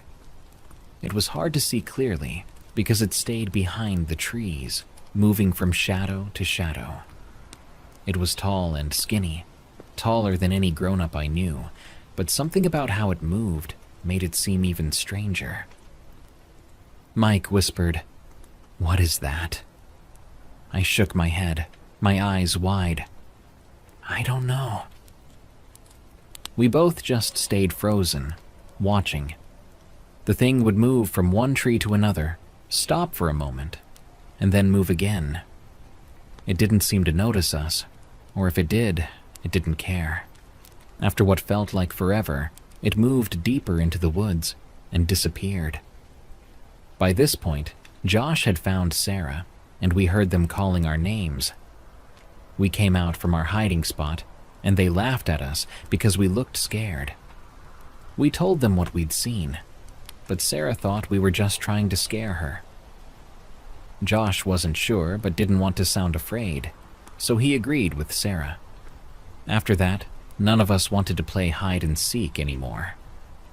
We decided to build a fort instead, something that felt safe and would keep our minds busy. As we gathered branches and stacked them, I kept looking around, expecting to see that strange figure again. But there was nothing. Still, I felt uneasy the whole day. As we built the fort, we started talking about other scary things. Josh told a story he'd heard about someone who saw lights in the woods at night, and Sarah said she heard weird noises outside her house sometimes. Mike and I stayed quiet, listening to their stories but thinking about what we'd seen earlier. Even though we didn't talk about it much more that day, I could tell Mike was still thinking about it too. Once we finished the fort, we sat inside for a while, eating some snacks Sarah had brought and talking about our plans for tomorrow. The longer we stayed there, the more comfortable I started to feel again. It felt safer inside our little fort. Eventually, we started joking and laughing like normal, and it almost felt like nothing strange had happened at all. But eventually, it got late, and we all started to head home. Just before I left the woods, I looked back one last time, and I swear, deep in the trees, I saw it again. It was only there for a second, like a shadow moving, but I knew what I'd seen. That night, I had trouble sleeping. I kept thinking about that strange thing we'd seen. I wondered if it was still there, out in the darkness of the woods. I thought about how it moved, the strange way it glided from tree to tree. The more I thought about it, the more scared I got. The next morning, I met up with my friends again. Mike looked tired, like he hadn't slept either. We didn't say anything about what we'd seen, but I knew he was thinking about it too. Josh and Sarah acted normal, but Mike and I stayed quiet most of the day. We kept playing in the woods, but it felt different somehow, like something had changed. After that day, things weren't quite the same. I still went into the woods, but I was always watching, always feeling like something was there, hiding and watching back. Mike and I talked about it sometimes, but Josh and Sarah mostly forgot about it. Mike moved away the next summer, and I didn't feel like going into the woods alone. Even now, years later, whenever I visit my old hometown and drive by that old house, I look at those woods, and I wonder if that thing is still there. Whatever it was, I never figured out what it could have been, and sometimes I think it's better that way. A few stories from a search and rescue responder. From Ranger D. When I first joined search and rescue, I didn't think much about the things people warned me about. You know, those stories you hear from older rangers and first responders. Strange disappearances, weird noises, things that just don't add up. I chalked it up to stress, exhaustion, and too much time in the woods. But after more than a decade of doing this job, I'll tell you this. Not everything out there has a neat explanation. I've seen and heard things that don't fit into any training manual, but there's a few incidents that stand out more than the rest. I think about them more often than I'd like to admit. This first one was about 4 years ago. I was part of a team based in the Pacific Northwest. Our district covered thousands of acres of forest, mountainous terrain, and a handful of remote campsites popular with the more adventurous types. The call came in just after sunrise. A man in his late 20s had gone missing overnight. His friends said he left their campsite around dusk to get a better look at the stars and never came back. They searched for him themselves until it got too dark, and when he still hadn't returned by morning, they hiked down the mountain and called it in. We assembled a team fast. By 8 a.m., we were loaded up and on the trail. I remember the weather clearly, cool and overcast, not unusual for the time of year. We had 3 teams deployed, one to sweep the trail he was last seen on, one to comb the forest to the north, and a third to follow the ridgeline where they believed he might have gone to stargaze. I was assigned to the ridge team. It was me, another veteran named Carl, and a younger guy, Marcus, who was still pretty green. We moved fast, but carefully, calling out the man's name every few minutes and checking for any signs he'd passed through. We found footprints early on, headed west along the ridge. They were consistent with the hiking boots his friends said he was wearing. That was the first good sign, and for a while, it felt like a routine search. About 3 hours in, things started to feel off. We came to a point where the trail split. The main path veered right and started heading downhill, while a narrower, less maintained trail continued straight along the ridge. The prints we were following took the narrow trail. That wasn't necessarily strange on its own. Hikers take detours all the time. But I remember stopping and looking down that overgrown path and getting this weird feeling in my chest, like something was pulling tight from the inside. Carl looked at me and said, "You feel that too?" Marcus, oblivious, was already a few steps down the trail. Carl and I exchanged a glance but didn't say much.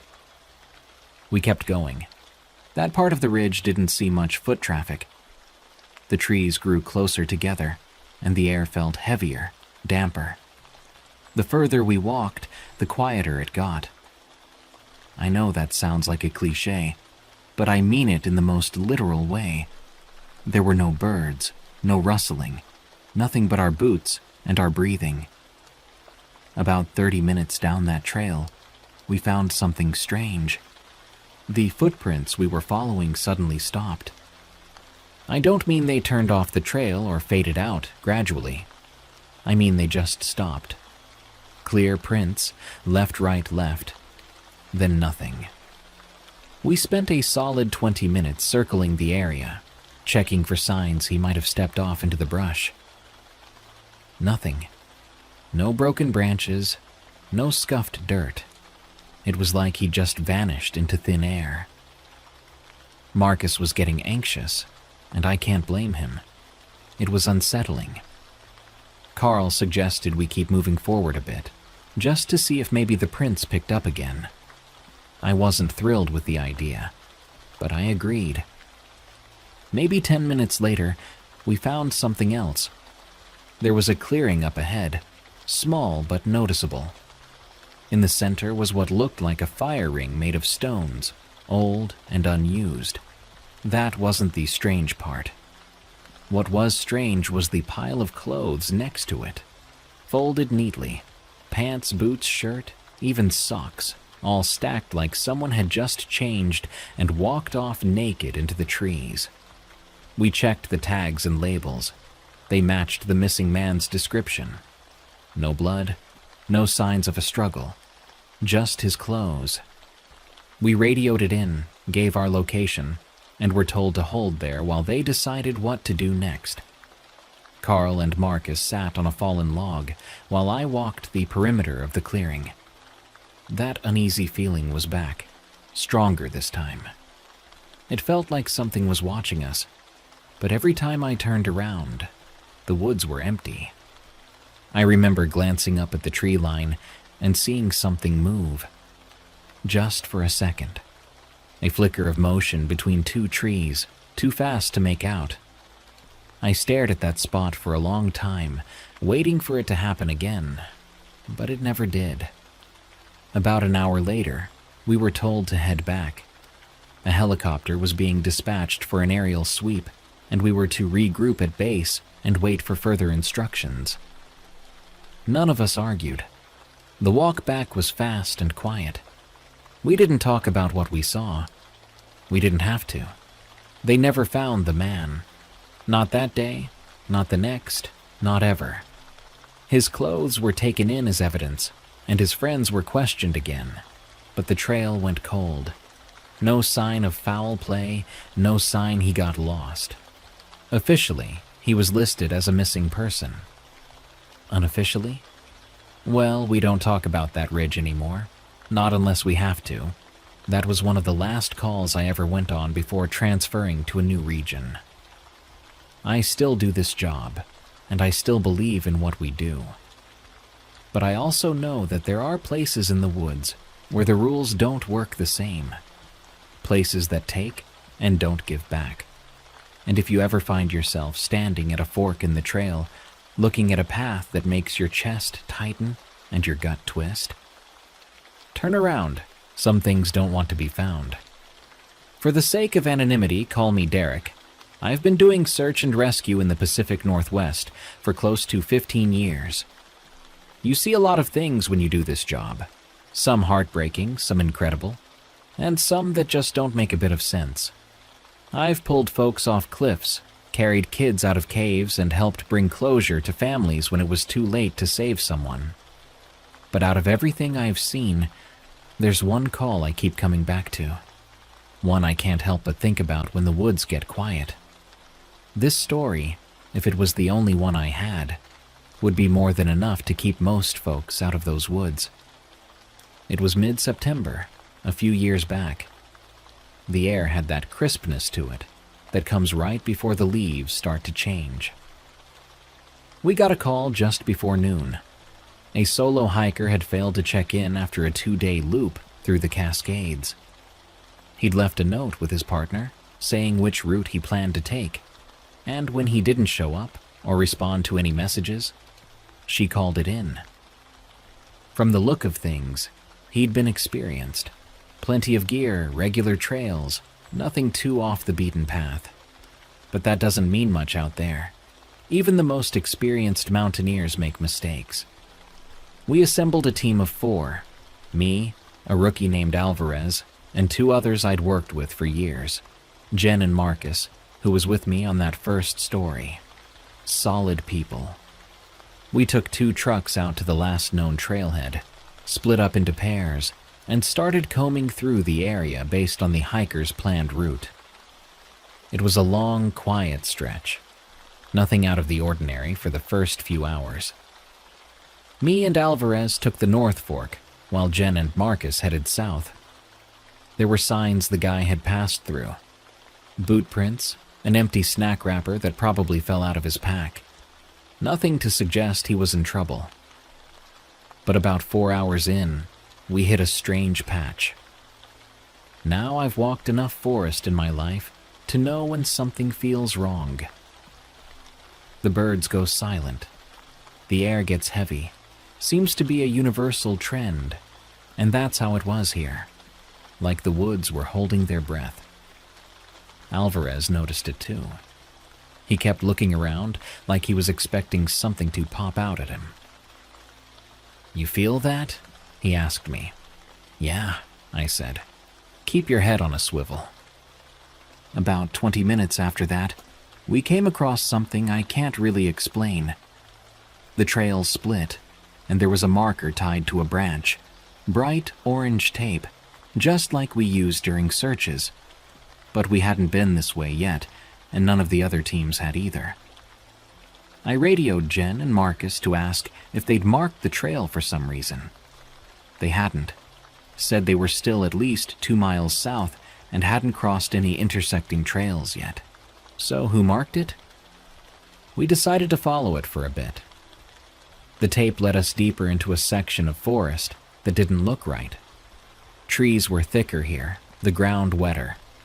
Moss covered everything like a blanket.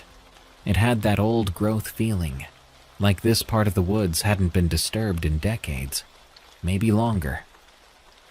We followed the markers for another mile, maybe a bit more before we came to a clearing. And that's when things got weird. There was a campsite, but not a fresh one. It looked old, abandoned. The tent was faded, half collapsed, and covered in a layer of pine needles. There were rusted pots and an old cooler lying on its side. Alvarez and I looked at each other. "This isn't our guy's setup," I said. "This stuff's been here a long time." We radioed it in, gave the coordinates, and Jen said they'd swing by on the way back. We decided to poke around, see if there was anything that could help us figure out what happened. Alvarez found a rotted journal near the fire pit, half the pages unreadable. What was legible didn't make much sense. One entry said something like, "He comes at night, but the wind tells me when." Another mentioned the shadows moving wrong. It read more like poetry than anything useful, but it gave me a chill. Whoever had been here last wasn't in the right state of mind. That's when we heard it. A voice, not loud, not yelling, just talking, like someone having a casual conversation somewhere nearby. Alvarez looked at me and mouthed, "Did you hear that?" I nodded. We both stood up and scanned the tree line. Nothing. The voice didn't stop, though. It was low, just above a whisper, and we couldn't make out the words. It sounded close. Too close. I called out, "Search and rescue. If you can hear me, call back." No answer, just more mumbling. We followed the sound about 50 feet into the trees, careful not to lose sight of the clearing. Then it stopped, just cut off, like someone hit a mute button. We stood there, listening. Nothing. No wind, no birds, no insects. Just silence. Alvarez turned to me and said, "I don't like this, man." "Me neither," I replied. "Let's head back to the clearing." But when we turned around, it wasn't there. The clearing, the campsite, gone, like it had never been there to begin with.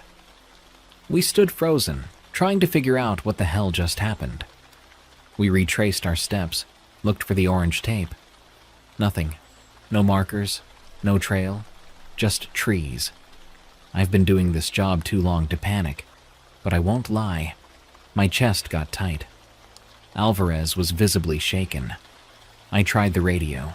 Static. Not even a crackle. We decided to pick a direction and start walking. After about 20 minutes, we found another trail. This one was familiar, and after a short hike, we spotted Jen and Marcus up ahead. I don't think I've ever been more relieved to see someone. They said they'd been trying to reach us for an hour, asked where we went. I told them the truth, and from the looks on their faces, they didn't think we were making it up. We didn't talk much on the hike back to base. Everyone was quiet, heads down, each of us chewing on our own thoughts. I knew Alvarez was shaken. I was too, even if I didn't show it.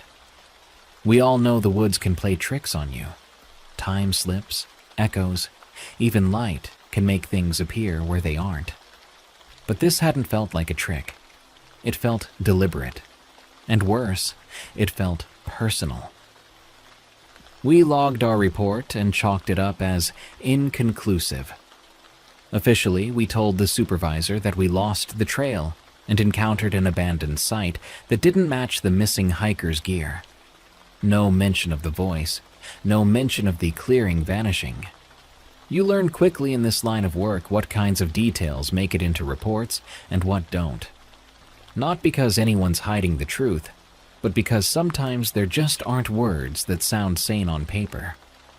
After that call, I took a couple days off. Not because anyone told me to, but because I needed space, some time to clear my head. I stayed close to home, cleaned my gear, reorganized my packs. Normal stuff. It helped, a little. But the silence was different now, like I knew it held something else. I'd sit on my porch and listen to the wind in the trees behind my house, and I swear I could hear that same murmur. Not words, just sound. Like something was trying to get my attention but hadn't quite figured out how. Alvarez called me 3 days later. Said he'd been having nightmares. Said he heard the voice, too, when he was trying to sleep. I asked him what it said. He got quiet for a long time before answering. "I don't know," he said, "but I think it knows me now." That stuck with me. A week passed, then 2. No more calls about the hiker. Case went cold, like a lot of them do eventually. I tried to move on.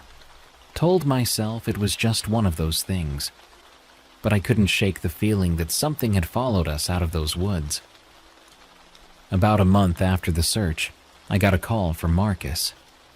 He was out on a solo scouting trip for a new training route and had decided to check out the area where we'd lost the trail. He wanted backup. Said something didn't feel right. I agreed to meet him the next morning. When I got there, Marcus was waiting by the trailhead, looking worse for wear. Pale, fidgety, not like him at all. "It's still there," he said before I even stepped out of the truck. "What is?" "That place, the clearing.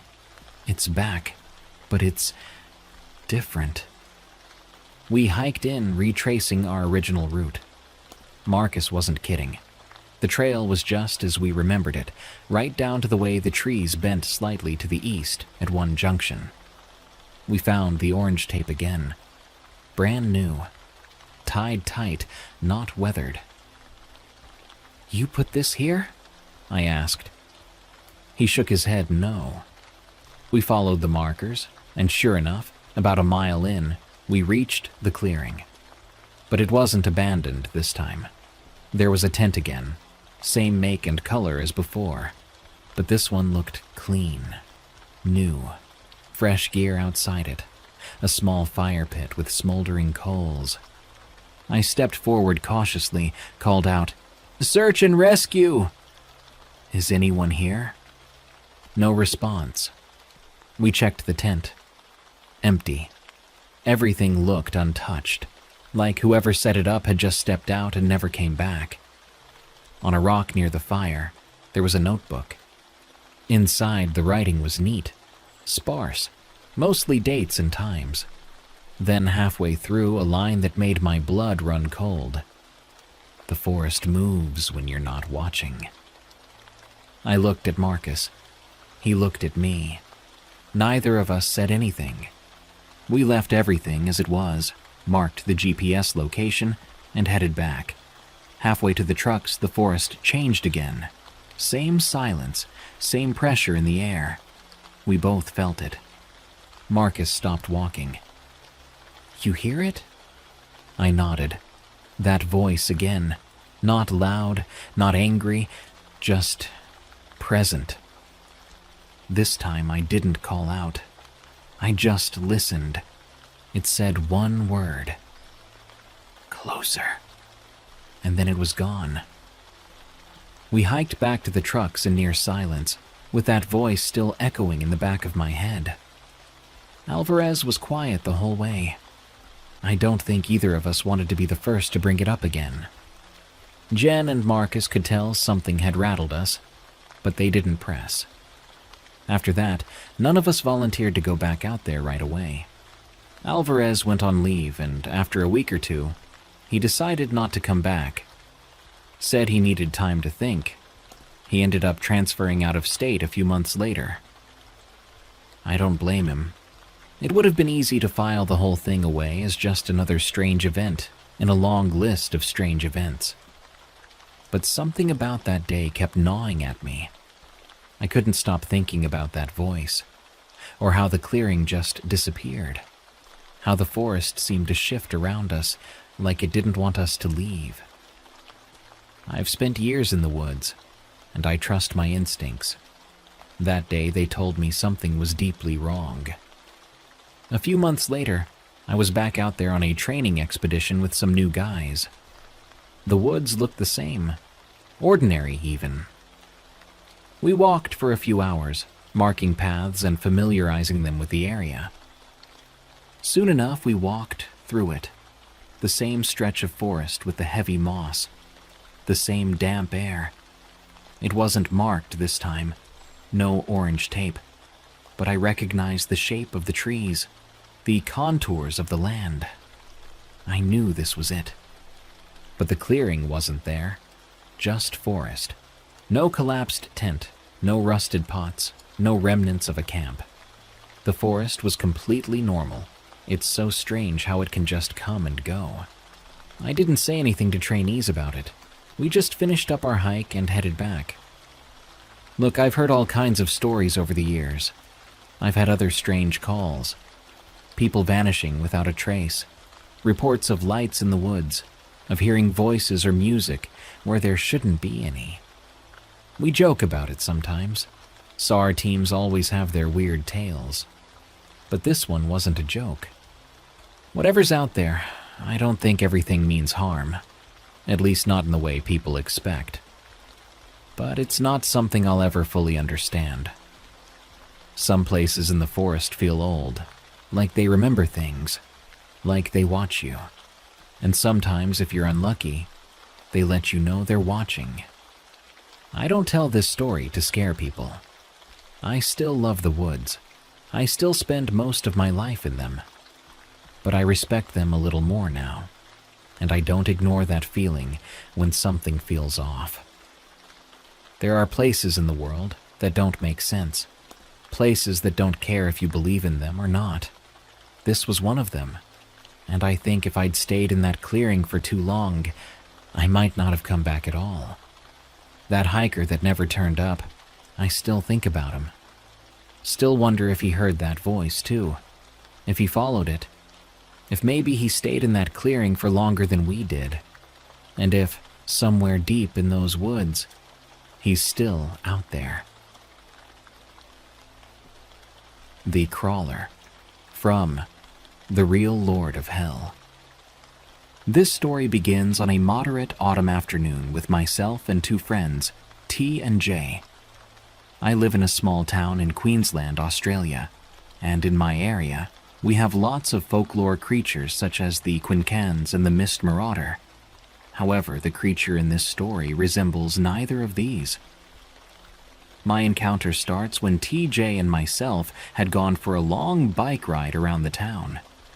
We were about 13 at the time, and being dumb teenagers, had decided to explore an abandoned shed in the rainforest. So we head down the muddy track to the corrugated steel shed and kicked our way through the door. I am very attracted to the paranormal, and can often feel the supernatural in what I can best explain as a violent shiver. As we climbed over plants and abandoned machinery, I started to shiver, but ignored it.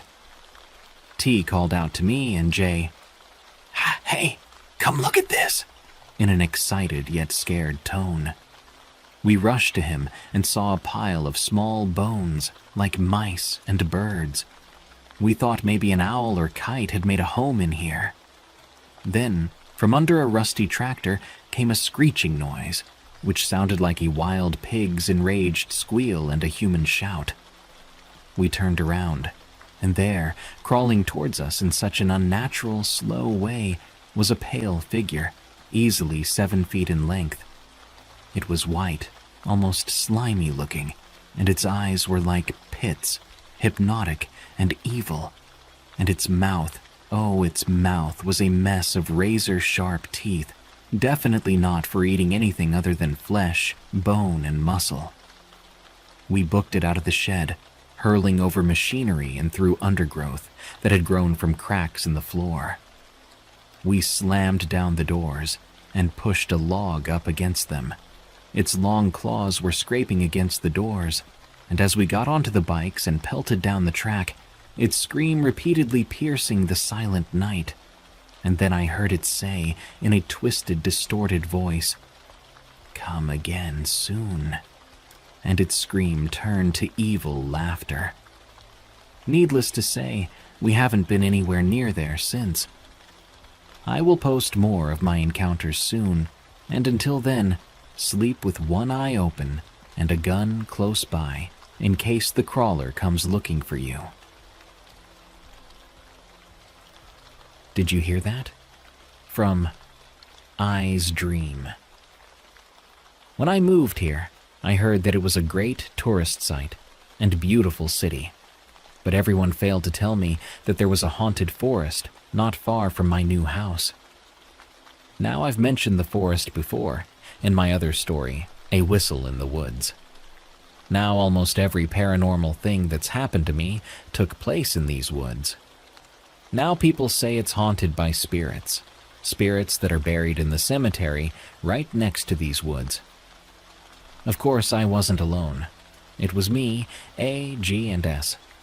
Now S has lived here longer than all of us, so she told us about the hauntings, and for some dumb reason, I went with her. We walked out there at about 9:30 p.m. with flashlights and A's dog. We walked as deep as we could until I heard something crunching the sticks on the ground. I screamed and turned my flashlight to it and saw a cute white-tailed deer. A and S called me scared, while G started sprinting in a different direction. Of course, we all went to go get her. Once we caught up with her, she claimed she saw a ghost. Luckily, she burst out laughing, which gave away the prank she was trying to pull. We started walking and talking again, but it wasn't long before A claimed she saw a ghost. Now, if I hadn't been there to see it, then I wouldn't have believed myself, but there, we saw a shadowy black thing with a yellowish glow around it. Now I've never seen a ghost, so I was hoping it was the outline of a lantern in the distance. I called out to it, and then it disappeared. Right then and there, we booked it, not looking back until we saw headlights and heard traffic. Unfortunately, S tripped over a branch, but still made it out with us. She came out more scared than all of us. A asked what was wrong, and she told us one of the scariest things I'd ever heard. She claims that she saw a spirit going toward her. She said she screamed and closed her eyes, and when she opened them, the spirit was gone. This was the third time I've been in these woods, and every time I go, I see something or hear something scary. Will I go to these woods again? Probably so. I do know I will never go alone, and I will always have protection on me. Real Life DBD from The Nightmare.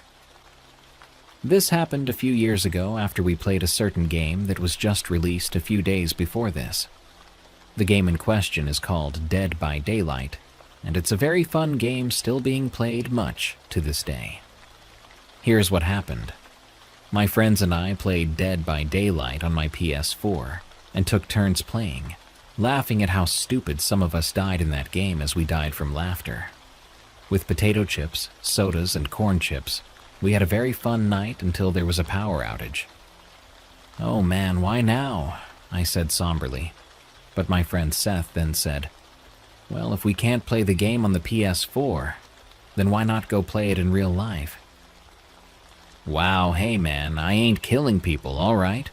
Walter shouted in response. But Seth replied, "What are you, nuts? Of course not. We're going to use that sword I got that leaves a paint trail on your body when hit by it." "You forgot the original name of it, didn't you, Seth?" I said, and Seth just smiled.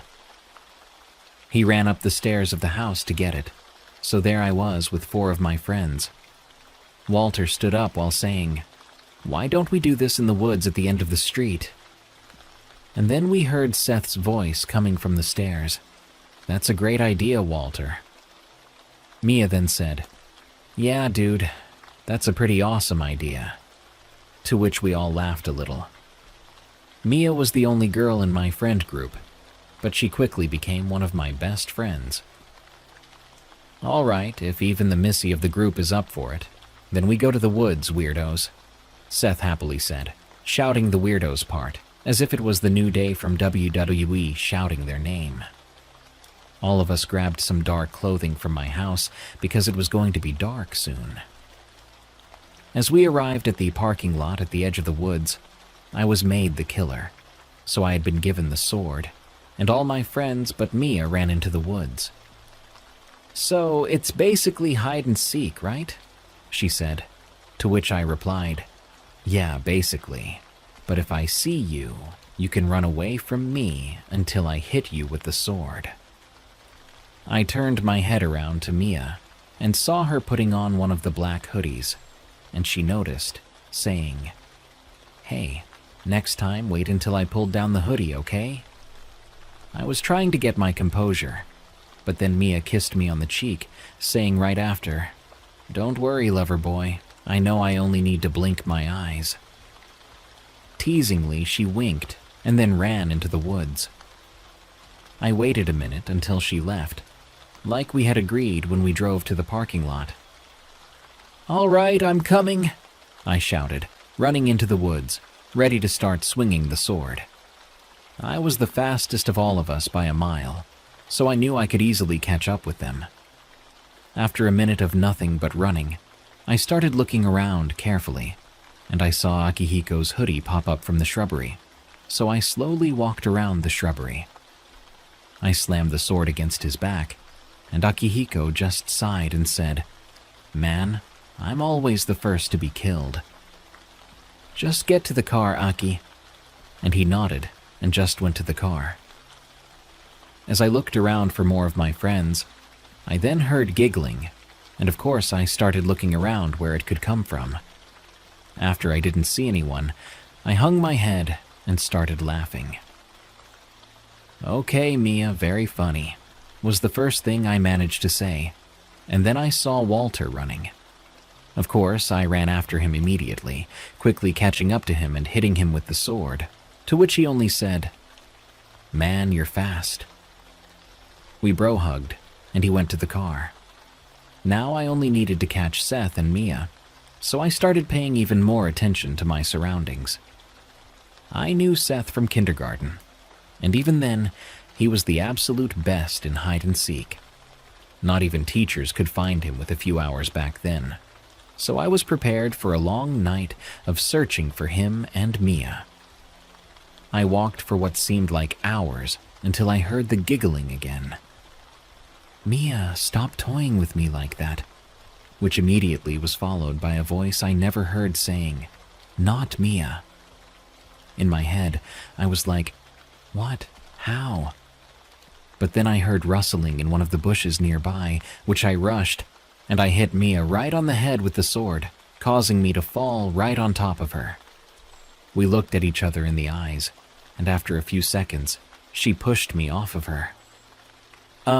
Well, you got me. So I think I'll go to the car. And she started walking, looking back at me, biting her lip. I then shouted, "Okay, Seth, it's just you and me now." And then I heard the voice from before saying, "Can I play?" I looked around again and then said, "Who are you?" To which quickly I got a reply, which was death.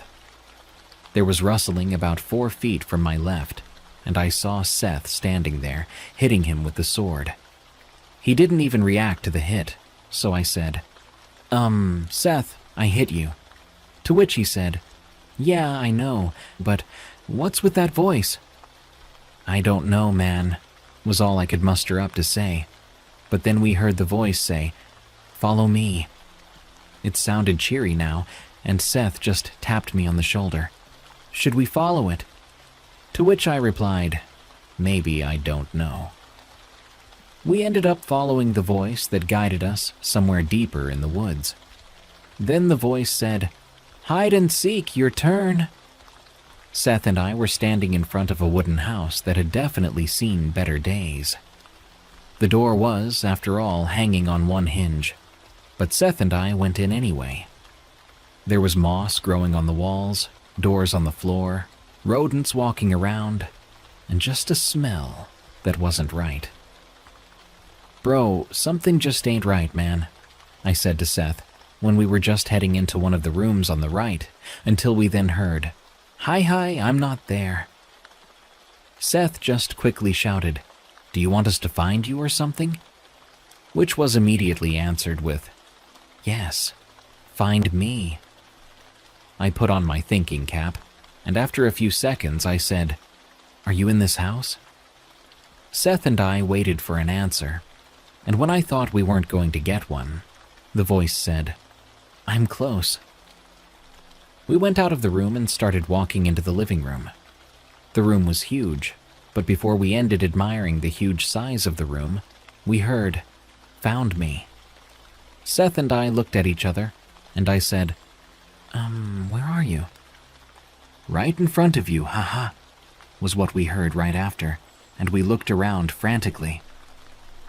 Suddenly, both Seth and I stopped, and I saw a girl in the middle of the room. "Hey Seth, you see her as well, right?" To which Seth said, "Yeah, I see her." It was a girl who looked about 12 or 13 with long black hair. I swear I saw her mouth turn into a devilish grin, and it was then I put my hand on Seth's shoulder and said, "We need to get out of here, man." I saw in the corner of my eye Seth nodded, but then the eyes of the girl started glowing. Her mouth then started to get wider and wider, to a point it wasn't normal for a human to lower their jaw lower. Then the scream came, and Seth and I just started to run. All the time we were in that house, we heard the scream. After a time of non-stop running, we arrived at the car in the parking lot. Mia looked at me and said, "Are you okay, lover boy?" Seth quickly said, "We need to go right now."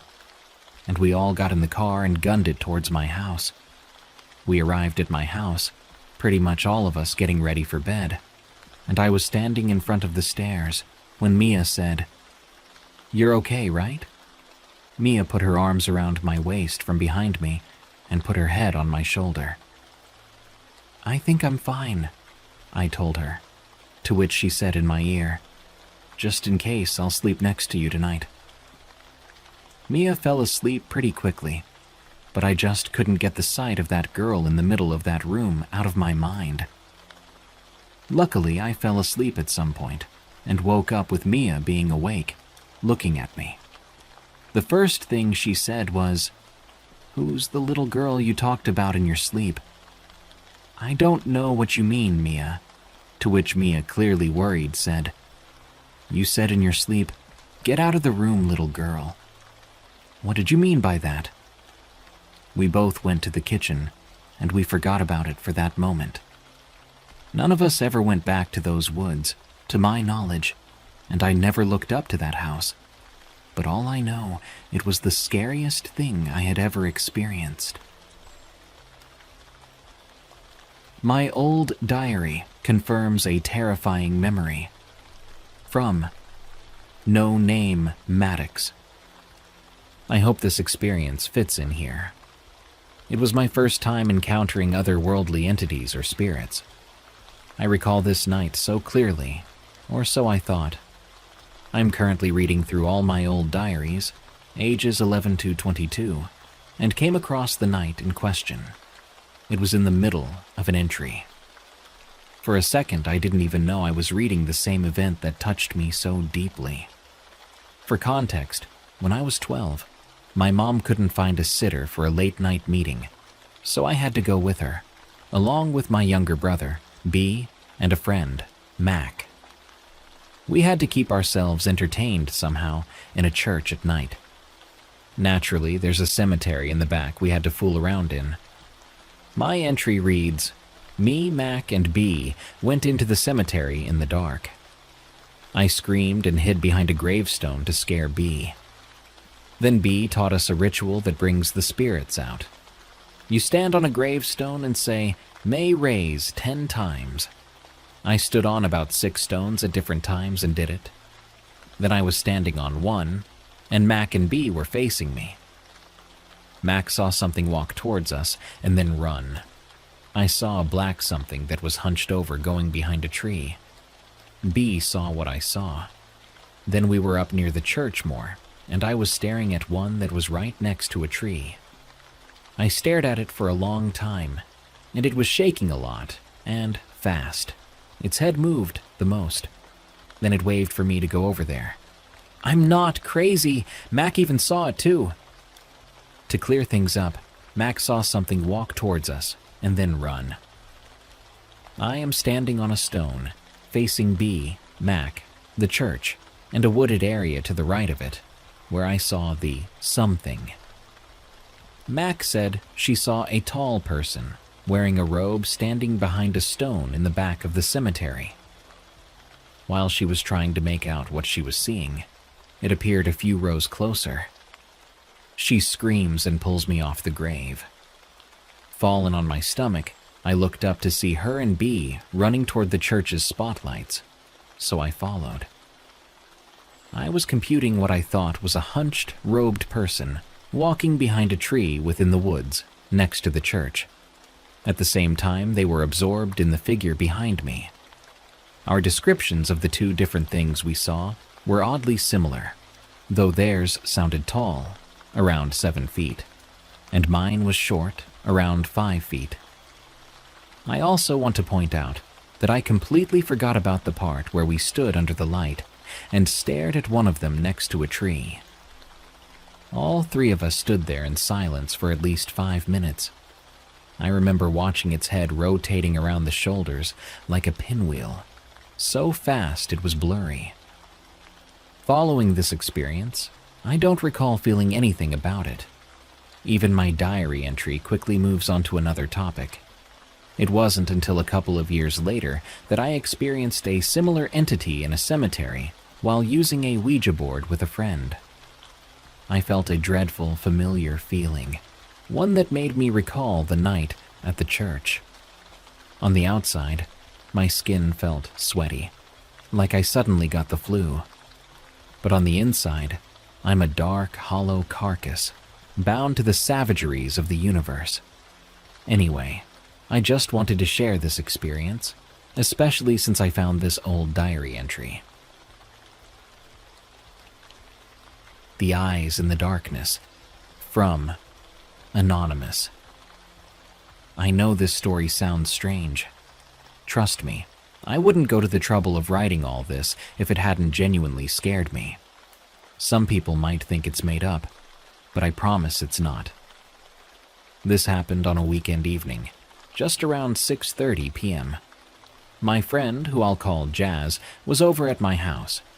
We were out back, tossing a ball around with my dog, Oscar, enjoying the cold evening air. Now, my house sits on a bit of a hill. The backyard slopes down into a patch of woods. Not huge, but big enough to get lost in if you weren't careful. Oscar kept stopping when he got near the side of the house, close to where the woods started. At first, we thought he was just distracted.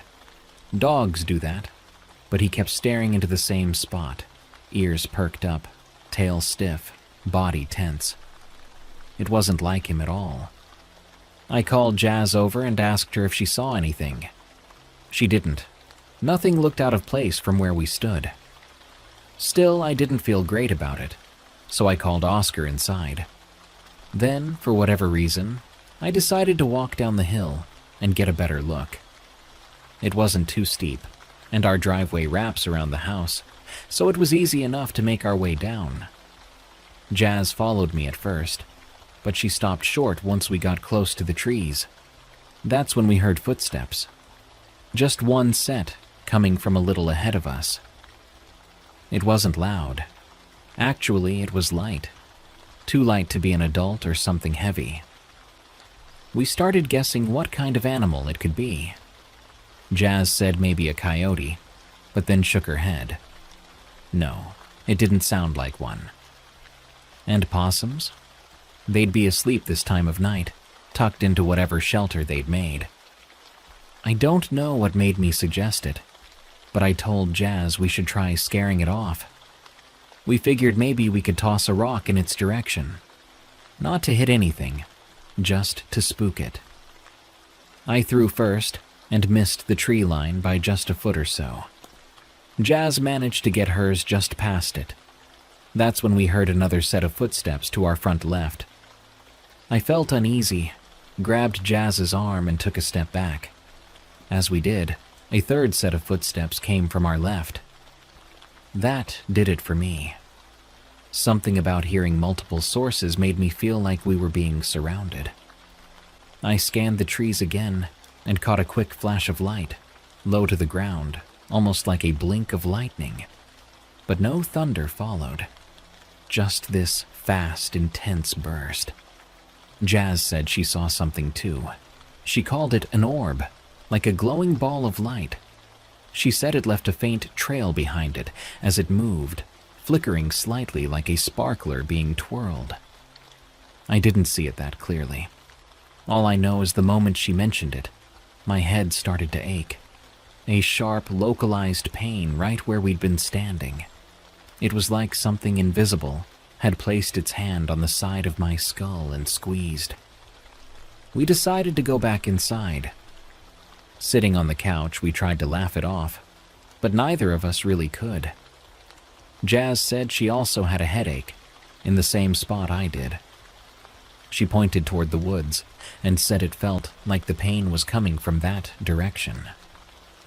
I asked if she wanted to go back out, maybe just check to see if we could smell something strange or spot whatever it was. She agreed. I grabbed my baseball bat, just in case. And here's an important detail. I was fully dressed. Jacket, jeans, gloves with the fingertips cut off. Only my face, fingers, and toes were exposed. Still, as we stepped outside again, both Jazz and I started itching. All over, like ants crawling across our skin. My arms, back, legs, everything itched like I was being bitten by invisible bugs. Jazz said the same thing. And again, I remind you, I was fully clothed. This time, Jazz pointed out 2 more of those glowing orbs. She said they looked like eyes, watching us. I kept looking, but never quite saw them myself.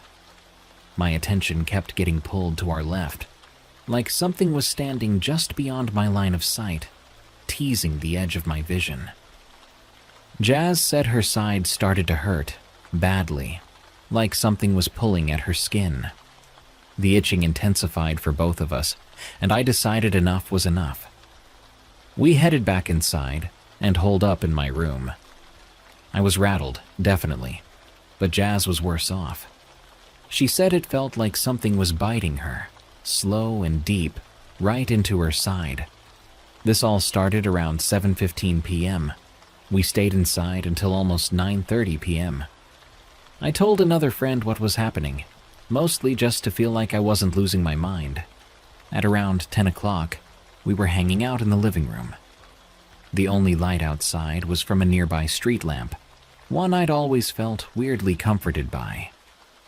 Jazz went to the window and froze. Friday, she said. That's the nickname she used for me.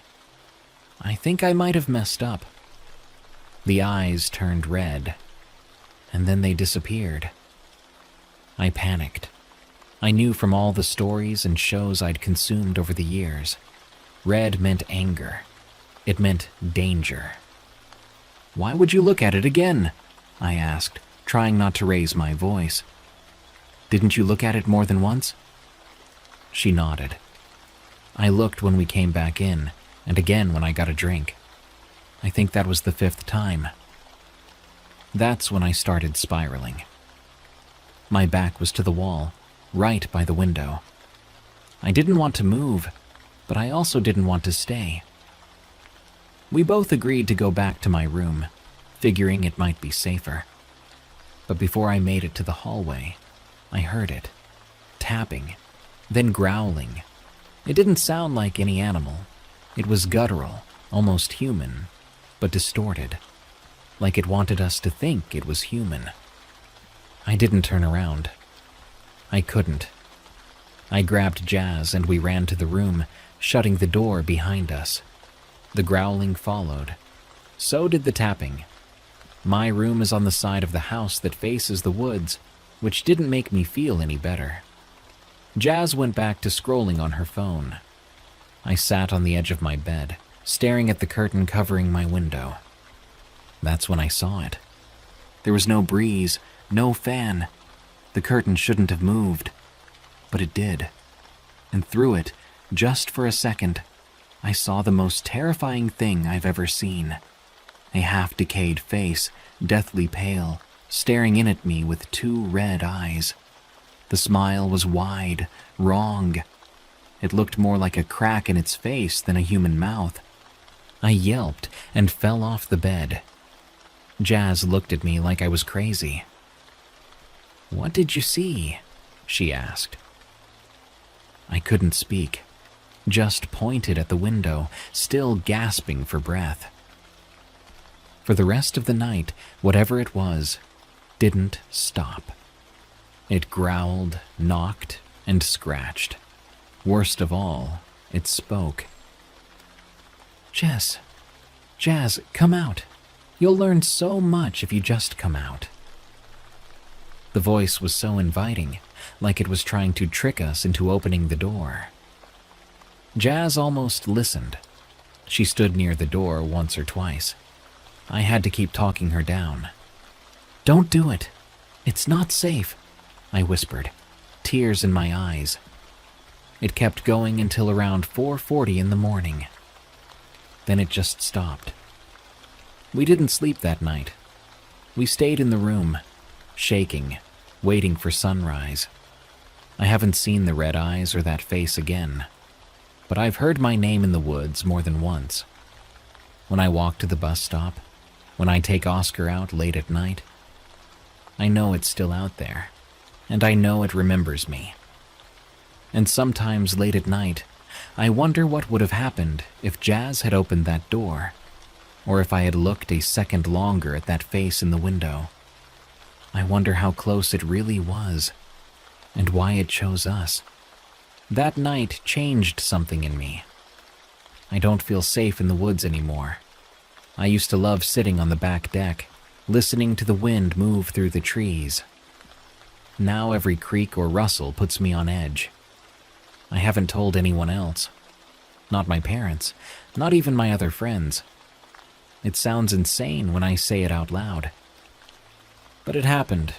Sometimes I think I still feel that itching. Not as bad as it was that night, but faint, like a memory my skin hasn't forgotten. Jazz moved away a few months after that. She said it was unrelated. Part of me wonders if she was just trying to put distance between herself and whatever that thing was. I don't blame her. I still live here. And I still hear things. Just last week, Oscar wouldn't stop barking toward the woods. I didn't check. I couldn't. Whatever it wasn't done with us. Not yet. I don't know what it was, but I know it wasn't human. Be careful where you look. And if you see red eyes in the woods, don't look again. I still think about that night more often than I like to admit. Sometimes I sit up late, just scrolling through my phone, trying to distract myself, but that feeling comes back. That prickling sensation on the back of my neck. And I know if I looked out the window just once, I might see it again. I don't want to. But part of me always wonders if it's still watching, just waiting for another chance. I don't know if it'll ever come back for real, or if it just wanted to be seen that one time. Maybe it was warning us, or maybe it was just playing a game. All I know is, we lost something that night. Some kind of innocence, some kind of peace. We saw something we weren't meant to, and it saw us back. So if you ever see something glowing in the woods, don't follow it. Don't even look. Just turn around and walk away. I wish we had. Thanks for stopping by our little campsite here at Outdoor Terrors. To hear your story on the show, send it to us at darkstories.org. For more scary stories from me, catch me on my other podcasts, Unexplained Encounters and Tales from the Break Room, on Spotify, Apple Podcasts, or your favorite podcast app. Or go to eeriecast.com for those and even more terrifying podcasts. Follow me on X or Twitter at Dark Prevails, and if you don't mind, leave a rating for Outdoor Terrors on Spotify and Apple Podcasts. Till next time, I'll see you soon when the campfire blazes once again.